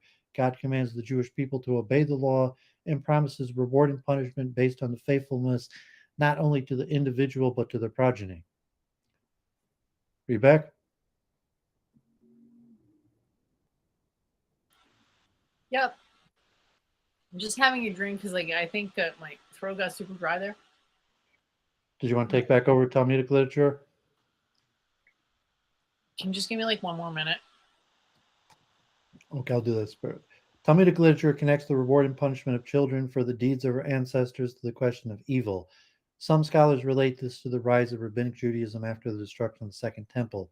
In biblical theory, God runs the world in a transparent way, and the righteous are rewarded and the wicked are punished, implying a direct correlation between righteous behavior and wealth, social, societal status, health, peace, and prosperity.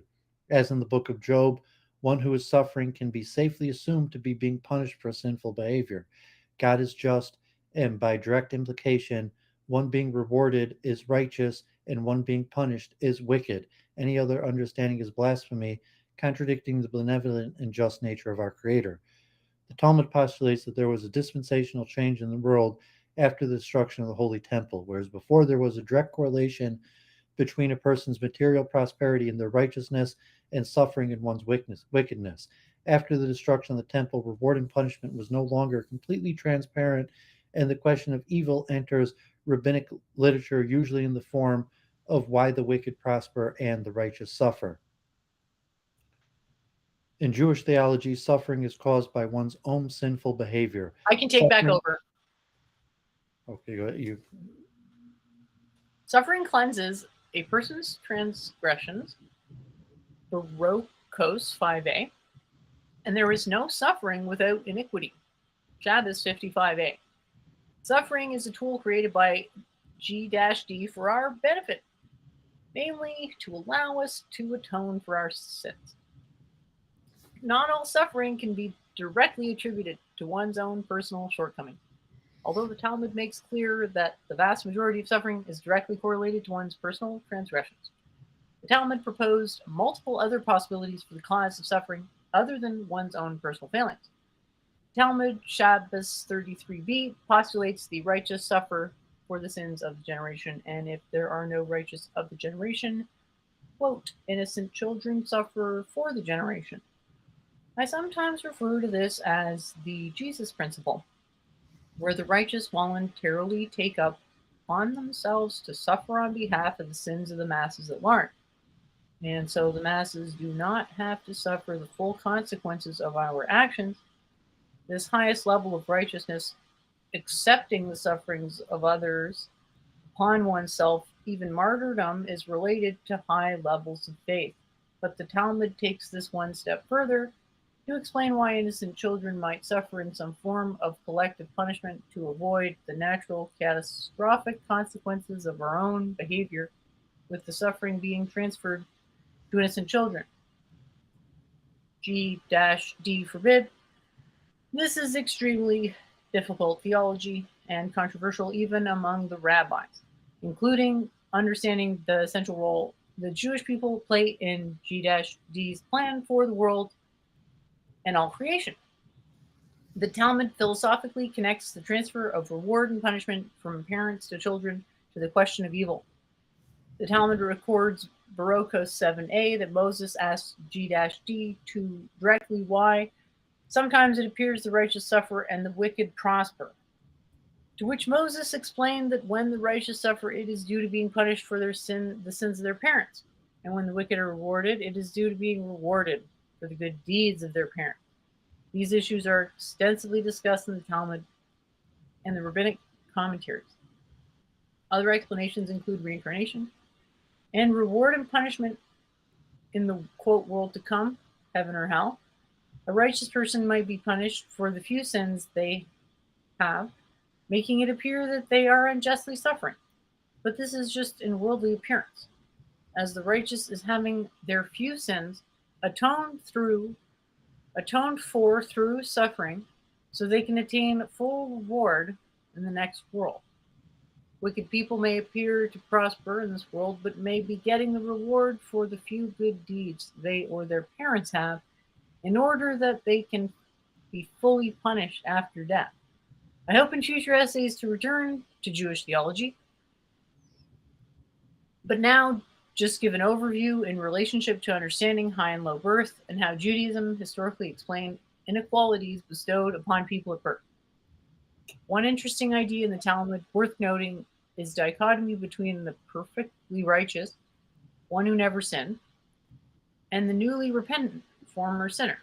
The Talmud proposes an interesting principle, Barocos 34b, a righteous person cannot stand in the place that a penitence stands. Later rabbinic commentators elaborate on this principle.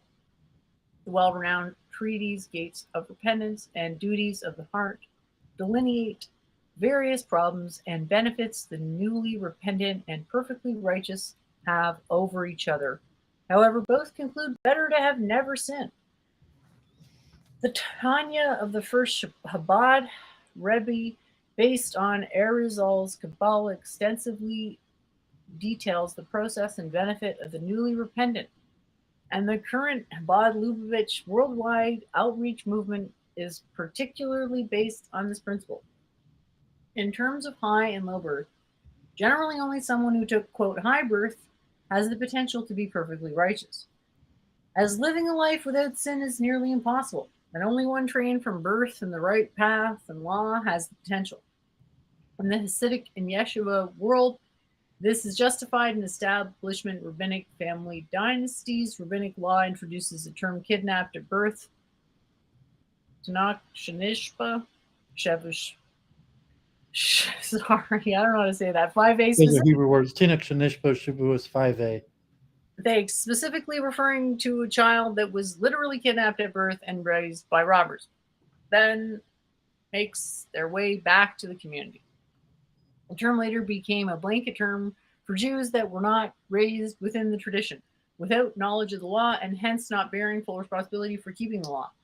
Regardless of reward and punishment based off responsibility and knowledge of the law, one who was not born knowledgeable of the law cannot be perfectly righteous and free of sin, as ignorance of the law only limits the culpability for the sin, not the sin itself.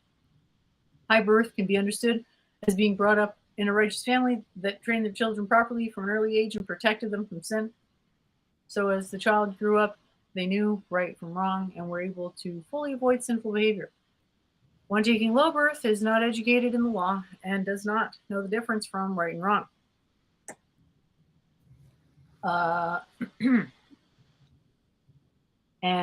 Wait,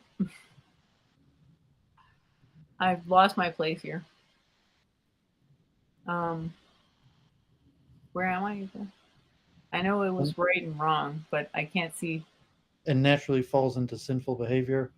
One taking low birth is not educated in the law and does not know the difference. Is it although one can later repent, learn the law? Is it there? Am I? Yeah. I'm sorry. Okay, yeah. And become obedient to the law, they will nonetheless commit sinful activity that cannot be erased in the process, and hence cannot be considered fully righteous. However, and as implied by the Talmud, the newly repentant has certain advantages, despite their prior sins, over the perfect, righteous person free of sin, and can fulfill a special purpose in G-D's master plan that the perfectly righteous cannot fulfill. As mentioned, this principle is at the center of the current Chabad Lubavitch World Outreach movement and a topic I hope to return to in future essays. The rabbinic conception of high and low birth has direct parallels to Vedic philosophy, and many of the Kabbalists also explain the phenomenon in terms of reincarnation, which unfortunately is well beyond the scope of this essay. Royal Society of Science. Anyone following my regular content is already familiar with my multiple truth hypothesis. When I use the expression high and low birth, I'm combining different ideas from different fields, even conflicting, to express an important general idea. Much of the background of the concept derives from Hinduism and Judaism. However, I loosely use the terminology in secular terms. Most recently, the concept of high and low birth comes up in my current research on the canonization of math and science, specifically in the Royal Society of Science. This is loosely related to the biblical and Vedic concept, but in many ways different. Arising in Christian Europe among Freemasonic bodies, specifically the Royal Societies of Science. Speaking of the founders of modern science, their biographies and status of birth is important to understanding the canonization of science. Many educated people will be familiar with famous names such as Newton, Leibniz, Euler, Gauss, Helmholtz, Maxwell, Riemann, Lagrange, Bayes, and many others, including details of their personal biography, even their parents' biography. One of the main reasons these great scientists were able to change the world was that they dedicated most of their life and efforts towards math and science with the support of the elites of their generation. All these men were Freemasons and members of various Royal Societies of Science, modeled after the Royal Society of London. As can be inferred by the name Royal Society, the society consisted mostly of nobility, people who took high birth, royalty, landowners, men of means who were able to appropriate funds to the study of science. Many of these well known scientists took relatively, quote, lower birth and struggled for years to earn admittance to the Royal Society, and then had to apprentice and work in labs of others for years before they obtained the resources to further their own research, many later acquiring titles of nobility for themselves. Common tasks for aspiring scientists is teaching the youth of the elite and solving problems that benefit the crown and aristocracy. This system largely remains. Can you scroll it all the way to the top?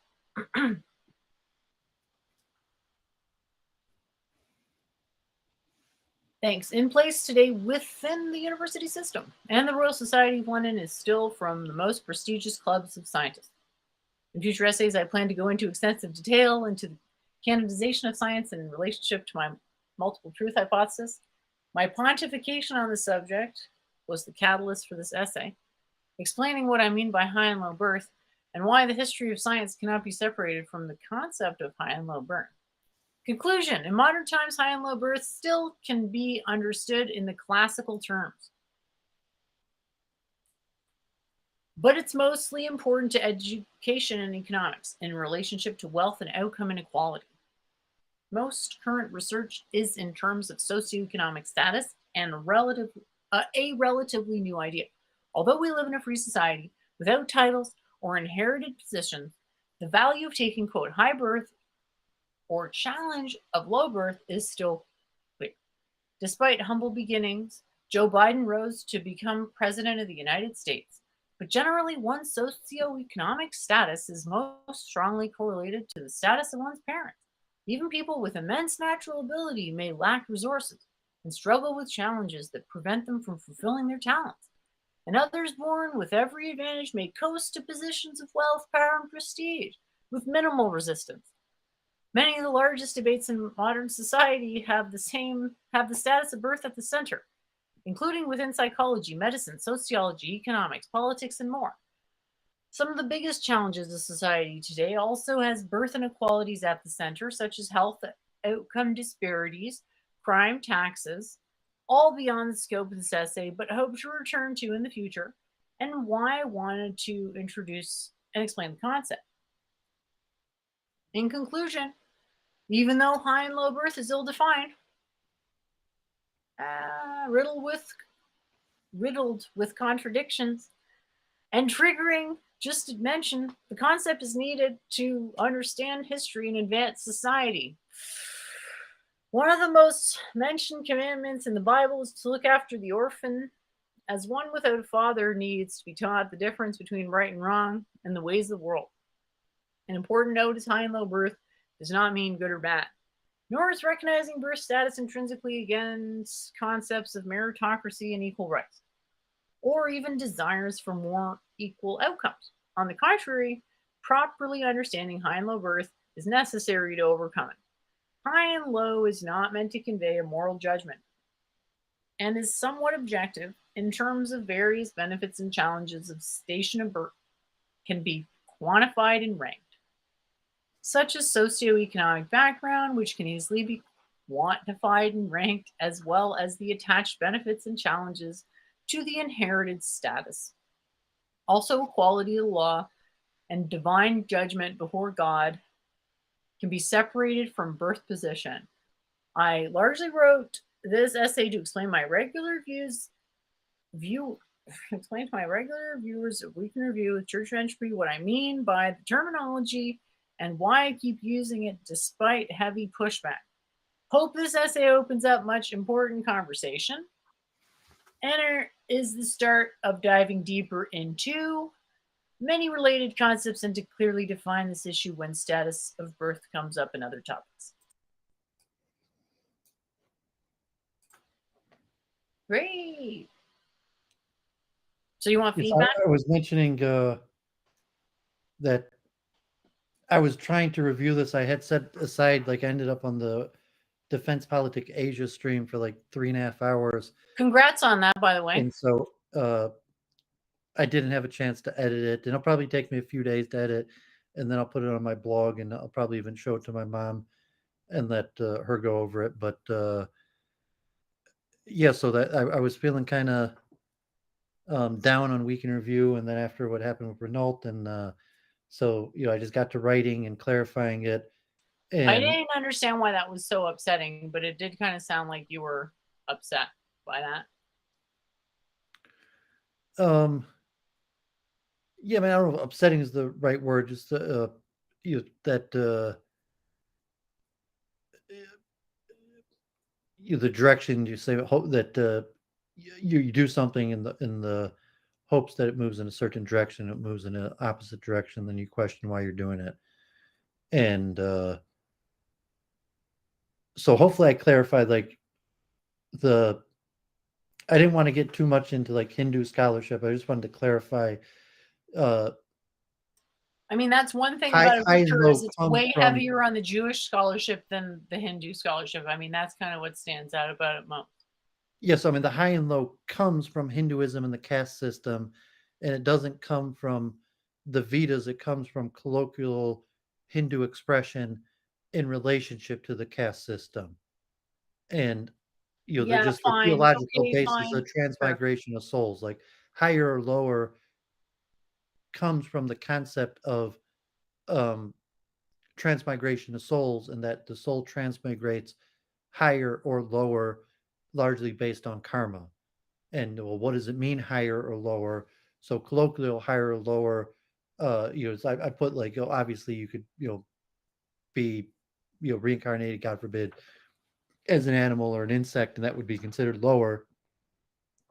But in colloquial Hinduism, popular terminology, taking higher or lower birth is in reference to the caste system, and that you could be reincarnated into a higher or lower caste, and that's hence the origin of the terminology where I drew it from, and that's the main part I was mentioning. But I went more into detail in Judaism, maybe the part about suffering and, like, the biblical conception, where to some extent, like, we're just a continuation of our parents, and you could even take the free will out of it to say, well, like, what happens in my life is to some extent actually completely determined by my parents' actions on like a esoteric spiritual level, that whether I succeed or fail, have good or bad tidings, um, is determinative from my parents' action, partially my own. So, from a biblical perspective, we have free will and make decisions, but there would be a conglomeration of factors, and if you want to call it like boundary conditions. So, the boundary conditions of many of the factors are directly determined from the parents, and that's the way the biblical law is laid out. Obey the law, because if you obey the law, good things will happen to you and your children. And if you don't obey the law, bad things will happen to you and your children. And that I tried to express the point that the Talmud says that theoretically, like in a yuga, in biblical times, it was clear if someone had good things, um, it was because they were righteous. If they had bad things, they were sinful, like sickness. Like biblically, the cause of sickness is sin. And so if someone's sick, you say, well, why are you sinning? And and also like poverty. If you were poor, it was because you were being punished for being sinful. If you were rich, it was being rewarded for being wealthy. And then they claim that after the destruction of the temple, it became less transparent, even though that's still the way God runs the world. And then you have these other conceptions about reincarnation, cleansing of the sins of generation, um, which I didn't put that. I don't know if you saw that. It's like a version of the trolley problem in the Cleansing of Talmud. the sins of a generation sounds kind of like a divine intercession. So I have to admit, some of those quotes, it was hard to see the link per se. I'm thinking maybe like if you wanted to clean it up to actually make it more like if you don't mind it going on forever, fine. But if I make it more persuasive, like what about this has been established here, and then like lay three quotes on in succession for one thing. Yeah, like two of those pages like have very little to do with higher low birth. Although I was When my writing turns to that, what I find is I just remove the entire section and say, maybe I can actually use this remove section as another article that I didn't even know I wanted to write. And it turns out I actually kind of wanted it. Just maybe, maybe not. I have to put in It comes maybe across as a lot more heavy on Judaism for how Hinduistic the concept is, well if that makes sense. that's the point of what I was saying, that when I use higher low birth, the expression comes from Hinduism. And I do mean like the Vedic, the expression comes from colloquial Americans who speak about um, understandings of Hinduism, even controversial topics like the caste system.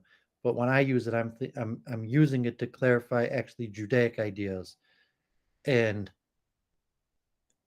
that what Judaic conceptions are not in terms of high and low birth; they're in terms of reward and punishment. That so to say that um, so there's three different levels that I'm referring to in higher low birth. There's the conceptual biblical level, that your birth status is the result of the reward or punishment of your parents. That many factors in our life are predetermined by our parents' karma, and God runs the world in a certain way that we will be rewarded or punished for the actions of our ancestors.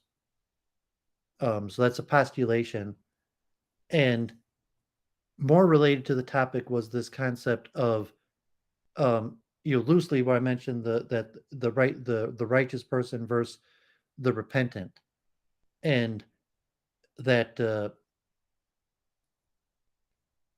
I didn't go into the Hinduism, but in the Vedic conception, there's probably also similarities of, so to say, like being born a Brahmin and being trained in the right path, as opposed to taking lower birth and not knowing the difference between right and wrong, or not being trained in terms. So in the sense, if you took high birth and had good parents, they were able to teach you what sinful behavior is so that you could avoid it. If you took low birth, so it's the example of the orphan who doesn't have knowledge or training of what's right and wrong, and therefore sins by nature. And so that's the main concept in the rabbinic lore of higher low birth. That if you take low birth, you're not going to know the difference between right and wrong, and you're going to naturally do the wrong thing. If you took high birth, you will have access to the knowledge of and training of what is right and wrong, in order that from a young age you could avoid the wrong path without trial and error. And there still might be a level of free will that you could take high birth, know the difference between what's right and wrong, and still do the wrong thing. But if you take low birth, you're not even going to know the difference between what's right and wrong, and you're going to have to figure out right and wrong on your own, and you're largely going to have to do that through trial and error. And in that process, you're inevitably going to make mistakes and engage in sinful behavior. And the nature of that is you might have minor culpability, in the sense because you didn't know any better. You might not face the same punishment, but hence you sinned and have to face the repercussions of the sin. And that's the your rabbinic biblical conception of high and low birth. And then the final stage, to put that into the secular terms, in terms like the Royal Society and modern social economic systems, where like in the rabbinic concept you're talking more ritualistically, like okay, you're supposed to wash your hands before you eat bread, you're supposed to say this mantra, all these like taboos about what you should and shouldn't do, that if you take high birth, you're going to be trained from birth to know these things, and could avoid bad behavior and do good behavior. And if you take low birth, you're not going to know these things and you're going to violate the law. Um, but that's more ritualistically in the same way like Vedic and like a Brahmin type thing. If you take high birth and a Brahmin, you're going to know about these mantras in these rituals. And if you take low birth, you're not going to know about them. Um, However, the modern conception in terms of the Royal Society, you're more looking at it like if you take low birth, you're not going to be trained in terms of what is needed to be known for the aristocracy, which specifically includes math and science. And like nowadays, you might have more larger science, but even today, say, well, you take high birth, you're going to go to the best schools, have the best education, the best training, might have long training. You could have education through university, post marriage, setting up your own laboratory. As if you take low birth, you might have no education, you might not have access to books, you're not going to have entry into elite institutions, and if you do, it's going to be off of the charity of people who took higher birth. Like even in like the what I was reading about Helmholtz and Lord Kelvin, that Lord Kelvin was giving Helmholtz money, and Helmholtz needed the money. Um, so there's always the connection. When you read about most of the people in science, most of the people took mid upper middle birth.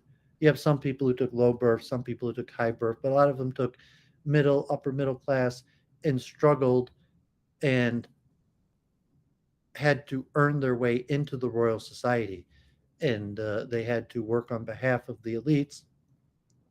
And then when you read about their accomplishments, they needed the resources. Like Helmholtz, the reason he went to London is because he wanted to raise money to open up his own laboratory. Is saying, well, that's somewhat related to his position of birth and descent. Well, why do you need money? So if someone took high birth, you would say, well, what do you mean? Why do you need money? Is well, I took high birth. I don't need money. I just have money. Well, why do you just have money? Because I took high birth. I need money. My parents give me money. Or if I have an idea, I just go to the Royal Society and tell them my idea, and they allocate me funds.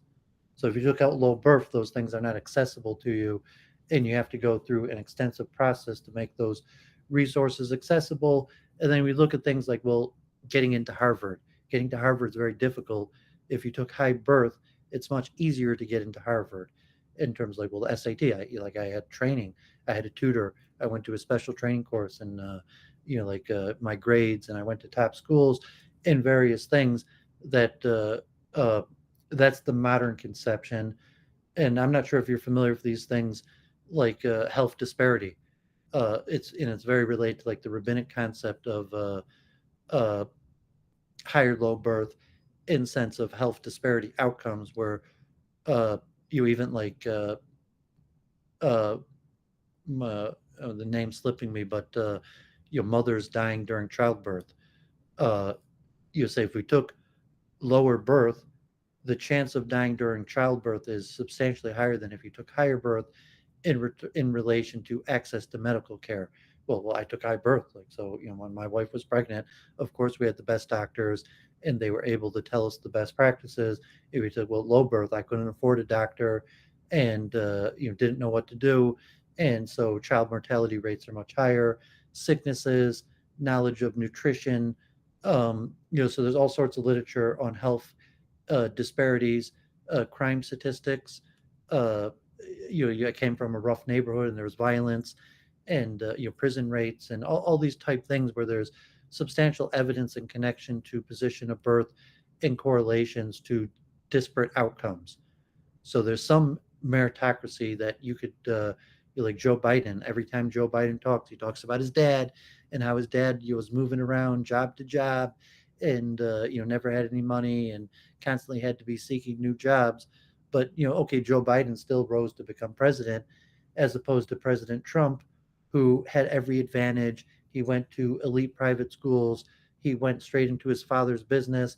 He was able to immediately have millions and millions of dollars to invest in real estate, and so to say all the advantages of high birth. Well, Joe Biden was struggling to get ahead and simply provide himself. Donald Trump was dating supermodels and building casinos, flying around on helicopters on his father's dime. And saying, All well, right. Donald Trump arose to be president. If you compare, like, well, Lord Kelvin, who maybe was relatively a righteous person, that used his resources properly. But when you say righteous, you mean rich and did the right thing about it? Yeah, he wasn't like on do like I mean, Jeffrey Epstein's a bad example because he might have taken low birth also, but you're saying like, well, people who took high birth that use the advantages of a high birth to be like Jeffrey Epstein, which might be colloquial in terms of well, if I had every advantage in life, what would I do? I Is like just I want would to tell say, you, in spite of that, good article there, which I haven't talked about what I thought about it yet, but anyway, Daryl still doesn't appear to have budged an inch. He doesn't agree that Trump is of high birth. Like, I mean, Daryl, Tinkle's, can you accept that according to Doovid's definition, Trump is indeed high birth due to having a rich family? there's different aspects. Say so. I mean, high birth is relative, and some of it could be quantified. And I mean, Tinkle, like Joe Biden, like, okay, he tells stories. He didn't take that low a birth. His father was probably upper middle class, or he might have had some struggles. And some people, um, for political reasons, might try to portray themselves as they're not. Um, but if you looked at it in terms of, so I said the concept, the terminology is not so it's triggering. The concept is triggering, and so to say, like, I have to work for $10 an hour and spend almost all of that money just to have minimal living and food. Well, this other person doesn't have to work, has home, housing, could go out and date models and hang out with the elites, and doesn't have any of these worries. Like, that's the phenomenon that is, so to say, triggering. Like, I go to school and I get beat up by bullies and no one cares about me, and there's no one I could even tell that would give a crap. Well, this guy has his own private security. Like, this guy's security beat me up and said, so it's the guy who took high birth, and like, I just touched his possession, and his security guard beat me up and said there's nothing you could do about it. No one even gives a crap about you. And so, I mean, there's like a trigger. I mean, it doesn't have to be like a wronging, but it's related to the concept of the biblically would say, well, it's naturally triggering, that the Bible lays it out that wealth and poverty is sickness, and health is a punishment for sin. And so if you say theologically, well, why is this guy's parents richer than my parents, or even say, why is this person richer or poorer, and say, well, it's directly related to your sinful or righteous behavior. If this person's parents are richer, it's because their parents are more righteous. If your parents are poorer, it's because they're more sinful. So it's saying, it's in essence, from theological, you say, well, God is just. That's what it says in the book of Job, where Job is suffering, and so, well, Job is being tested and eventually gets rewarded. But when Job is suffering and his friends come to visit him, his friends all assume that he's being punished because he did something wrong. And the basis, well, God is just. If you're suffering, it has to be that you did something wrong. That's why I said even the Talmud makes the blanket statement: there is no suffering without transgression. There is no such phenomenon. And if you give the Yeah, I reverse, think there you're is. going to need to interpret that to like something like there's no undeserved punishment because Well, it's no, say that's not the statement. The statement says there is no suffering without transgression. Lambie just said it's some wonky logic. I'm telling you, as it stands right now, you say what I say is unclear. Okay. What you put in How'd you there is try to mostly rephrase that? clear to How, me. It's How'd you mostly want to dealing rephrase that? to me, who's been immersed in this type of writing for years. The average person, no, I don't. I'm not sure about that. I mean, you just look at the theological, like, okay, well, God is benevolent and powerful, and therefore, if someone is suffering, it's because they transgress. There is no other possibility. And that's, so the Talmud tries to give a few other possibilities. That was also interesting, this kind of trolley ahimsa problem of innocent children suffering, and saying that the Talmud lays it out as like an ahimsa trolley problem, where say, well, let's say the whole generation is bad and the whole generation is supposed to suffer, but God made the system in a way, like the trolley problem of the ahimsa principle, that, well, let's let some innocent children suffer, and therefore the generation could have their suffering transferred to the children, kind of like the Jesus principle of the righteous, that the righteous person, you say, well, I'm a righteous person. I want to be a righteous person. And what does it mean to be righteous? That means to take the suffering of other people upon myself. Because I'm righteous and I have lived largely free of sin and I don't deserve suffering, but I hate to see other people suffering. So I voluntarily take the suffering of other people's sinful This is behavior. really confusing here because you've got high and low birth and problem of evil, and I've got no idea where one became the other. And there's not a straight line from one to the other in my mind at all.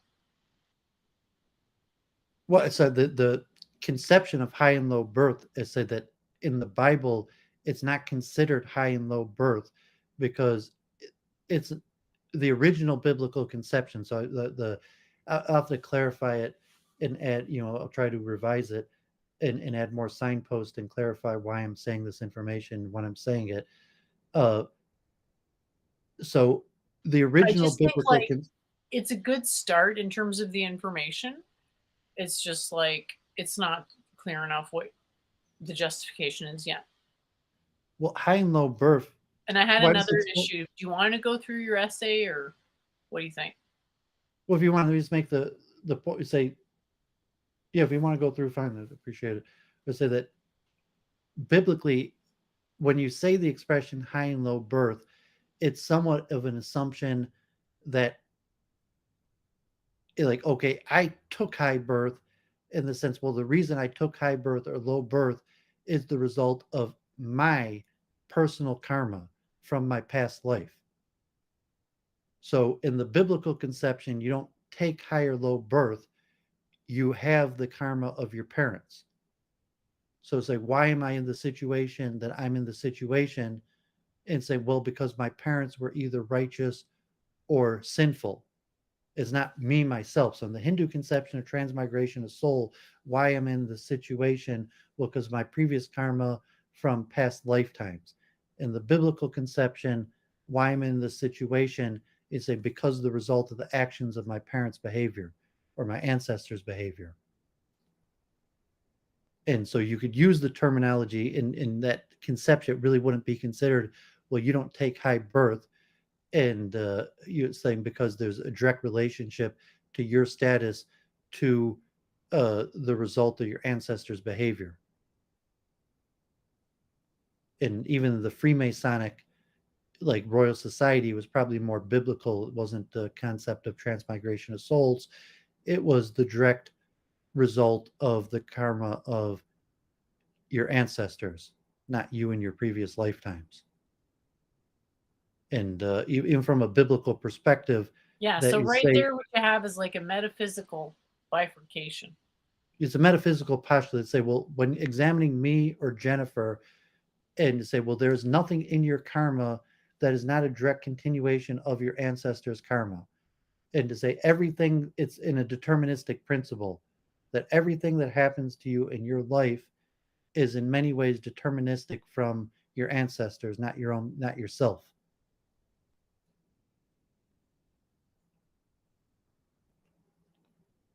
Yeah, because if you don't have a reincarnation framework, the idea that you're attracted into a future life from past action is inconceivable.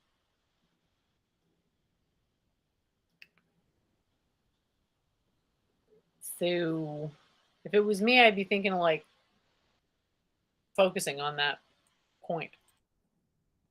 Yeah, it's interesting the modern conception to say, well, Well, you need to say which one you're going with. What are you going with? One a mashup of both, or it's not clear because you got to sort of understand these distinctions and then understand how you understand them. yeah, so I have to clarify it much better.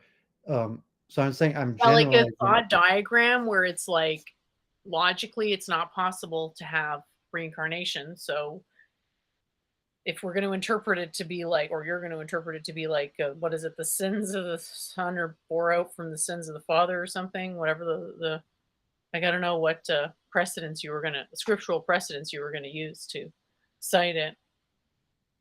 Well, it's multiple truth hypothesis because I'm conveying It's not multiple. just multiple truth hypothesis. It's explaining a theory, explaining basically a theory about a definition. I'm trying to combine multiple conflicting ideas in one terminology. So if I'm using the Hindu terminology, and even the Hindu terminology is problematic because the Hindu terminology largely comes from uh, the caste system, which is controversial even just within Hinduism. Um, but that's just the terminology, like the origin of, like I said, psychology. Like we use psychology, even though it means the study of the soul, to refer to largely today a materialistic pursuit. So even though the word literally means the study of the soul, in the modern parlance, it's actually the opposite of the pure meaning of the word. So if I'm using the terminology high and low birth that derives from the Hindu caste system to express things that are actually in many ways in opposition to the origin of the term. So that's why I'm trying Well, if you're to. taking a strictly Judaic interpretation, it may not be, because I'm kind of going from a Christian metaphysics. Like, it's unclear what this Jewish sages are saying about pre-birth, to me anyway. No expert. You didn't specify an interpretation on that either, but you didn't do a full-on metaphysical decomposition and then attempt to justify which one of the particular paths you are going to be approaching. But it sounds like you're saying you're not doing that. You're just going MTH all the way. I probably should clarify right at the beginning the essential problem of. I do think you might have like too many things happening at once in this essay, just in terms of ideas. It's very complicated. Like just the problem of evil on its own is so complicated. When you even have just one metaphysical bifurcation, there's a huge amount of arising complexity. Yeah, so that was the largest question of evil from the biblical perspective, and many others, is why the righteous suffer and the wicked prosper. And many times that's related to birth status. And so if you say, well, why are some people born into negative situations and other people born into positive situations? And so if you have to conclude that people are born into negative situations are because they're wicked, and people born into positive situations are because they're righteous.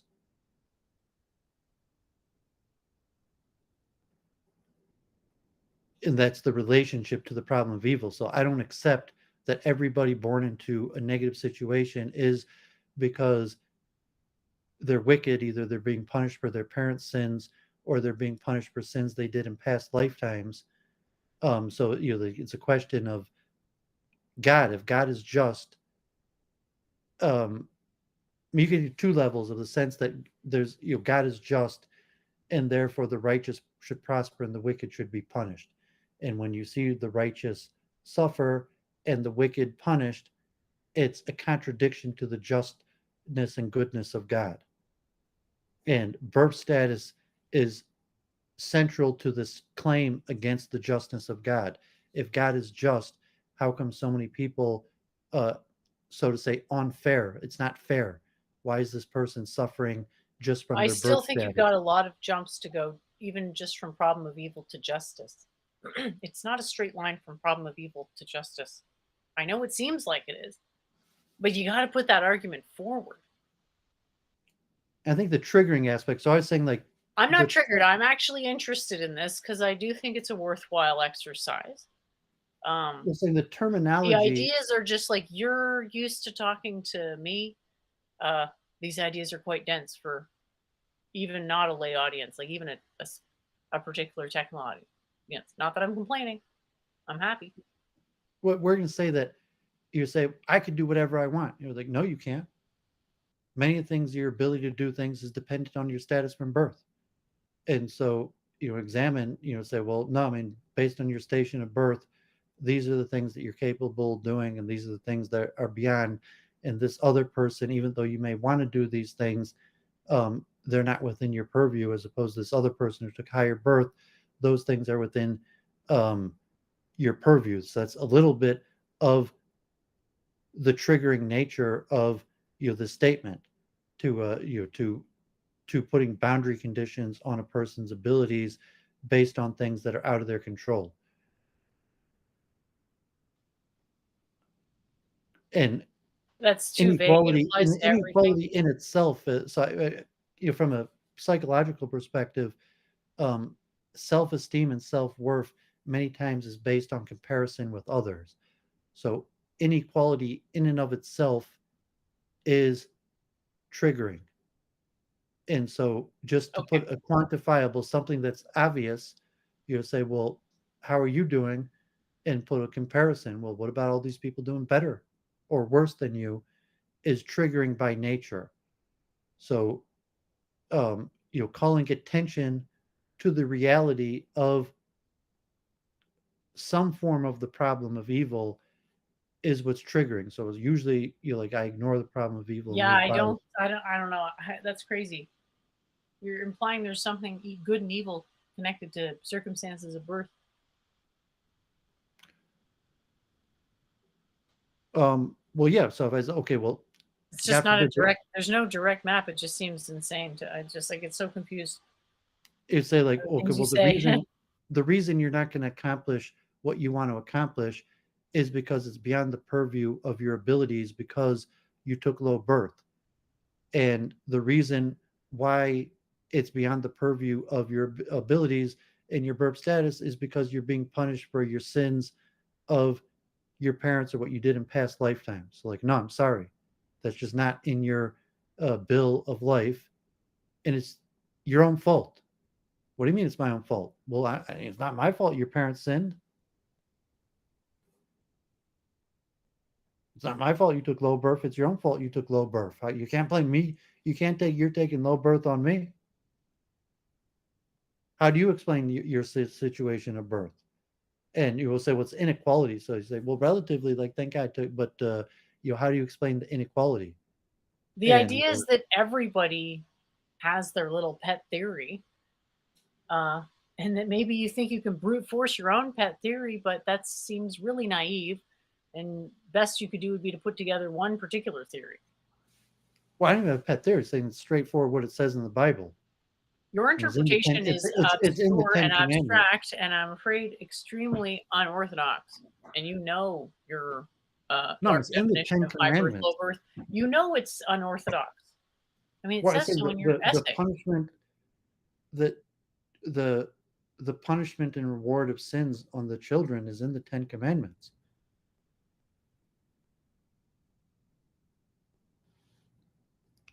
It's not like some like obscure idea I came up with. It's straight from the Ten Commandments. The obscure part is the interpretation. And your definition of high and low birth is obscure because no one agrees with you, even if they secretly agree with you. Maybe. Well, I agree that's just the terminology that you said yourself. You're picking it. You use those words on purpose to trigger people into having a deeper understanding potentially. I mean, I don't know why you stopped sharing your thing, but yeah, the segment. Sometimes when I was talking to Gandalf, I made that point in terms of his baser motivations, meaning saying that the thing is that in and of itself is so complicated. That to me is an essay. If not a book, it's such a complicated concept. I mean, saying why does Gandalf not have higher One levels of particular motivation? example with Gandalf isn't the same thing as putting forward an idea that you don't agree with as bait in order to trigger Well, I didn't someone say into I having a always. revelation. I rarely. I'm saying in terms of accusing people of taking low birth. I've only done that a handful of times. In terms of using the expression, like in terms of like the biography. So if I use the expression of Helmholtz I'm not even thinking of a particular and people Lord level. You Kelvin, you so appealed to it on a theoretical basis before. I was talking about in relation to the Royal Society and the canonization in terms of high society. And high society, I mean high society made up of people of noble birth. And so, and that's the There you go. reason why it came up in terms of like accusing people of like I've only done that a handful of times, and that's something I commonly do. And like when I said it to Gandalf, maybe I purposely said it to trigger him, and I think I've only done that a handful of times. Um, but in terms of the Royal Society, that um, it's embedded in the biographies.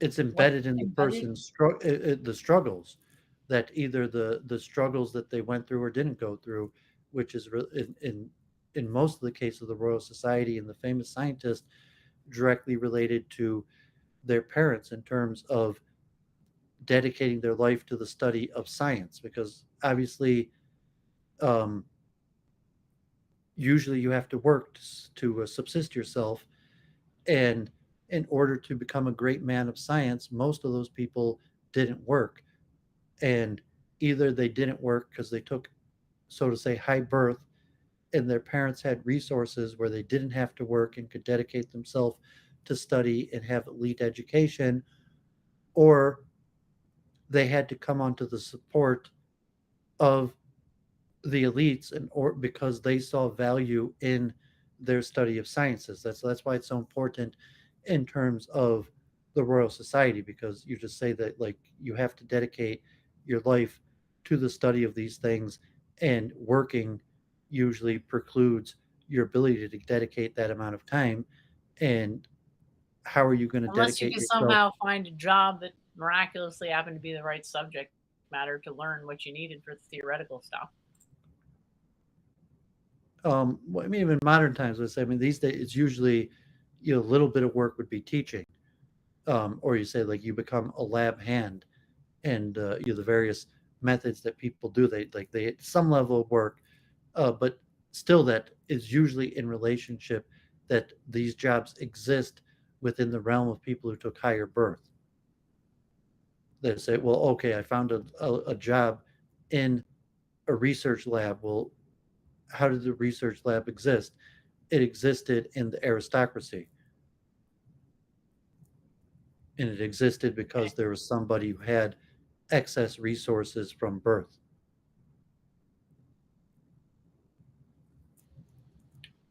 Whether that's true, people largely perceive the funding to be happening socially through government programs in the But modern maybe day. modern times, Yeah, yeah.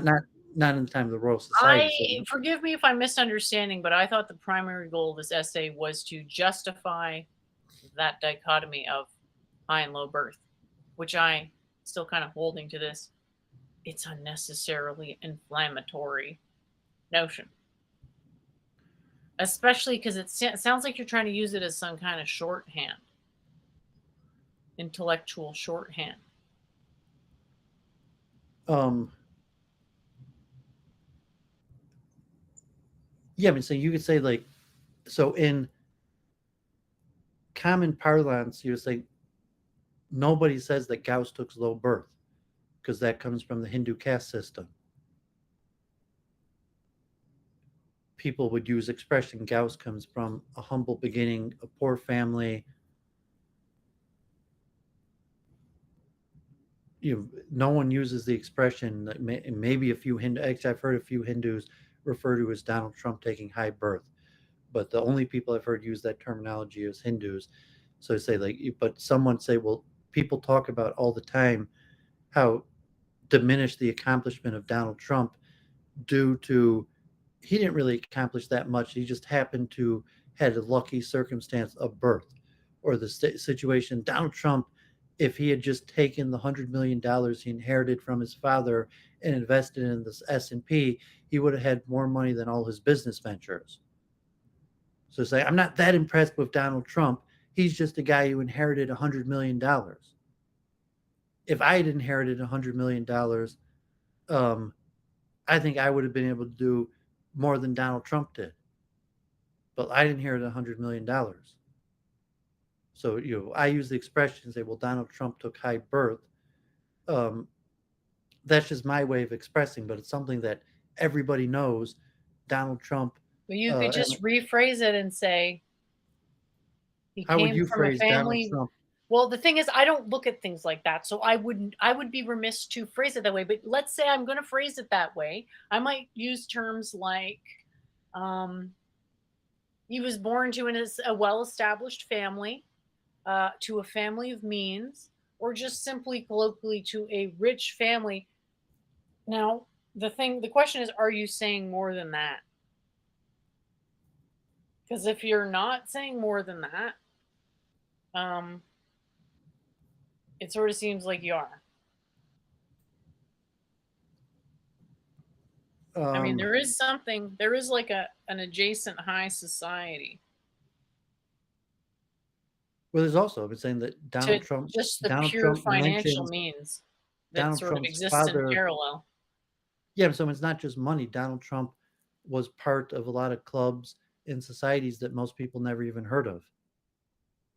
So just say, if you think your average person in England never even heard of the Royal Society, it would say, whoa, this guy took high birth, and as a little kid, his dad took him to the Friday night lecture at the Royal Society, as where probably 80% of the people in England never even heard of the Royal Society.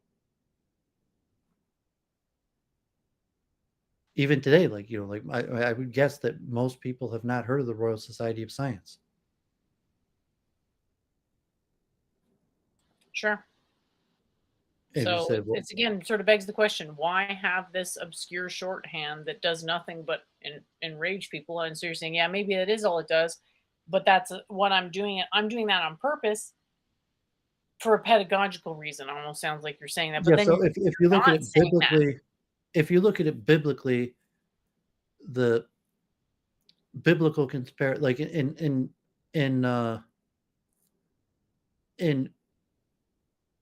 colloquial Orthodox Jewish society, they have the terminology FFB and Bolshuva, which means from birth or repentant. And from birth is somewhat a parallel to saying, I took high birth. My parents were Orthodox. They trained me to be Orthodox from birth. I know how to do this stuff. So in terms of like the ritual. So if you go to, you're kind of saying like, I was raised in this. Like if you go to the Hare Krishna temple and you're like, well, what's going on? What's all this ritual? And someone's like, I was raised in this. I went to the school here.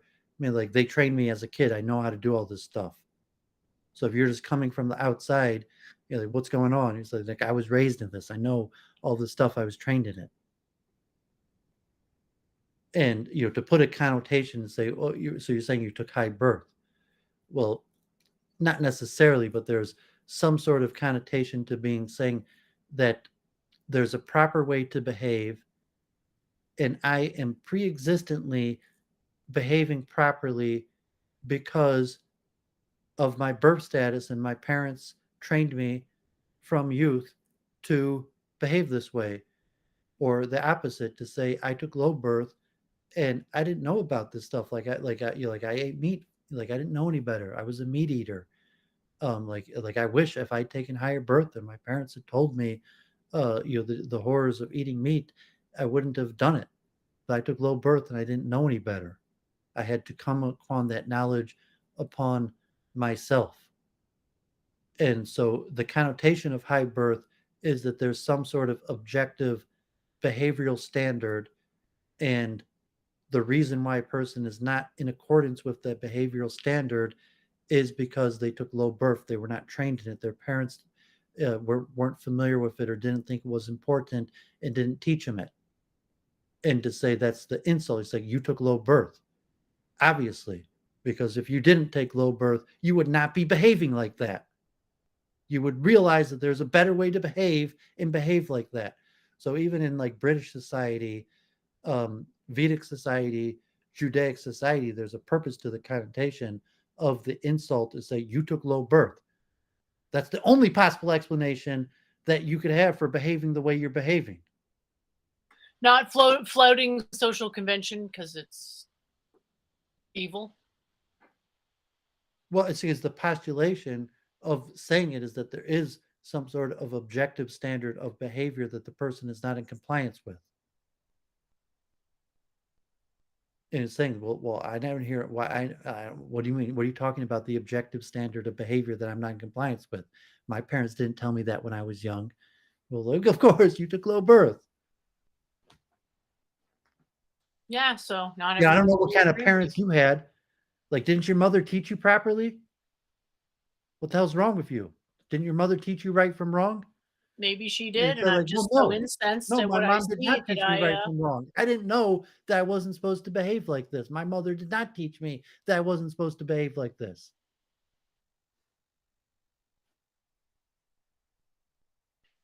It's basically saying your norms ought to prevail.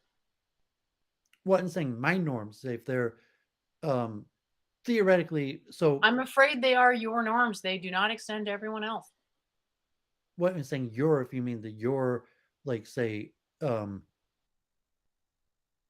Jewish norms, Hindu norms, royal norms, some sort of say, well, it's not like I determined that theoretically there's a proper way to behave. You say, well, that's my norms. And it's like, no, they're not my norms. They're proper norms. According to you. Yeah, so that's the connotation of the expression low birth. And really like it comes from also British society. Just sounds like you're saying because I'm rich, you should follow my cultural edicts.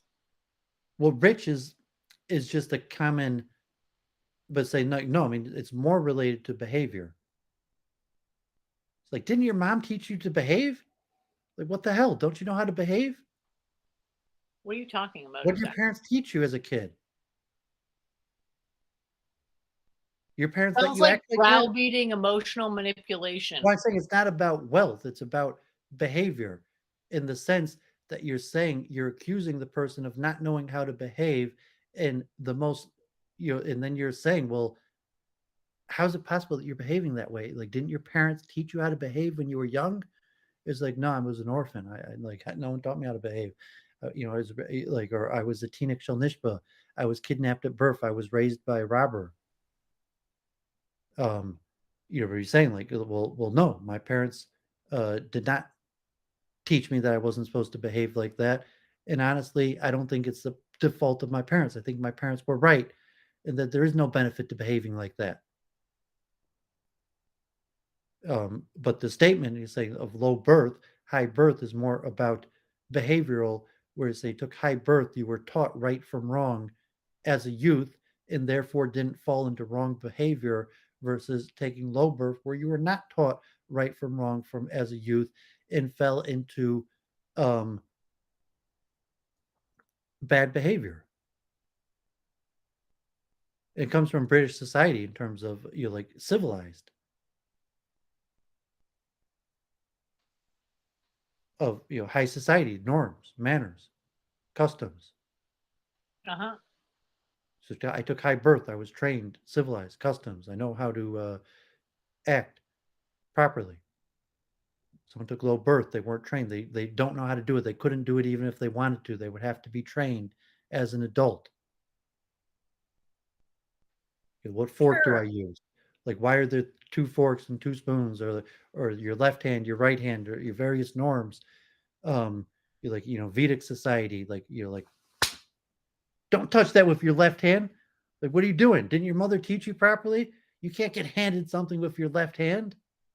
What type of parents do you have? Stick to the topic, which is your essay, because we're kind of all around the place. So, well, I say that's colloquial, and that's why I say the terminology of high and low birth is this terminology that is saying the common expression. Like, didn't your parents teach you how to behave? Okay. Just sounds like an appeal to political correctness, which is an emotionally based browbeating tactic of presupposed moral high ground.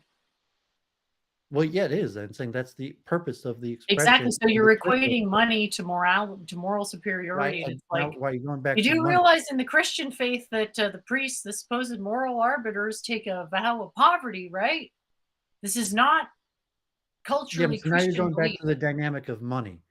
So I'm talking mostly It's about about whether a belief is behavior. in any Behavior. way congruous with mainstream When I attitudes. use low birth to trigger people, it's almost exclusively in reference to behavior.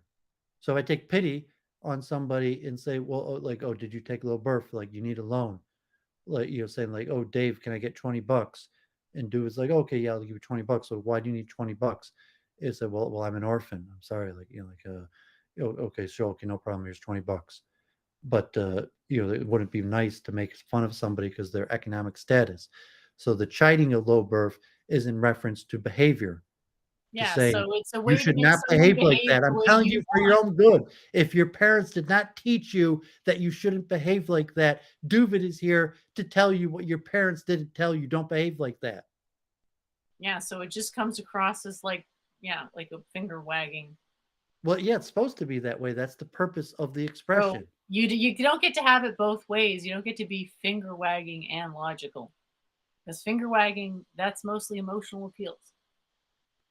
Like even now, Well, what you're saying is really drifting heavily into emotional appeal. So Church was like, "You better do what I say, or else I know better than you." It's like, yeah, everyone well, wants to that's the feel that, expression. I mean, that's why high and low and I birth just derives I just from that's completely high and low BTFO'd, birth derives from the refuted your caste system. position with the notion that you can equate morality to money in any way, shape, or form with the direct counterexample of Catholic priests taking vows of poverty.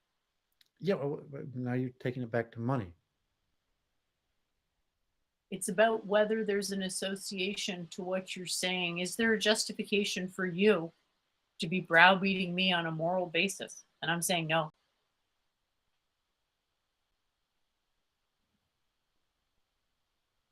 Well, you're So the using the whole word moral the in whole terms of yeah, well, in terms it's of about a moral compulsion. It's basically saying you ought to behave this way and you're not, so I'm admonishing you for it. yeah, but say, well, moral is not saying there's a behavioral standard that you're not familiar with because for whatever reason your parents didn't raise you properly.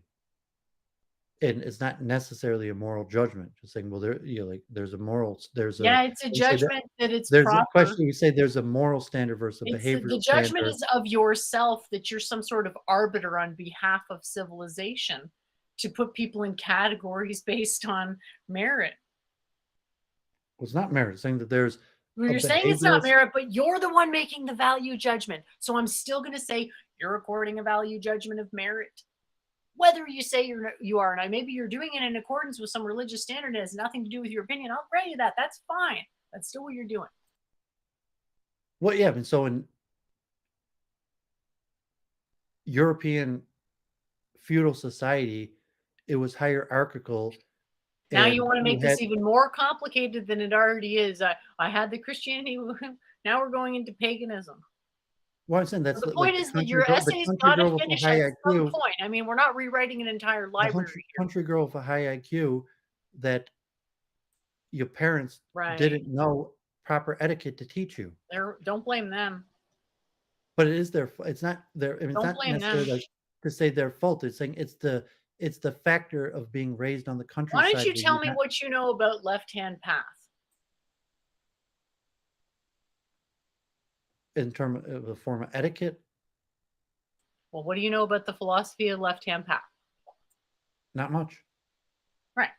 So taboos ought to be broken sometimes according to my soteriology, morality, whatever you want to call it. Well, if you're going to say that from like, okay, well, Did my And you translation ought to know that properly? as you're appealing to that exact virtue Well, if you by say like, saying okay, you're trying to trigger left-hand path people. is important, it's a form of You're saying etiquette. you're trying to trigger people by using this term. I'm trying to trigger people to change their bad behavior. Bad behavior according to you?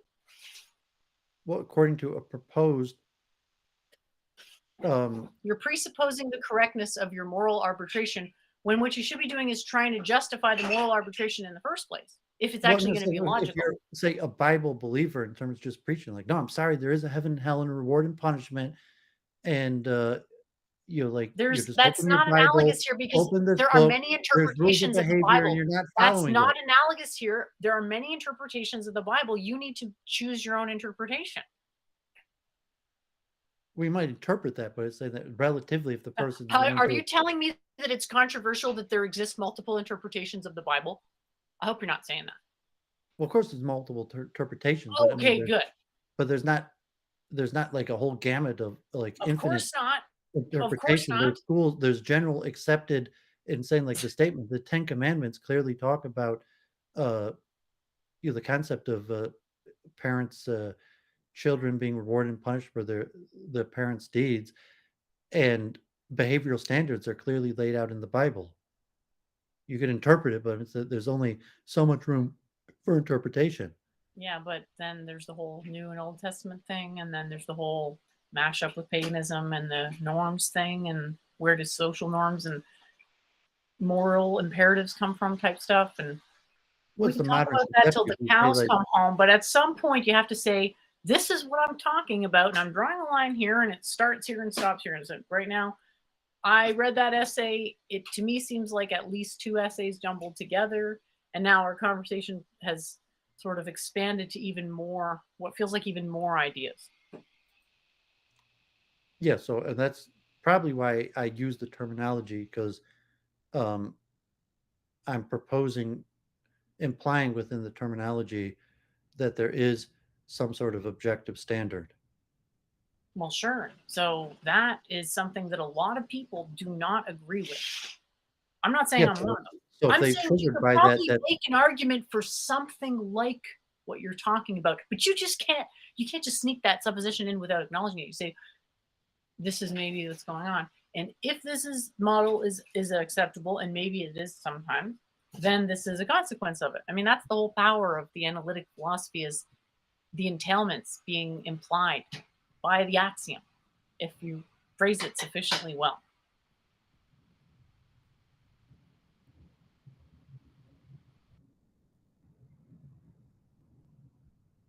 So let me try to think about it. Do you want to just pull the essay back up and we can go through it bit by bit?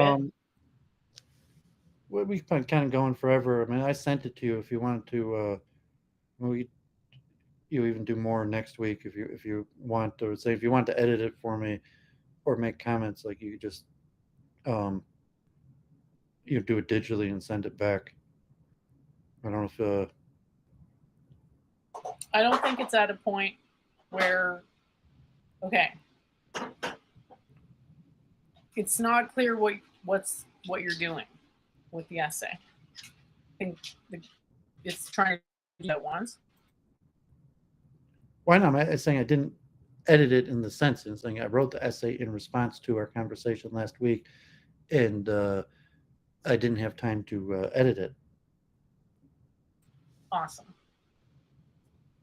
So yeah, I'll probably won't make edits to that. I'll wait till you edit it again, and then I can comment on that and make edits if I need to. But honestly, it's pretty good. I'll probably even put it on my blog this week. If I okay. One problem that I said was that you said self-evident. In my essay, say self-evident? Yeah. I have to look at. So I don't remember using that. I mean, obvious in terms of differences of birth are. You said self-evident somewhere in the essay, and as I was reading, I remember thinking, I don't think that's self-evident. And differences at birth are self-evident. It wasn't clear it wasn't clear. And I think if you're going to say something is self-evident, it's okay, but it really behooves the author to say why they think it's self-evident. Because like if there was a self-evident thing, like, we all agree with it. So there are some stuff that is almost self-evident, like language conveying concepts. I usually expect the belief in That's equality self-evident belies many because why would self-evident you facts use like language genetic if you didn't factors. think it conveyed any content? Why I say the belief in equality belies many self-evident facts like genetic factors and There you go. wealth and Yeah, so outcomes. the whole genetic factors thing, the degree to which genetics impacts behavior, that's not a settled science. There's different options. That's not self-evident. And it's unclear what you're saying. So was there anything else, like, or just that one example? Well, I didn't delineate the genetic factors in terms of behavior, and I mean from that I literally meant like bigger, small, stronger, weak, and I mean that and I tried to emphasize that most of the benefit of high birth is nurture, not nature, but genetic factors are usually self-evident. Yeah, but that's, again, they're not, right? That's like, they're not.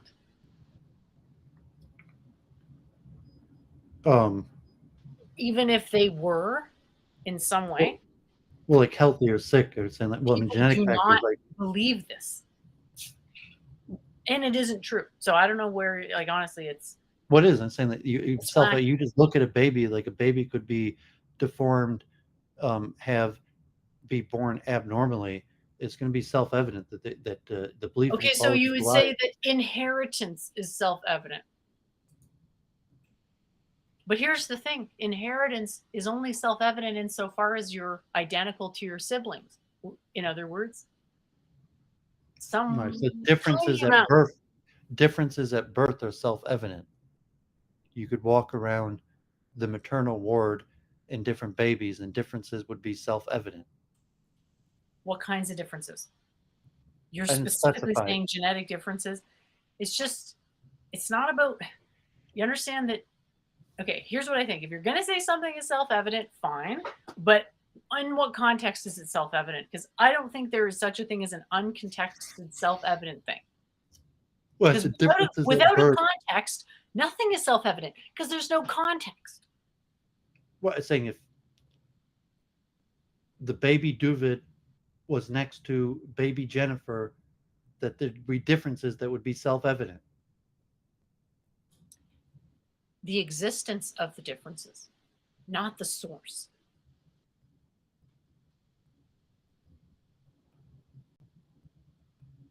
Well, and that could be, but that's not. I just said the differences are self-evident. So, what in this case, if what we're talking about is this particular, whatever, well, what's self-evident would be inheritance. That is, that your properties are a combination of your parents. Okay. That What's in self-evident is the that there are context of differences. evolution is that there is something called inheritance, and that's the most self-evident thing about evolution, in my opinion. Now, interpreting inheritance, that's a big deal, like obviously complicated civilization, blah, blah. But the thing within evolution that's self-evident, yeah, to me would be inheritance or something along those lines. I don't know how people feel about that in the chat. Well, it'd be like this baby has blue eyes, that baby has brown eyes, like white skin, Yeah, black those skin. are differences. Big or strong. Those are self-evident differences. Those are differences. The problem isn't in inheritance. The problem is what's the connection between race and inheritance? And because there's cultural factors, it's not something you can nail down. Not to mention, there's a leap in assuming that the genetics is somehow determinative, which is not. It's not clear to the extent to which it's determinative, if it's determinative at all. So this isn't about the random. I don't want to go off in the weeds about interpreting biology stuff. I'm just saying that I think you should consider rewording what you said about self-evident in your thing. That's all. Okay, I mean, I hardly even mentioned genetic factors, and I just mentioned Because I'm just saying, like, it's genetic just factors. I talk almost irresponsible. all about nurture and the role of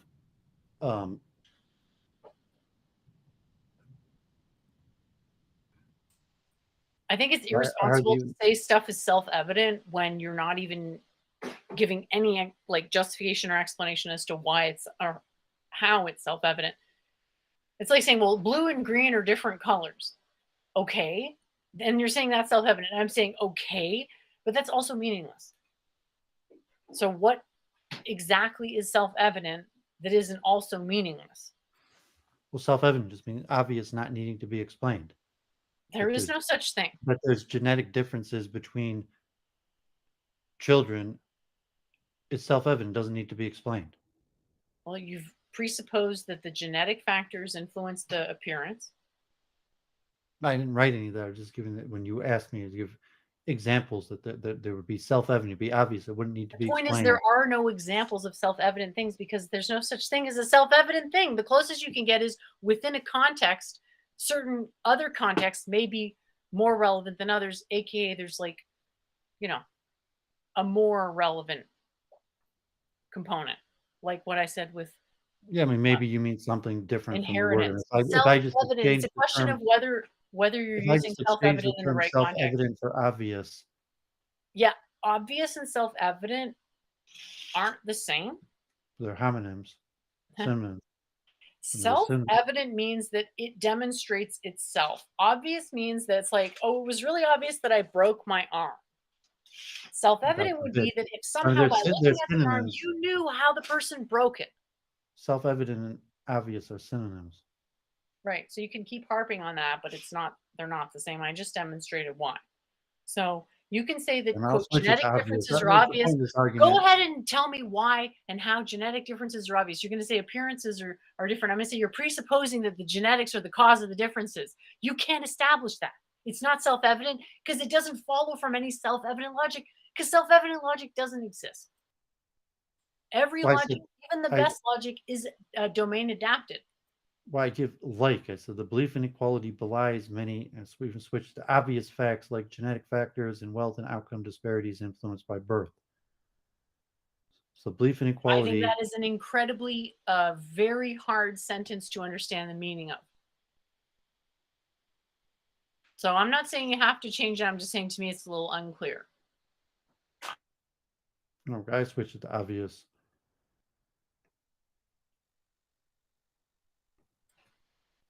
But yeah, I'd say like if you're trying to make a point for an unorthodox definition, specifically even in the publish this. context, it's okay. I think it's really, I'm actually really happy with this because to me, this is you going into your own ideas, which I think is better for you than just reading another book. Because the possible ROI to going into your own ideas more than another book. Yeah, I mean, maybe I won't even publish this. We'll see. I think you should still work on it to try to clarify the ideas because, in my opinion, you alluded to something important, which is the left-hand path with the using an inflammatory definition with the purpose of, I mean, tricking kind of sounds malicious, but like with Leela, kind of playing around a little bit playfully with somebody to try to get them to explore a different perspective. Well, I mean, you're just claiming it's. I mean, I never thought it's inflammatory. I've heard the term hundreds of times. I never thought like, oh, The that's thing is, inflammatory. do you In fact, understand how it could? I Do you never once heard understand someone how it complain. could? I heard the term Do you hundreds of understand times. how it Never could once be? I heard someone speak up and be like, "Why are you using that high or low birth term? That's Do you inflammatory." understand how it could be inflammatory? Because to me, like, I totally get how it could be inflammatory. Personally, I don't want to allow myself to get physically afflicted by stuff that I don't agree with. So I'm not like physically ill from it. But the idea of it Well, I'm saying if it is a bit was off-putting. if it It's was an definitely not an assessment, appealing idea to me. if it was assessment on a person, saying like, "Oh, it's being like called ugly or attractive," it was saying like, "Well, who are you to say I took high or low birth?" And saying if you're assessing the statement to a person, but the descriptive factors. So if I said like Gauss took low birth, and it's like, you know how inflammatory that is? Like, I don't know if it's inflammatory. You say if I say you took low birth, and you say, well, you know how inflammatory that is. So if I'm saying that, I'm purposely saying that to be inflammatory. But just the There you terminology. go. And I think that idea in itself is worth going into because it relates to the left-hand path, and it's important. Just as important as any concept to go into. But if you're just like, the question is, can you justify the use of the term apart from just like this trolling definition of whatever? Can we not just like, isn't there not a more uninflammatory way to word it, where it's the same information, it's just not saying it like. It just seems weird to use an inflammatory definition when it's not necessary, and I don't see why it's necessary. Yeah, I'm still just to saying, like, you keep on calling it inflammatory. So I'm saying, if you're saying that from your personal, Personally, well, Jen Sharp is not incensed about it. I'm so saying why? So it's not generally inflammatory. people based on the average, my understanding of the average person, I can see how some people would You take sound like Domingo or something. Like Domingo was inflamed by it. Like he used to be inflamed by it.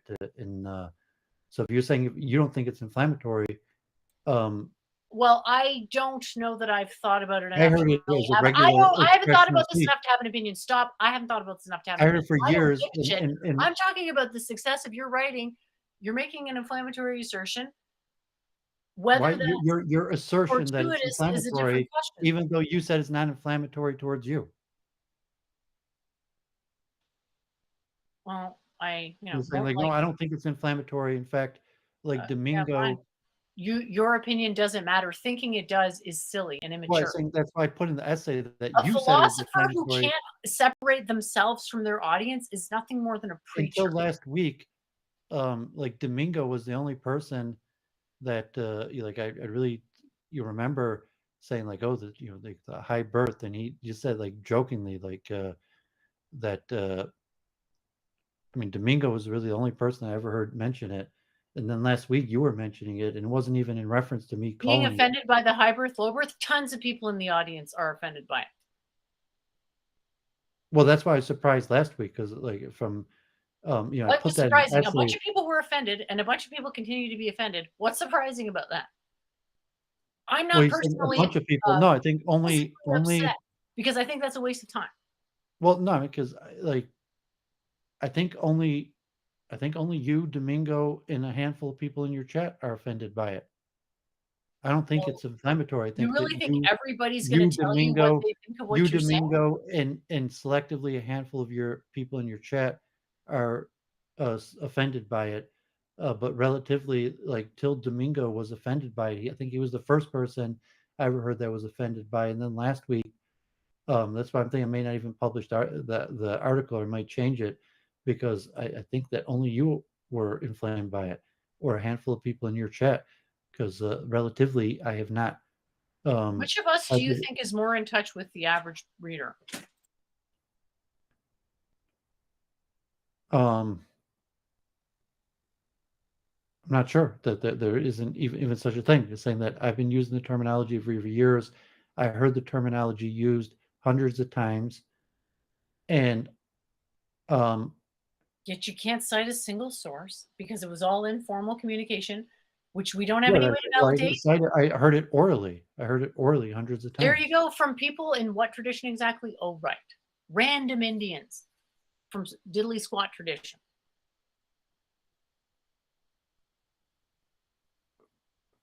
Well, it's irrelevant that the thing is that there's no reasonable expectation that anyone ought to believe testimony presented. I remember that when testimony that has absolutely no corroboration is a bit hard to take on. The terminology high and low birth, I was, I don't know, even surprised or shocked. I certainly wasn't inflamed. I was curious because I hadn't, up until my adult life at University of Michigan, when I first started, getting into Hinduism, I wasn't familiar with the terminology. I'm familiar with the caste system. Maybe I heard it a few times before, but it was largely when I got involved in the Bhakti Yoga Society, University of Michigan, and people regularly use the expression. And I was curious.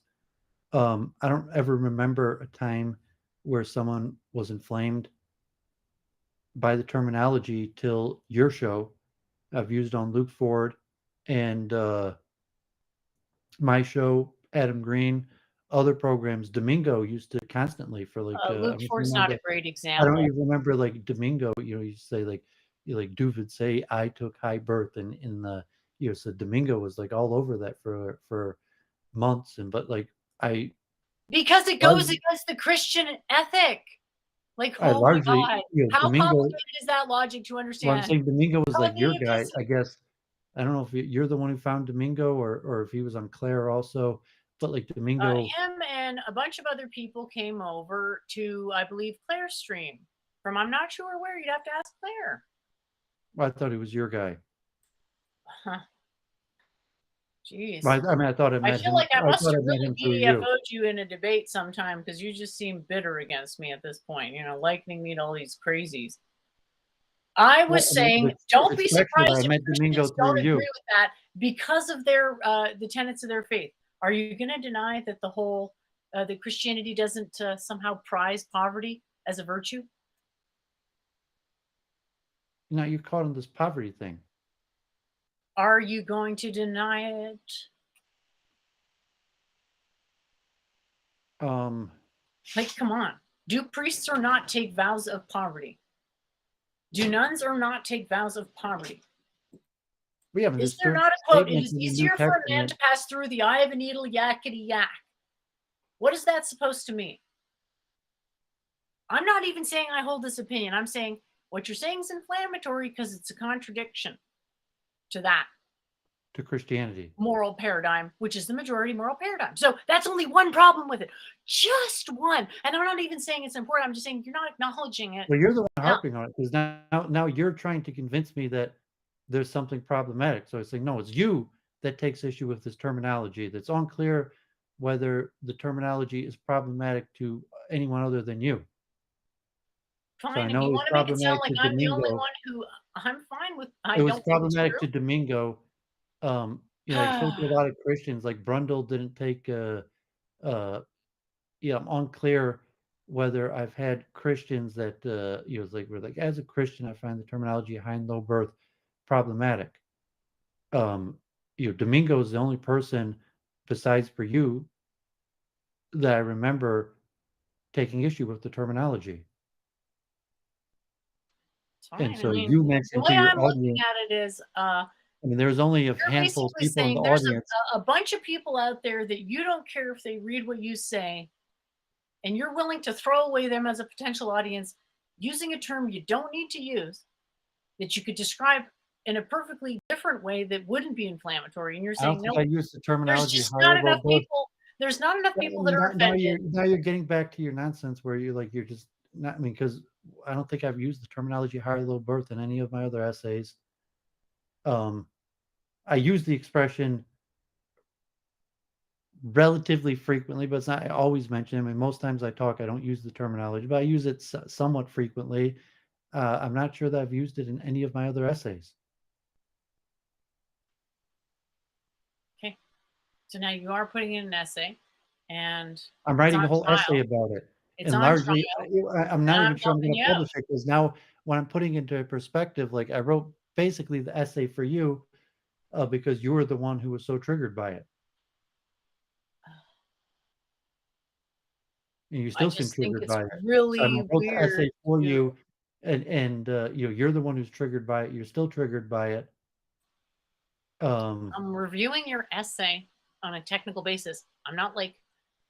I didn't even put the essay on my blog. Now at this point, I don't even think I'm going to put it on my blog. Why? Isn't this part, like, to me, isn't this what peer review is? To me, this is peer review at its best. I'm going through your essay and saying what I think could be improved about it. I think I've already made some great points. Like, I'm not saying you have to have the same amount of Judaism as Hinduism, but maybe balance it out a little bit. Well, I mean, peer review, I'm saying if you want to write a criticism of it, so I mean, there's editing, you're saying peer review if you're going to review it and then write a criticism of or critique of it. But you say I would not. I'm not sure I'm gaining anything from your criticism. And your criticism, I'm not sure if it's in a helpful manner. And it's saying if you're speaking for yourself, speak for yourself. And then when I'm looking at this, I'm thinking, well, actually, I'm not sure if it's so triggering. I'm thinking like, actually, I think only you and Domingo were triggered by it. I can't think of anybody other than you and Domingo. A bunch of people in the chat. And a bunch of people in the chat. And now it's at 57% for unnecessarily inflammatory. We've got 57% yes, 29% no, and 14% unsure. So Well, what's that mean? Like 4 people voted? So there's 4 people that think it's inflammatory?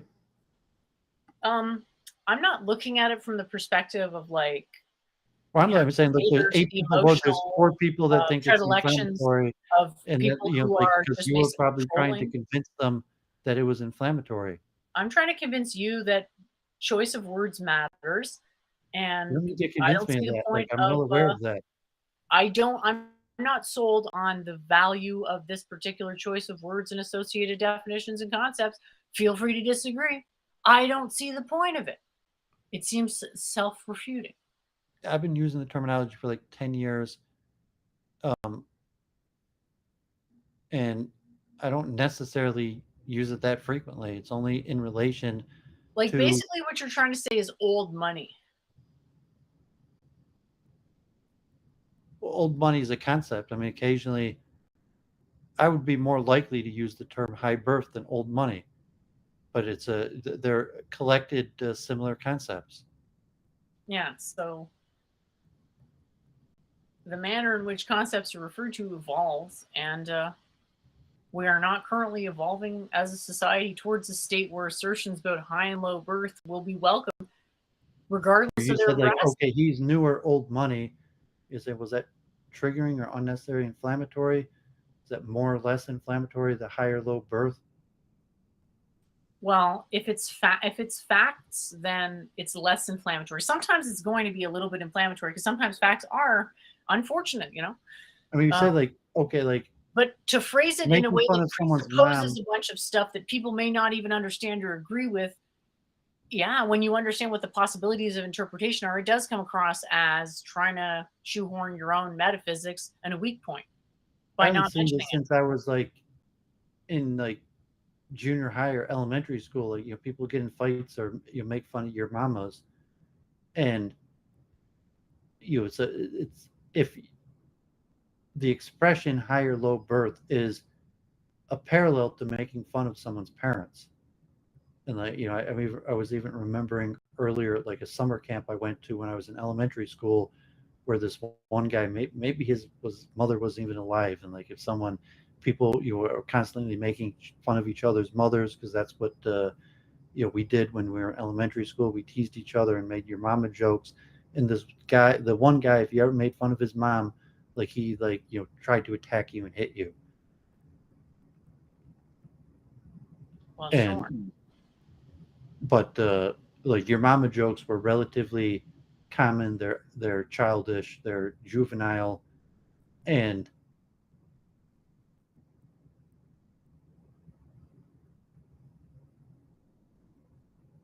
um I would say, even normally, you from a traditional background or my background, a lot of times I introduce people in terms of their parents.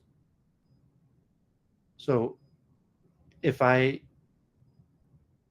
if I, mean, I don't even know much about your parents, but if you're someone I knew, and I was introducing, if I was, like, friends with a person, knew them, and were introducing them to somebody else, I would probably, and if I said a few things about them, I would probably state biographical information about their parents, because for, you know maybe treat people like they want to be treated. I consider that information relevant. So if someone was telling me something, I would, like, consider relevant Like information if about. somebody was like, bring me to a house party, like, here's my friend Jen, she took a low birth. I'm not sure how that would go. Yeah, I mean, God forbid that would be what I was saying. Like, if The reason why, yeah. what I'm Anyway, saying, you but know I'm what I'm saying that saying? would be evident. By, it was say, okay, here's my friend Dave, his dad's a doctor, or um so it's a I guess I relationship. always introduce people Or by what here's we have in Jennifer, common. her father is a teacher. So I don't even know what your parents do, but like, if some information, like, um so yeah, well, here's Jennifer, like, your dad's a teacher. Like, that would probably be, yeah, if I included, like, a little bit of a description, and, like, your dad was a teacher, that would probably be something I would include in, some sort of detail. And That so if I isn't the didn't have same any as the relevant, baggage of the high and low birth thing. I mean, I'm not saying it's the most offensive thing in the world here. Like, don't get me wrong. I'm just saying, like, and say, so, well, why use please terminology? don't say anything about my parents. Well, why? Because you took low birth, or like I have problems Well, with my in parents. my particular case, I don't want them shackled with what I say. Well, Shackle was saying it's relevant to. They didn't teach me anything I know. It's not relevant in my opinion. Maybe it's relevant in some abstract, obscure way, but as long as it's qualified that they didn't teach me my spiritual knowledge. Yeah, but I mean, to me, that you say treat people the way you want to be treated. From my ontology, I people don't are a actually product. agree with that because the way I want to be treated, most people don't want to be treated that way. So I don't operate by that maxim. But go Well, I ahead. was saying that from my ontology, people are a product of their parents, so it's relevant information. So if someone was introducing someone some sort of information, and I hear it all the time, like people tell me about their parents all the time, even like people whose parents are like older people whose parents are dead. People tell me about their parents. Um, and so if you have like daddy issues or something like that, so it's not necessarily you took low birth, you got daddy issues, and so they're not gonna say, "Well, this Jennifer, her dad's whatever." I don't even know what your dad did. We've been talking for 190 Uh, episodes. I don't even that's know what your dad does. I wasn't saying I had daddy issues. I don't know where you got that idea. Um, well, I was saying that Me why you don't saying that talk I about didn't why get you my don't talk knowledge. about your Me why you saying don't that talk I about didn't your get my parents. knowledge from my parents doesn't mean I have daddy issues. It just means I don't want to fucking confuse people because I referencing don't my parents confusion of your knowledge, implies like that they taught me something, and they didn't. to For say fuck's that sake. I would say people's parents are one of probably like the top three things that people talk about. Yeah, well, they If taught I me speak to plenty of people, people's parents. wonderful conventional wisdom. My parents taught me a bunch of wonderful conventional wisdom, nothing spiritual, nothing philosophical. I don't want to give people the wrong impression. I think that I was somehow taught this. Let me say like most. I would even say maybe even half the people. Yeah, speak like, well, how are your parents doing? Um, but it's definitely from like one of the top pieces of conversation. Even when I was in New York and like no connection, people had no idea who my parents were. Still, people like all the time. It was common to talk about your parents, how your parents doing. It was just a common. Like, oh, wish your parents the best. How your parents doing? Um, it's a form of personalism of. So I would say that's not. I'm not even connecting to the concept of, but it's. I mean, to the concept of higher low birth, but just the conveying of information, talking about people's parents, conveying information, including their parents.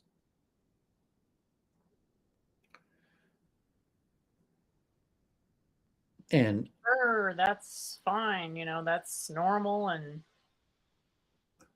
it's the implication of that information that may if or you may had not someone whose be parents inflammatory. were, so if someone had like a reason, like, okay, like their parents are in prison or they that you don't want to mention, you don't want to cause them pain. And sometimes if the person's an orphan, sometimes you mention, you don't want to just spit it out to everybody. But like, if you know someone's sympathetic, you're like, oh, here's my friend, he's an orphan.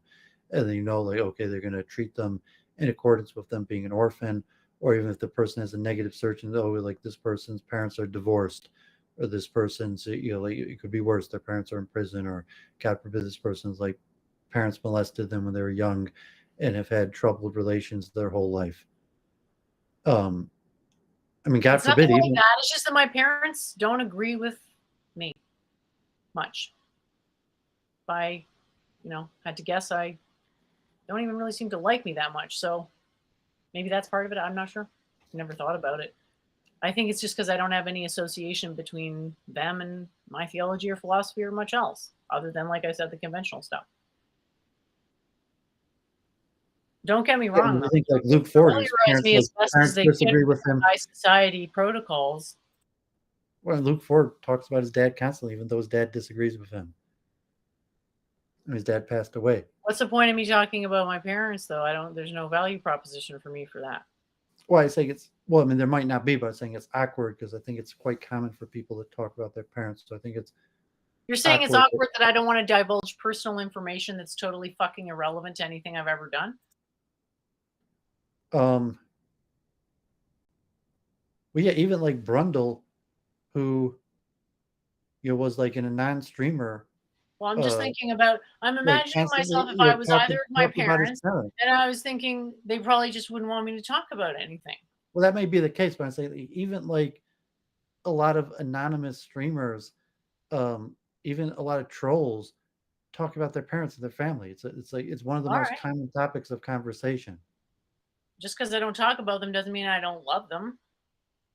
Well, you don't have. I'm not trying to say you talk about it. I said that this concept of They may well I watch my show. Like the idea of them watching my show and being upset that I said something about them that was, whatever. I don't like that idea. but no, I've never used the expression high or low birth. Occasionally, if a person has powerful parents, like I mentioned, like if parents that they know. So if you're in a position where you're saying like, oh, this person's the child of this well-known person, or um, some sort of indication like, oh, like like their parents are a big deal. That mention, oh, here's this person, their parents, they're the kid. So if it's just a name where you don't have to clarify once you say that they're the child of this person, you don't need to explain that person. They're going to know just by the name. Um, it was like a common like rabbi, politician, business leader, or something that people are familiar with, and you say, "Oh, this person's that person's kid." Or if the person has parents have some form of extreme accomplishment that may not be well known, so you're like, "Oh, this person's." Their dad runs this business or something like that, or is involved in this well-known thing, this important thing. Or even small informations like oh, or like coaching chess, like like her dad's a fireman, a teacher. um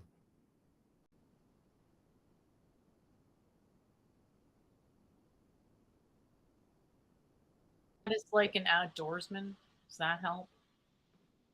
well, you feel like guilted, like you want to like now 190 episodes in to say something about your parents. um I just didn't feel like, all right, fine. I guess it's weird. but yeah, I'm just putting it out there that like, yeah, I like almost all my conversations include talking about like parents. All my friends, almost every time I speak to them, like, "Oh, how are your parents doing?" And my closer friends know my parents. And even when I was in New York, and most of my friends never met my parents, a lot of them still regularly asked about my parents. Hmm. And I will tend to do that also, where I will, and that certain people never talk about their parents, and so I won't bring it up. But if it's a regular relationship, it's normal. People mention things, and including like I was going to mention earlier, my parents asked me today. My mom said that 2024 in April there's going to be a full solar eclipse, and my parents are thinking of going to Niagara Falls to because it's supposedly a good location to get a view of the eclipse, and asked me if I wanted to go. So I almost was thinking of mentioning that in the beginning. It didn't come up. I forgot. So just now I was thinking of that. But it's like common. Like, oh, by the way, my like I don't know. Did you hear about the solar eclipse next year? In Niagara Falls is supposedly one, and it's booked a year in advance. Like people know about the solar eclipse, and that Niagara Falls is one of the sites where it's going to be most clear from, and it's booked a year in advance. Niagara Falls for the solar eclipse, and maybe I will be going there with my family next year, April. Sounds great. But it was the type thing that might come up in conversation. It'd be like a little interesting.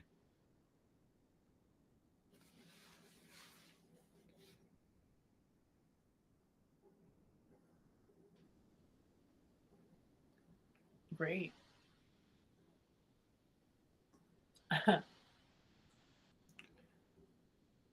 Yeah, this is going on forever. So let me wrap up. So I don't know if you had anything or not. So I'm going to sign off. So I guess I'll try to catch back if you say something, or if there was stuff you want to talk about that we missed. But it's been almost 6 hours. It's actually 6 hours on the dot. 6 hours and 25 seconds. Woohoo! Great. So don't take my criticisms as discouraging for you to write, please. I think this is good progress, honestly. But what do I know? Yuck. Well, I mean, if your criticisms were more about the subject than my writing, so you weren't necessarily. I mean, you had a few criticisms of my writing, but I think you had a criticism of the subject. That's what say, well, maybe I shouldn't publish it. No, I think it's great. I mean, you said it was the subject that was. No, I think it's a great start. I just think it needs a bit of work, but I think it's actually, like I said, I think there's at least 2 ideas in there right now that just need to be separated.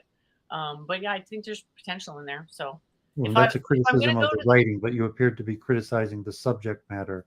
No, I think yeah, there's a bit of a criticism, sure, but I'm also saying, So like, why are you writing about high or low birth? It's a subject that's just going to get you in trouble. Don't write it. Don't put it on your blog because people get triggered by it. I'm not saying. I'm saying if you're going to make that case, if you're going to make the case, so I'm not going to put it on my blog. That's not what I'm saying. I'm saying if you're going to make the case as well as possible, and maybe at the end of the day, it's not worth making the case. I don't know yet, but that's how I'm looking at it. I don't know. You don't know yet. You just said. I think it's good to think of writing as an exercise. You don't know yet. So it's good to think of writing as an exercise. And right now, in your writing, it seems promising that there's at least 2 good ideas in there that ought to be developed. And whether you eventually publish them or not, that doesn't matter because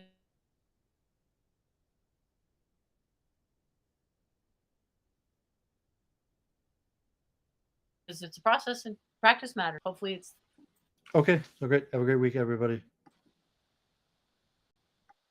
Yes, have a great week indeed. Thanks for joining. 6 hours. Wow, it feels like 6 minutes. Is anyone else out there thinking that felt like 6 minutes? Where did all the time go? Okay, so I saw this. I'm not even sure if process ontology even makes sense because, like, I'm just thinking about it. If processes are necessarily material and ontology is necessarily some type of a fixed identity, matter can't have a fixed, like, quote identity, like structure-esque thing. So putting that aside, I don't really know whether, it's a thing, but let's grant that it is. And I guess they're saying there's not much to it. There's not much to it. So I don't know. It seems that maybe some people have put forward versions of process ontology that may not be as compelling as they could be. But let's look at the one on top. I didn't make this, by the way. I did not make this. So just clarification. Referencing the diagram sorry, on the screen. I didn't make it. And I'm like, let's look at the first one. Our minds naturally organize perceptions into objects. I mean, yeah, but it's pretty easy to deconstruct those objects through rhetoric.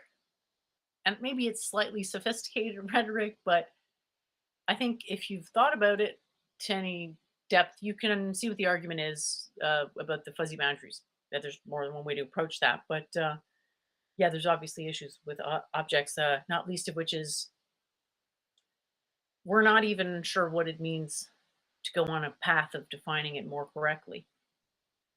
So it seems like a lot of times stuff just gets solved with like, well, there's 3 different possible definitions and that's the end of it. Okay, well, how do we know which one's right? Or can we figure out which one's right for this purpose or whatever? So I'm just saying our minds actually organize perception into objects. Here's my primary interpretation of what's going on, okay? So how does a pinhole camera work? Just talking about perception, cognition, whatever. How does a pinhole camera work? Inverts the image. Okay? Basic principle, camerology, or whatever you want to call it. So very simple model. It's obviously a vastly oversimplified model to analogize the entire perceptual apparatus as a pinhole camera. But we can say, okay, well, look at the eye. It's at least as complicated as that. So if we can establish a requisite complexity with a simple system, well, our much more complicated system, human subject, obviously has to also be in that thing. All right. So I don't actually think all that to say that what's happening from what started out. Starting out as something that we have no clue what it is, then it goes through a tiny hole, and from what we can tell, it's this thing we don't know what it is, but it's turned upside down. So there's some kind of an inversion, and it maybe can model that as a signal transformation of some kind.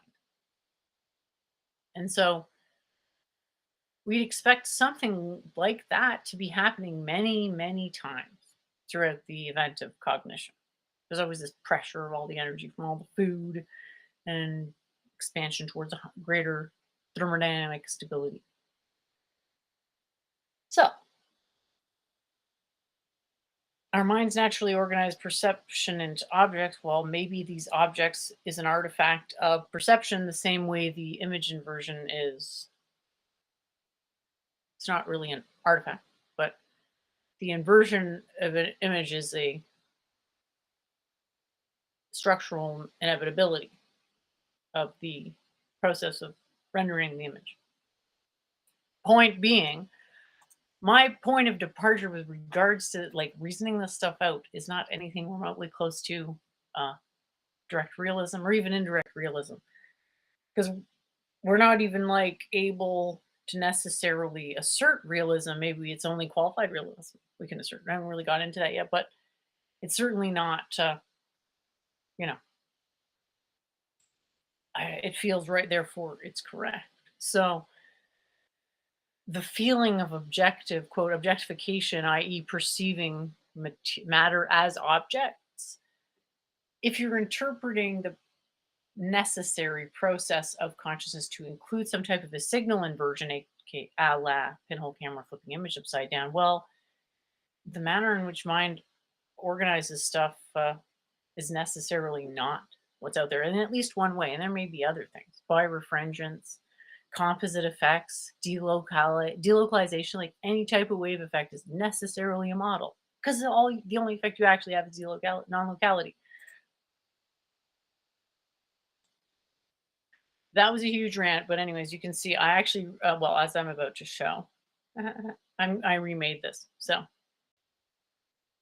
wouldn't it be nice if you could have logic that was this easy, that would actually work, right? Like, what's wrong with the top logic?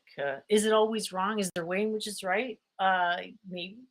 In this case, I think it's pretty wrong, because there's this like quasi disproof with the pinhole camera. It's like, well, I'm perceiving something right side up. My iris has to be inverting the image. It's going to be proven with science. Therefore, there's something flipping it back over. Therefore, it's different somehow.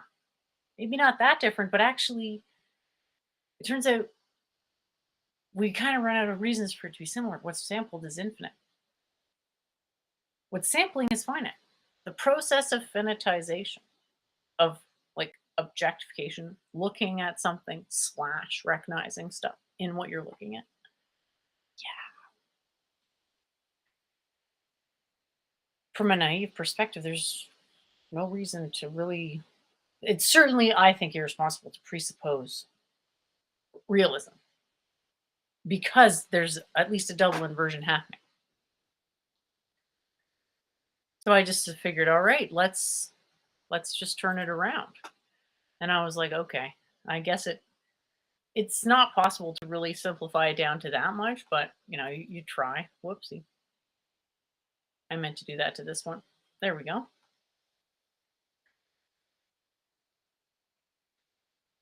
So it is definitely possible to like design a logic so that it lines up with your natural memory, but it's kind of like lining up or fixing to land a jet plane on a dime.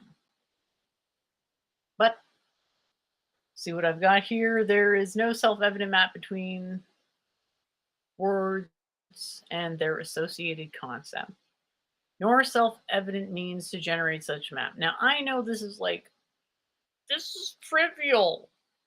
We can use, this is the argument against what I'm saying. This is trivial observation. We can use conventional definitions and reason based on that. We can't. And that's the whole point with the thermometer temperature dichotomy. We can't.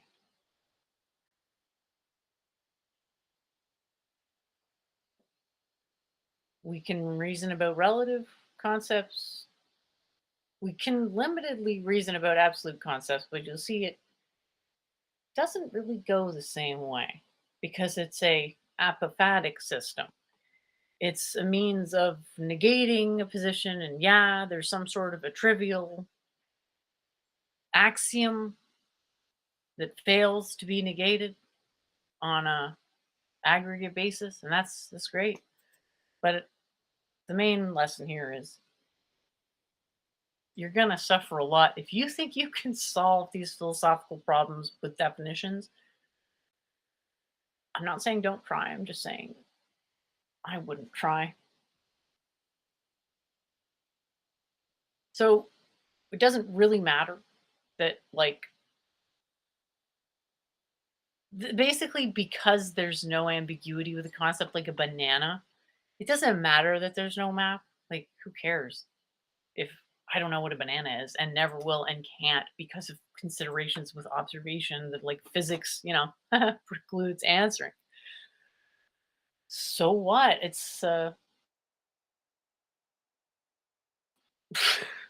never stopped anyone before. It's just like, if you're going to pursue philosophy, understand what you're up against. And feel free to prove me wrong that there is a self-evident map between words and concepts, but it only seems like there is. And some social conventions are more powerful than others. And they're, I'm not saying we can live without social conventions. I'm just saying that social conventions don't determine philosophical necessity. Well, I'm going to ask, well, what does? Okay, well, we're starting with a negation. So if it's not language that does it, it must mean that it's not language that does it. Daryl says a vast amount of math goes into bananas. Well, thanks, Daryl. Thanks for clearing that up. Step 2, if I want to understand concepts, it's probably better if I focus on the mechanics of processes rather than abstract terminology. This is my point. Like, yeah, words are kind of like, I don't want to say always confusing because that obviously not making any sense, but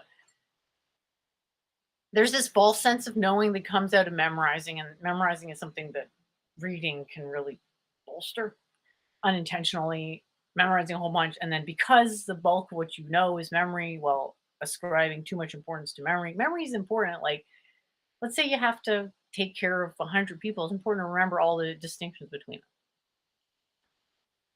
However, if you want to be able to take care of 100 people, you need to be good at not just memory, something that helps at least 100 people, which is more than just flattering memories about how's your mom this year.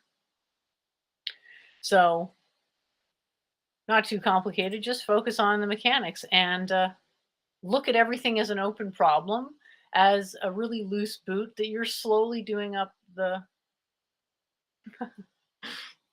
the shoelaces on. You're doing it up, and it feels like you're putting on a boot. And as you go, it's like at first, like, shit, I got a bunch of sand. The boot's not made up, and then more and more, and it gets better. And then you realize there's like no end to the threading. It just keeps going. But other people don't thread, so to them it seems like you've got the full boot on, and for all intents and purposes, you do. So it seems like, oh, it's going to take so long. Gosh, it's like, yeah, it takes a long time, but you've got a long time. It's a rush. Yeah, God bless you, but there's no rush to any of this stuff. And rushing is just going to probably get you stuck in a pattern that you're going to have to spend probably way more time than you need to deconditioning yourself down the line. No fun. So like I said, expect it to take time. If you have previous knowledge that you've accumulated, it won't necessarily take as much time, but it's gonna take a lot of time, and like, who cares?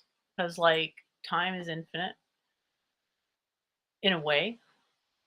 Obviously, the planet won't last forever, but we're like halfway into the full extent of it, so I feel like we still have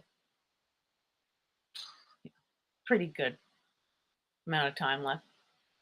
So now I have a deeper understanding of how concepts relate to words and thus can use language more efficiently. Well, there you go. So the knowledge comes from understanding the process, which the knowledge of process gives, it confers an intuitive understanding of how much pre kind of weight to accord to various attributes per field.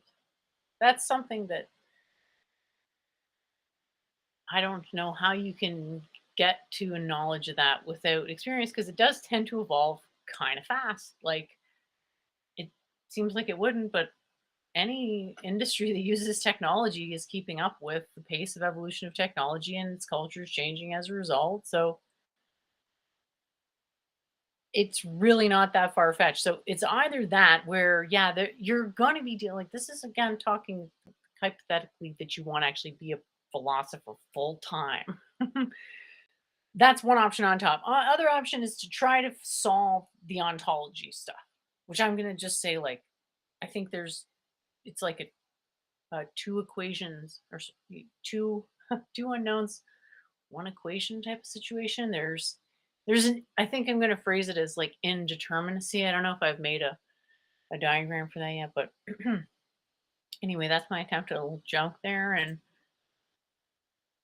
that's more than just philosophy. That's any skill that'll apply to any skill. Like, I think maybe with something like philosophy, there probably is an element of initiation, whether it's by a text or a person or what, where sort of taking time to seed an understanding where, okay, going forward, now I'm doing this practice, always going to be this way. So, huge exaggeration. Ha ha ha. I just want to share that. All right. So I decided to make a meme out of this, which let's make sure it's shared. There you go. Oh, language is such a funny thing. Skywork says, I'm not outsourcing thinking to computers. I use computers to gather information. I feel like ChatGPT has clarified my thinking so much. Because, like, the whole blank stare thing. Okay. So, what can you say? So, my point is that the metaphysical hot potato, everybody wants their claims to either have no metaphysics, not sure why, or minimal metaphysics, right? So everybody wants that. Everybody wants to have the presuppositionless system. I understand that. That's fine as a starting point.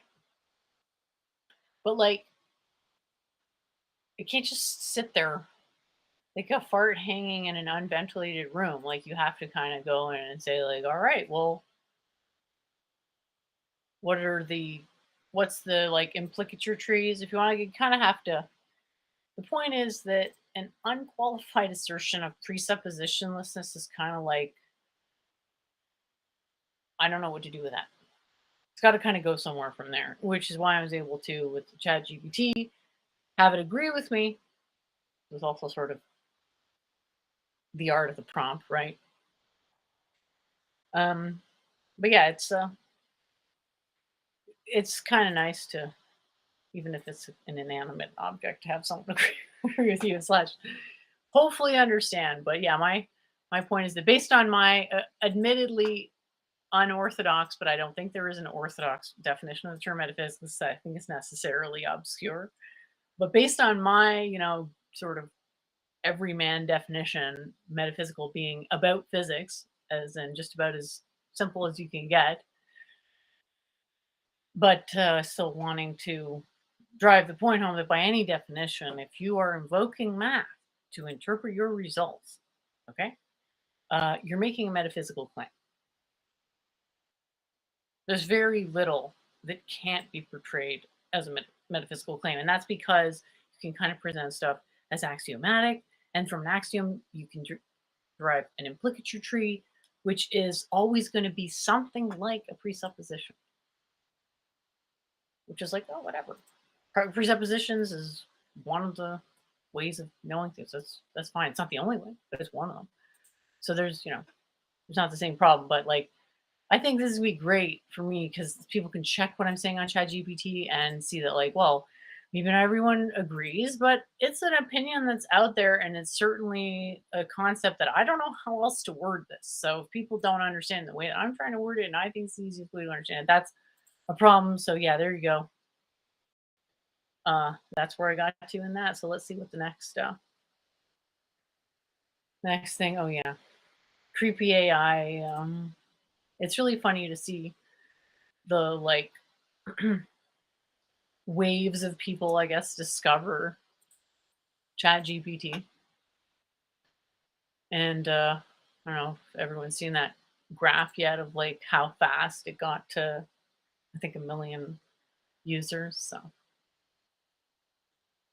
and then Bing obviously being like, I don't know. Bing was, anyway, I'm not going to go into that, but yeah, I made that meme. Oh yeah, I think I've already talked about this. I would love to know what this means. I don't know if it's just a joke about, oh, they're all talking about something so similar. Is this something referencing the old adage about consciousness being like a reflection in a lake, or like, help me out here? Anyone? No one? All good. I think I showed this one before. But yeah, I guess we can expect some memes sourced from hilarious cat videos that I see on Twitter.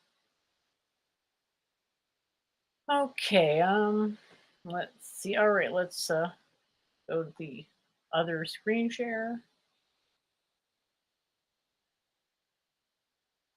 Bing is the best AI. Lambia, somehow I'm not surprised that you said that for some reason.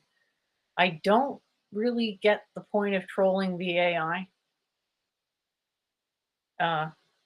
Just personally, like, having maybe worked around computers so much, like, I'm not trying to stress test this thing. I'm fine with however the heck it works. I just want to know how it works.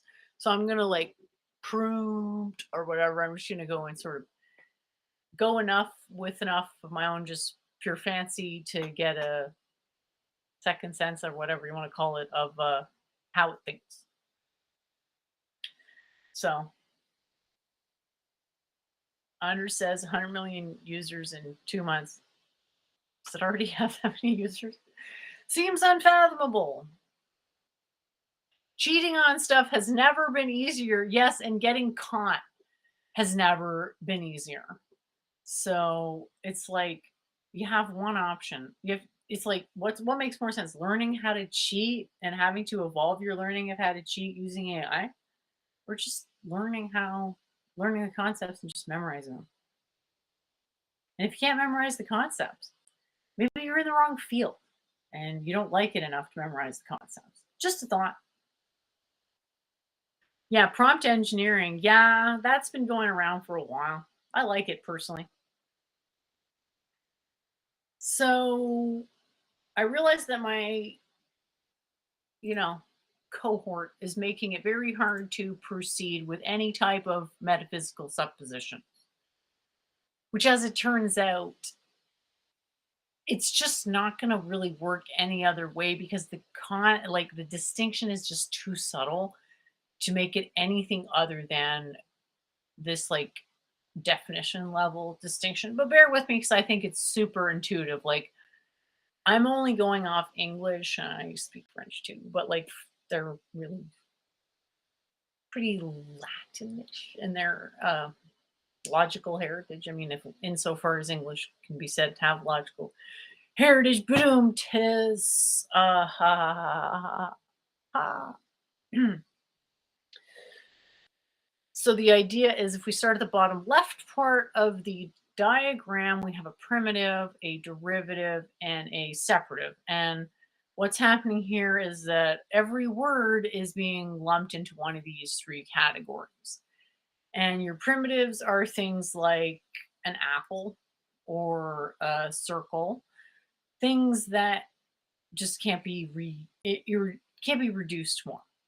And you say, "Oh, there is no such thing." And I'll say, "Fine, I'll grant you that there's no such thing as a primitive, but there's approximate primitives in various systems just based on the range of concepts we can penetrate relative to those systems." So, grant the fuzzy boundaries, part of the system, blah, blah, blah.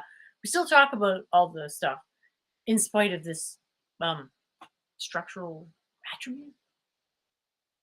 So logically, what becomes important is to understand language words as whether fundamentally the distinction is actually between the first two and the third. So nouns and verbs are going to be primitive or derivative.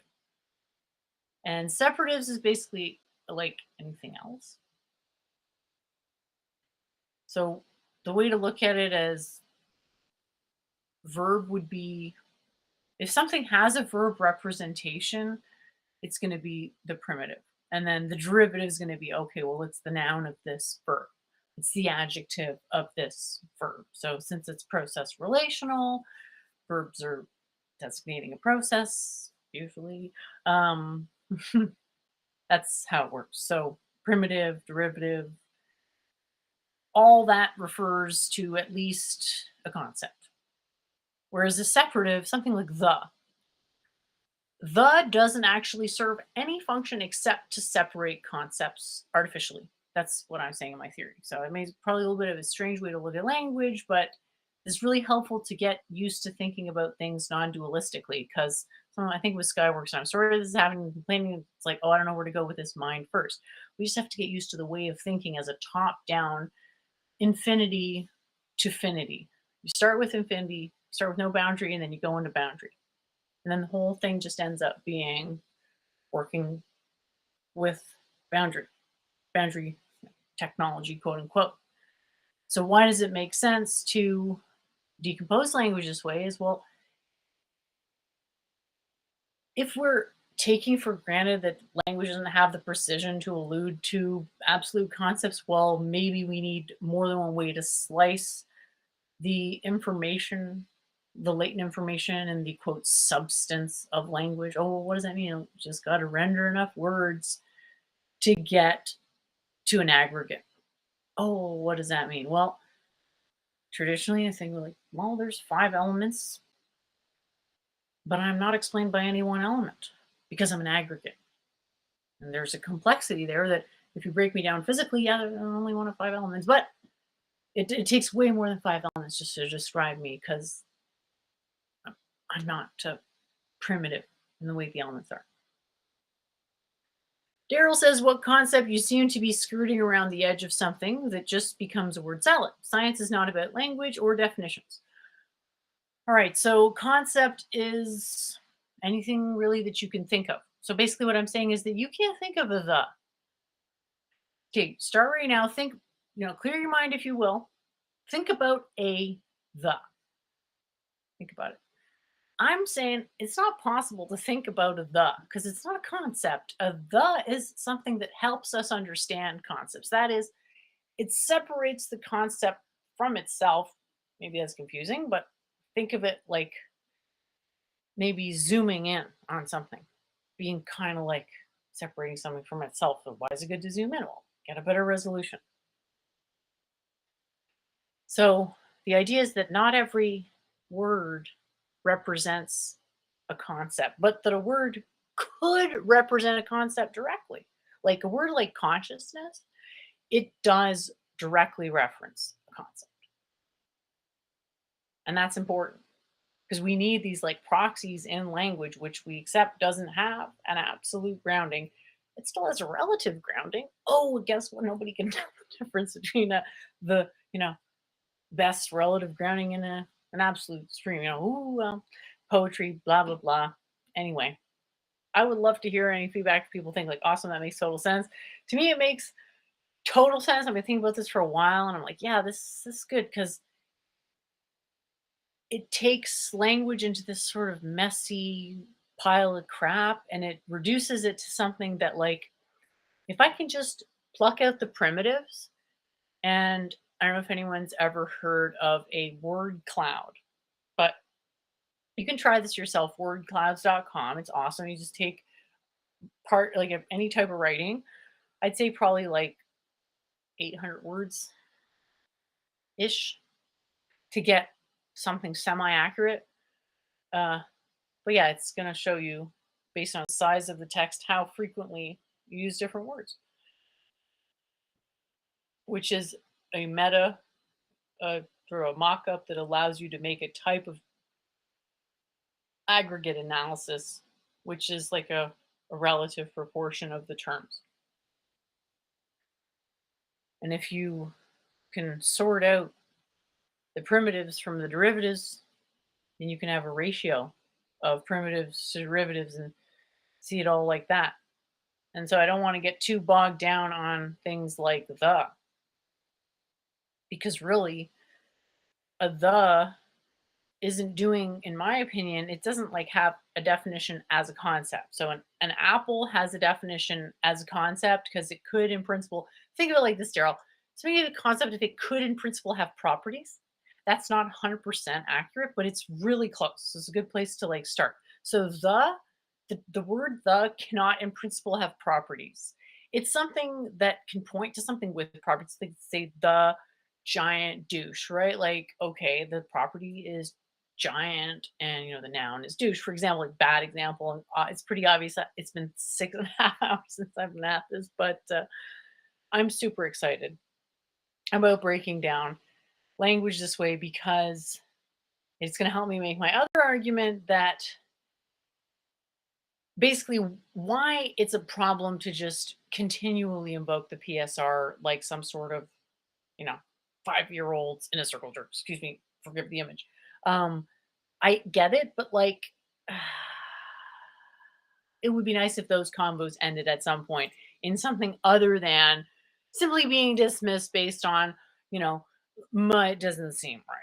It's like, what? But anyway, to summarize what I've got here, on the right hand side, we have a arrow that is a continuum between abstraction and concreteness. And this is a relative continuum because we're in a pretty abstract domain already. We're talking about a technical breakdown of language and the functions of the different parts of the language. Are three main categories for that. So the concept would be the most abstract thing, and the idea with the concept is that it's definitionally not able to it cannot be mapped in words. Why do we do that? Well, because we need to be able to reference non-linguistic concepts without the possible fudge up later on of misinterpreting them as linguistic concepts. So I'm thinking if I just define concept as necessarily non-linguistic and I define idea as linguistic, but it's not a single word. Just notice how I put aggregate, and that's sort of where it makes it clear that it's not the individual words conveying the meaning, but that an aggregate bunch of words can go towards something like meaning. Yeah, we get way farther down, we realize, oh, there's no absolute meaning, but it's actually a good thing, hashtag asterisk and all that. But like, realize that the absolute reality, honestly, doesn't matter unless you're going to be interested in, like, I would say almost a soteriological end, because you realizing whatever about stuff, non-realism doesn't change the fact, like that won't change convention. That won't make conventions not exist anymore. It's just they didn't exist in the way that you thought they existed before, and they continue not to. But what dictates the outcome is not just the inevitability, the emptiness of it all. What dictates the outcome is, in many ways, the belief. So it's sufficient in a lot of cases just to believe, even though there's nothing under it. Just throw it. Doesn't matter. Canada Day is a holiday. Everyone believes it, therefore it's true. All good. And so, yeah, the idea is more abstract because you can't really tell when you have an idea in words. So you can partially render, but words are finite. So you can render an idea finitely, but we can't establish that a concept has a boundary, and so ideas either. So there's this limit, inbuilt limit, that you can write a really beautiful poem. It's sort of, there's almost a Goodelian exclusion definitionally, but that doesn't matter because that's what we want. We don't want to be forced to have language be encompassing concepts. And I would sort of phrase that as metaphysical flattening is problematic. And I would say the evidence for that being problematic is nobody seems to be able to kind of deal with the problem of the principle of sufficient reason necessarily kind of reducing to some type of circularity where it just being like, why? And it's like, I don't mind going through the whys, but eventually what happens is that you end up in something like a circle where you're just sort of explaining to someone how the traditional appeals to authority work, because there's really not much, like, when you understand how traditional authority works and precedent, blah blah, like, it's not really that much room for interpretation, really, you know. So it just sort of, so few people understand that there's a de facto sort of, yeah, it doesn't matter if you interpret it wrong because who's going to tell you you're wrong. All that to say, hopefully this is a step in the right direction with regards to understanding. So here's another emergence model that I'm thinking is quite good because the non-local and the local, they accord. So if there's boundary to consciousness, which is what you have in the first step. Now, okay, always have that little asterisk in the back of your head. There's no absolute boundary, but there's a supreme ultimate relative boundary, which is called consciousness. And so when there's a localization of that consciousness, aka us, well, what's happening? There's, first of all, localization in a dimensionality, which is then capable of making observables. So the trick here is not confusing dimensionality with observables, which I think is kind of what's happening, one of the problems in math.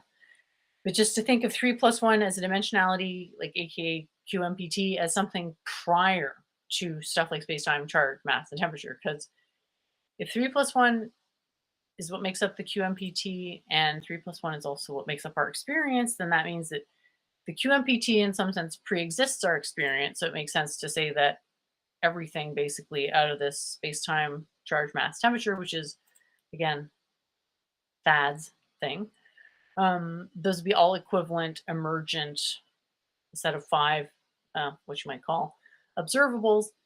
That doesn't make them, just because they're emergent doesn't make them not real, or, quote, as real in as anything else, in the sense that everything is, quote, equally real in consciousness, but they're less real in that they're sort of at the end of a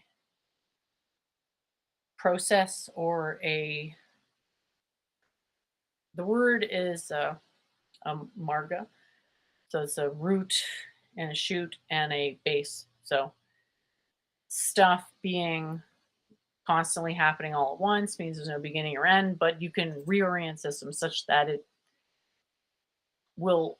the motion will be in a single direction. And then you can just say, like, okay, well, since the motion is from left to right, I'll just say the beginning is on the left, even though, it's not, because it's all happening at once, and et cetera, et cetera, et cetera.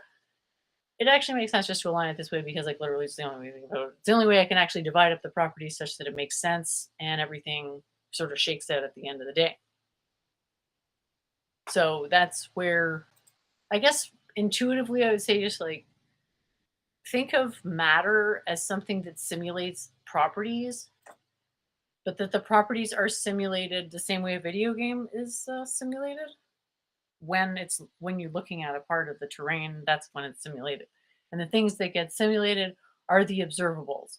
So the observables have an existence. It's a question of what is the nature of the existence, and it's one that co-arises with an observation device. An observation device, an observation devices can exist in consciousness. They can exist pre-dimensionally. So that's sort of part of what that diagram was about. Also looking into this incredibly popular notion of negation, which always is going to keep coming up until there's like, well, I mean, once there's a correct understanding, it'll keep going up. But yeah, it's extremely hard to do what they call apotheosis. So if you enter into that domain, it's a much higher certainty with your result, but there's also that, like, I guess, possibility of your entire position being negated due to what appear to be quite limited reasons. That's why it helps to have a bunch of things. So if one thing happens to be wrong, oh, it's not so bad. I think it's kind of good to be wrong in small ways. Like, I think this is perfectly reasonable because I've definitely mentioned this like a grillion times. So I'm just thinking this might be the simplest way to put it across. When I'm talking about negation, there's an implied volumetric interpretation that is fundamentally about pressure gradients. And so pressure is another one of these things that can exist prior to the 5 measurements. So the more we can do our thinking before the measurements, we get closer to observer independent facts, quote unquote, if that exists. So when change is applied to a pseudo equilibrium system, and I'm just defining that as something with a moderately whatever unchanging boundary. So it's a fuzzy boundary if all the points or whatever, all the distribution of the boundary is whatever. If you can model it as a boundary, it's pseudo equilibrium. It may be shit pseudo equilibrium. It may be incredibly turbulent pseudo equilibrium, but it's a model. You can use it, and where you use it is sort of, you can't delegate that. You just got to keep in the back of your mind. If my model is about a boundary, and I'm going to model a system that no systems have boundaries, but some systems kind of have a boundary. Like, for example, our body is kind of a boundary, and that model eventually breaks down. So here we go, boundary model that works great, that necessarily breaks down because boundaries don't absolutely exist, but they hierarchically don't exist, that they appear to exist for reasons of conservation. So when changes apply to a pseudo-equilibrium system, the system reconfigures to, oops, I put an extra A in there, to minimize its effect and attains a new pseudo-equilibrium. So not really saying anything new, just focusing on the simplest model. And I guess you could think of the image on the right as like a cross section of pushing on a balloon. So you have a displaced, push it down towards the center, and the rest of it pops up. There's still a change in the system, but the effect of the change is minimized essentially because of the properties of the boundary. Very important. Equilibrium is modeled as a closed surface, and closed surface model is a circle. The circle goes from the unperturbed to the perturbed state, and the perturbed state pressure has been applied to a point on the circle. The region adjacent to the pressure is negated, and the regions adjacent to the negation is amplified. So I'm sort of making an argument for a physical negation as well as an amplification being sort of different directions relative to a surface. Seem to be a lot of people asking about the problem of induction. So that's a bit complicated to talk about because what is the definition of induction? Well, if it's just not deduction, that's too long to talk about. It's just like deduction is one specific thing. What is the complement of deduction is not just one specific thing necessarily. Okay, So that's sort of like, in my understanding, when something is defined and then it has a complement, if the thing defines finite, the complement is infinite. So I'm not saying induction's infinite. I'm just saying that, like, if someone is asking me to solve problem induction, I don't even know what they're asking. So, like, I hate to say I have to go into the question, but frankly, it seems like a gotcha question. So I've come up with 4 questions that I think actually do kind of separate the wheat from the chaff, because I think for most of these you're not going to get, like, I'm not saying expect a complete answer, but if somebody can even give you a partial answer, that's great. If you can come up with a partial answer, that's also great.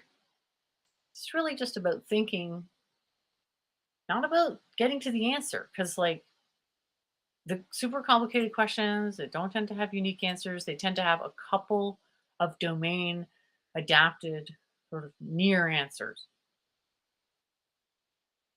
It doesn't tend to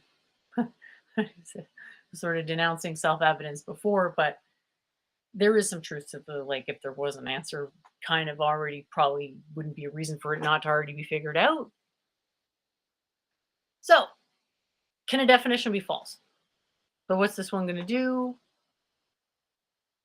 You're sort of teasing out a basic idea about truth and falsehood. Is there any distinction from logical necessity and etc.? Is there just, like, any type of subtlety from going to an absolute logic to a relative logic like language? Like, I don't think anyone would say that natural language is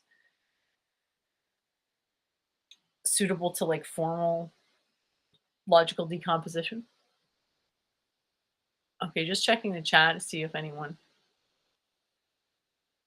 Okay, people looks like they're sort of. Okay. I know it's appealing to get freaked out about AI and stuff, but, like, why not pray to God and just. I think it can help. And I think, as scary as AI seems, I just think humans are a lot scarier. So hopefully that's somewhat comforting. All right. And Under said, in logic, there are generally 2 types of inductions: mathematical induction and inductive reasoning. Oh, yeah, mathematical induction is very specific because it's based on deductions of axioms that construct the number system. So you can say that mathematical induction is sort of already has something structurally deduced, which is whatever it's using as its, like, basic number system. I'm not saying every math system needs a basic number system. I'm just saying that based on this, mathematical induction is actually based on numerical trends. So it's about if it's true for the nth term of a series, is it necessarily, is the something being true for the nth term of the series necessarily, does it imply it for the n plus 1 term of the series? That's mathematical induction. Inductive reasoning is completely different. It is the more abstract one. It is just reasoning that is not deductive. Again, it's infinite based on my own understanding. It's not possible to explain something infinite in words, which are necessarily finite. So we wouldn't be able to, what I describe as, systematize induction. If we can systematize the complement of a thing, we can't systematize the thing. And that's a necessity of, if you make a finite boundary for something, the complement of that is infinite because the universe is infinite. So I would say mathematical induction and inductive reasoning are almost completely unconnected. But it is super interesting to go into it. So Tinkle says, did you ever hear of Donald Hoffman? Do you know his theory about limitless simulation? Sure, I followed his work. There's a lot that he says that's quite interesting. I think conscious realism is a good way to describe it. I wish I could see more on the amplitudehedron as a theoretical construct, because right now it's just like a touch unfleshed out. Like, it would be awesome if he would collaborate with someone like yeah, his name is escaping me right now, but he worked does the science of consciousness. Anyway, science of consciousness conference.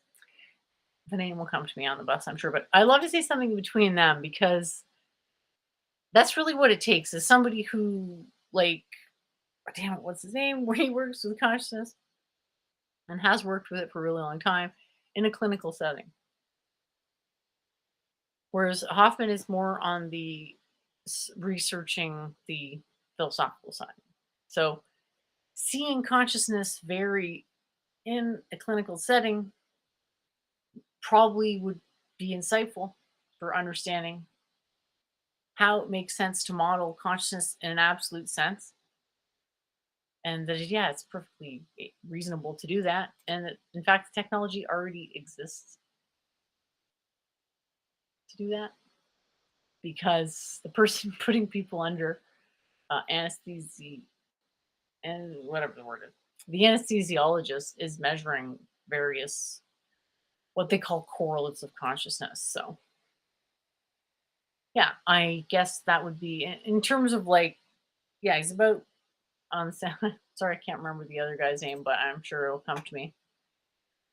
Whew, getting a little tired here. Yeah. I haven't actually seen his theory about living in a simulation. I think maybe that's a metaphor that he uses, but I thought he was like more on the panpsychist camp, talking about consciousness realism. I think I mentioned I think that's a good way to describe it because it's not too far out, is it's technically just reduces to solipsism or a version of it.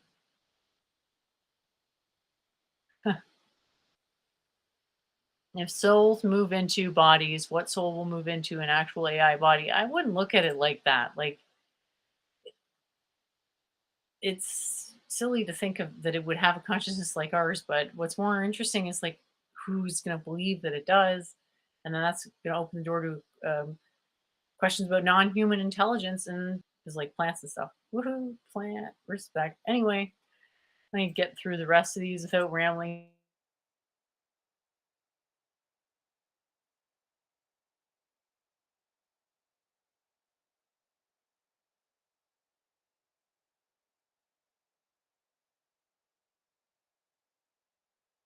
The limits of knowability, and yeah, whether the universe is finite is technically unknowable, but computationally, for intents and purposes, we can't establish boundary. There's no boundary anywhere else. Logically, it follows from my understanding that it is inconceivable that a boundary would exist because any boundary for which there's a precedent necessitates a gradient of energy. And an external gradient of energy in the universe is arguably quite self-refuting indeed. Anders says, so the principle of induction can be expressed in first order logic using universal quantification. Right, so that is the mathematical induction. So what we're going to be able to do with language and with our constructed logic is we're going to be able to come up with like as many of these conditional things as we want. So what we can't do is encompass an infinite thing in a finite description. We can maybe vaguely allude to it, but we can't encircle it in like an analytically precise way. So if we can be analytically precise about deduction, and induction is the complement of deduction. I'm not saying I agree with that, but let's just say that we can't systematize induction according to my understanding. Now, feel free to disagree. I'm just saying it's coming out of what amounts to naive set theory. So imagine nothing, then imagine you have a circle, and you inside the circle it's A, outside it's not A. There's not A is infinite. For the same reason, justifying induction doesn't make sense because induction is just you don't have to justify the complement of something that's sort of at best fuzzily defined in the first place because deduction isn't really that precise, but it's precise enough that it's something and arguably something finite. So anyway, don't want to go too much into that, but like I would be more I would be okay to answer a question like solve the problem of deduction. I could go into that, but to me, the problem of induction is basically saying I'm phrasing this so that it's unanswerable. I'm asking you to give a finite description of a necessarily infinite entity. Feel free to correct me if that's wrong, but whatever. I don't think it's the only gotcha question in philosophy, and I don't necessarily blame individuals for these things. The errors in understanding accrue over time, and it is easy to for things that are what they call them sophistry to seem like a legitimate debate tactic. Second one, extremely important, extremely hard one to answer. How do you differentiate memory from reason? I can't think of a more important one. It's not, you know, absolutely necessary to navel gaze your own thoughts in perpetuity, but memory and reason, if you want to be a thinker, you have to have at least, I think, an intuition for how these are different. Can you at least acknowledge that they are different for starters? And maybe start to think about how would you maybe start with proving to yourself and then to others if it's possible to differentiate them. How might you establish something like that?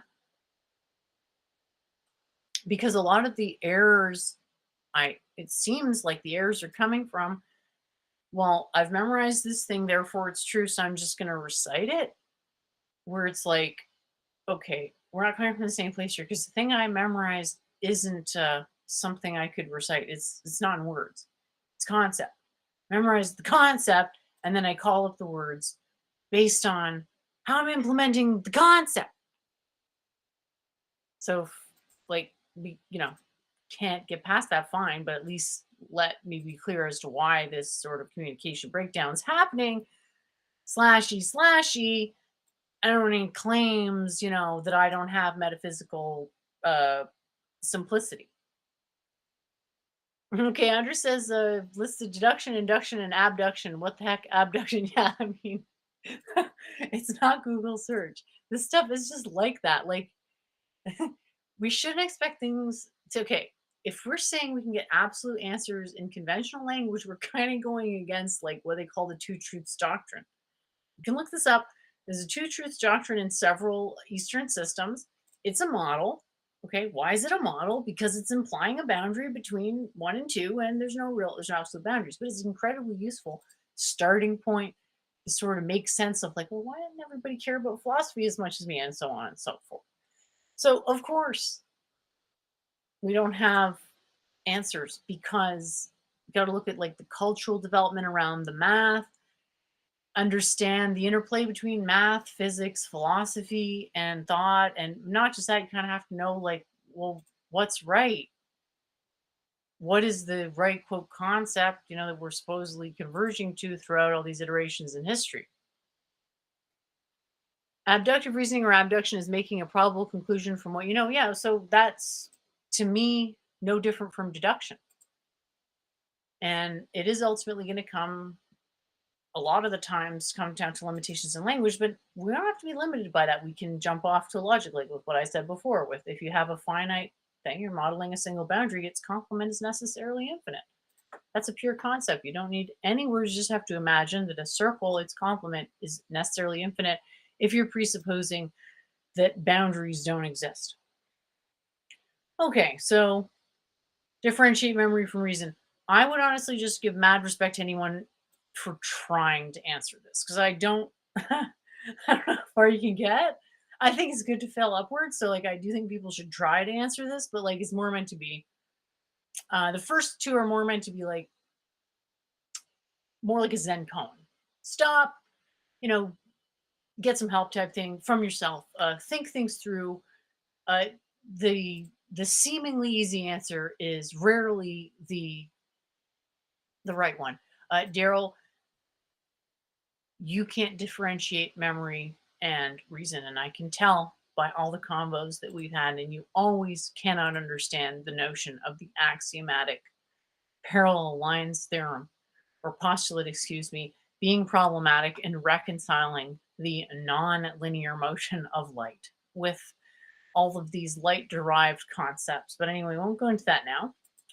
Next one, can logic be grounded? So this actually, I got inspired by Doooovid from this one because he said you have to ground logic, which I chuckled at because that's like the same as the Darth Dawkins precept and so on and so forth. But I just wanted to leave it open to a thought experiment of eventually getting to like what's happening when we're defining words, because like we're not defining a word like consciousness and a word like apple in the same way, and behooves us to understand the difference. So next one, this one's for you, Daryl. A hat tip to your failure to understand entanglement and how it is necessarily at odds with separation, like parallelity, or whatever that is. So, what connects frequency, space, and time? Again, I would be impressed even at a wrong answer here. And I'm cool if people want to take these and use them any way you want.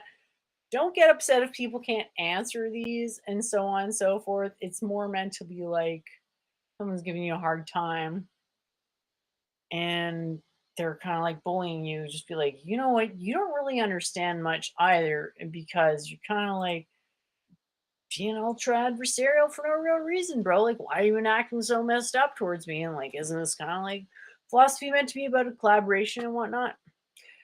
Daryl answers quite succinctly why he's never going to be a uh, philosophical type of person. Okay, so here's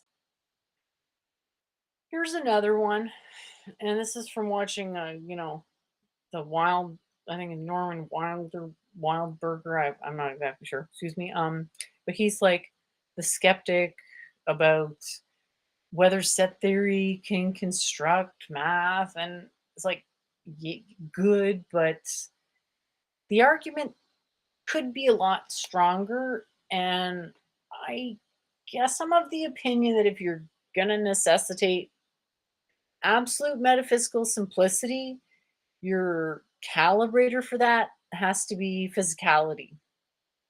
So to contain mathematics to physicality, which is really just sort of a sanity check, if you will, like a side sort of, what are those things they put up in the bowling alley on the sides when you have the kids and they sock guardrails? Yeah.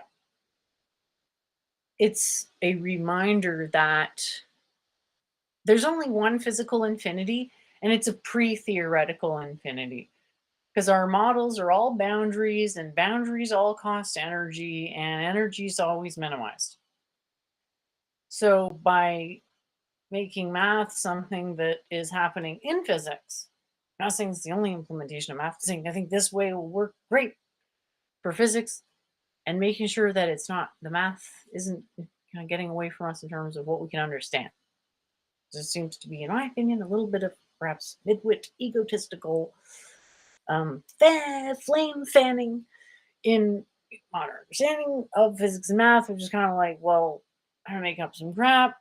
I don't think I sound super smart for spending like 80 pages proving why 1 + 1 = 2, for example.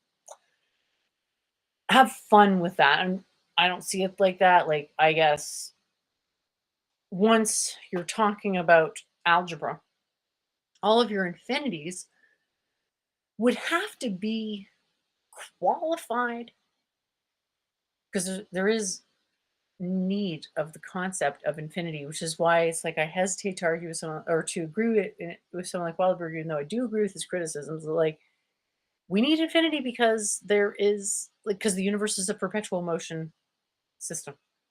Okay, don't have to call it a machine, but there's intrinsic vibrational motion in the universe that we don't see an end to. Okay, that is a certain type of infinity. You can argue it's not the real infinity, but well, the real infinity is still there because the universe is there. So real infinity is there. That's physics thing.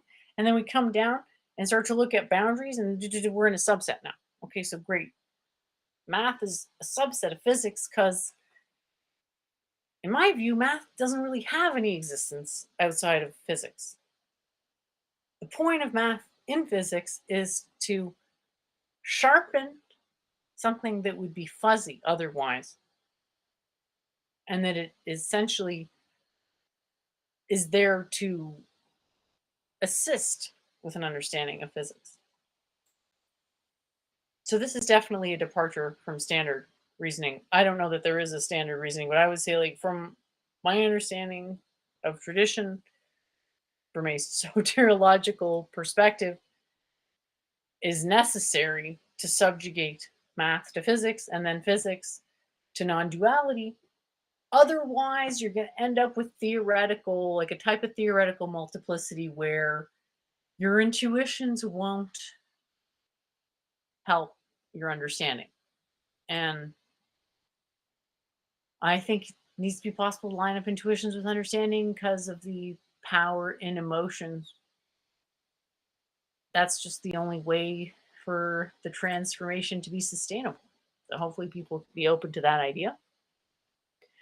Under says abductive reasoning can, as I understand, it be something anyone can do for him or herself, while deduction is about widely accepted facts or premises. Well, I think I'd agree with you on the first part. I think like everybody should feel free to think about as much as possible. Like if you're thinking that you can't think about something and you're trying to repress it, you're probably not going to succeed, and it's going to bubble up somewhere else. But yeah, deduction is about widely accepted facts or premises. I don't think it has to be. I think the difference with deduction is that there is something somewhat formal about it. Like in terms of deducing things from facts, well, the facts are sort of presumed to have a quote mind independent existence. So we have like series of things which open to deduce something based on the facts. Going to take a rule, maybe take several rules, and deduce a tree that tells me all the possible outcomes, and so on and so forth. Andre says abstract algebra seems very powerful. Maybe it can be the foundation of math. So I think logic can be the foundation of physics. So it's going to me, algebra is fairly logical because it's all about isolating variables, and that to me is purely logical with BEDMAS and whatnot. So I think logic can be the foundation of physics because you just like sort of shove logic in as a subset of boundary and say, okay, well, I'm just going to adapt this one boundary to a logic, which is going to be just the logic of physics. And then I'm going to get this shorthand, which is, I think, the point of algebra. So I can see why there'd be that aesthetic appeal. But if you're going to try to build physics out of algebra, you're going to have a problem that you have no precedent of a bottom-up system ever being, like, I don't know what the word is, but complete.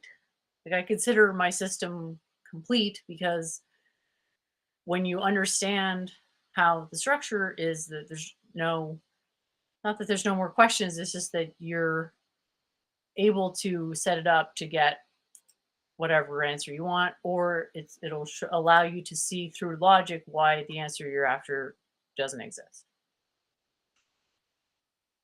And so whether logic's more fundamental is a matter of implementation, right? So like, this is just my opinion. So someone might come in and say, well, actually, fuck this. I think we should replace physics with logic because that makes way more sense.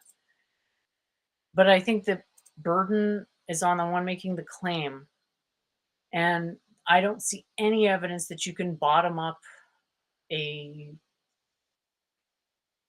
physics ontology, but that's like not even the claim. Because we have this necessary separation right now. I'm not talking about my system, I'm just talking about what's going on out there, like necessary separation between physics and philosophy and math and everything else, like just understanding things. It's hard to bring it all together. But anyway, have a think about it, and yeah, hopefully people can see where I'm coming from. Deductive reasoning is a logical process that uses premises to draw conclusions, while abductive reasoning is a process that involves making an educated guess to explain an observation. Yeah. So that's fine. That's not problematic unless the person's going a step further and saying, well, that's all there is. It's just induction and deduction. And this other thing, abduction, which is actually just the two of them smushed together, that doesn't count as different. It's just a hybrid.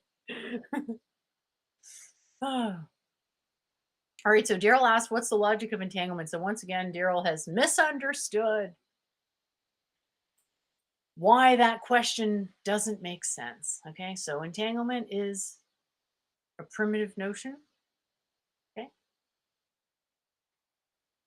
Primitive notions don't have logics because logics implies motion.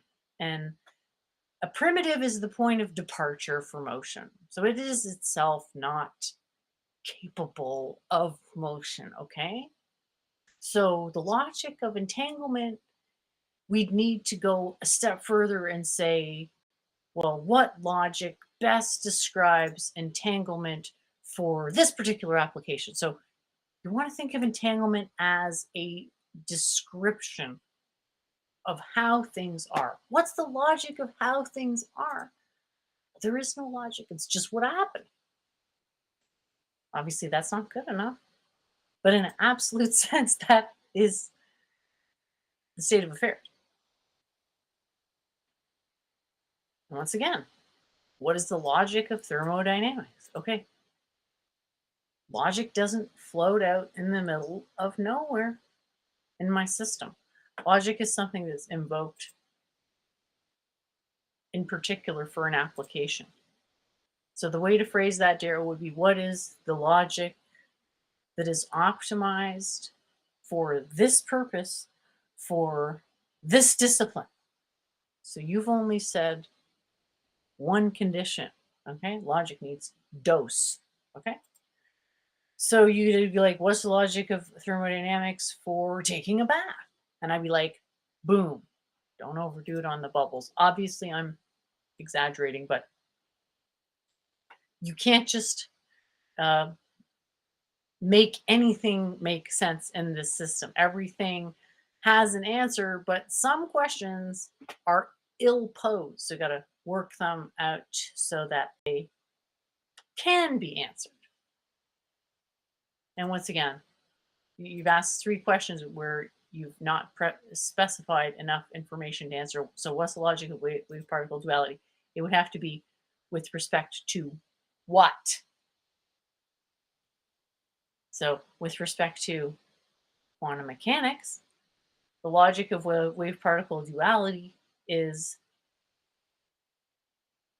the associated logic of wave particle duality is that upon observation, one of the aspects of the duality is manifested through the observation device. So if I interpret your question a little bit, I can give you an answer, but like realize that, you know, this is someone else's interpretation. Deductive reasoning is democracy. Abductive reasoning is dictatorship. What I'm trying to kind of counsel people against is the seemings. The seemings really are like unqualified seemings doesn't really tell you much. Unqualified seemings is just like, okay, chocolate seems better than vanilla. It's like, so. No, anyway. So anyway, obviously back to my questions of can logic be grounded? In order, you know, to even think about answering some of these questions, we'd have to agree on a conventional definition of logic, which certain people don't want to do because to commit to a definition means to have a standard. And some people just want to throw shade from a position of non-standards. Oh, well. We can figure that all out next weekend. We might have to change the day the show's on. Didn't get to talk about that, but the scheduling conflict on my end. So hopefully that can be resolved real soon. And thanks everyone for tuning in the whole time. I really super appreciate it. And if there's any feedback, feel free. We'll see you next.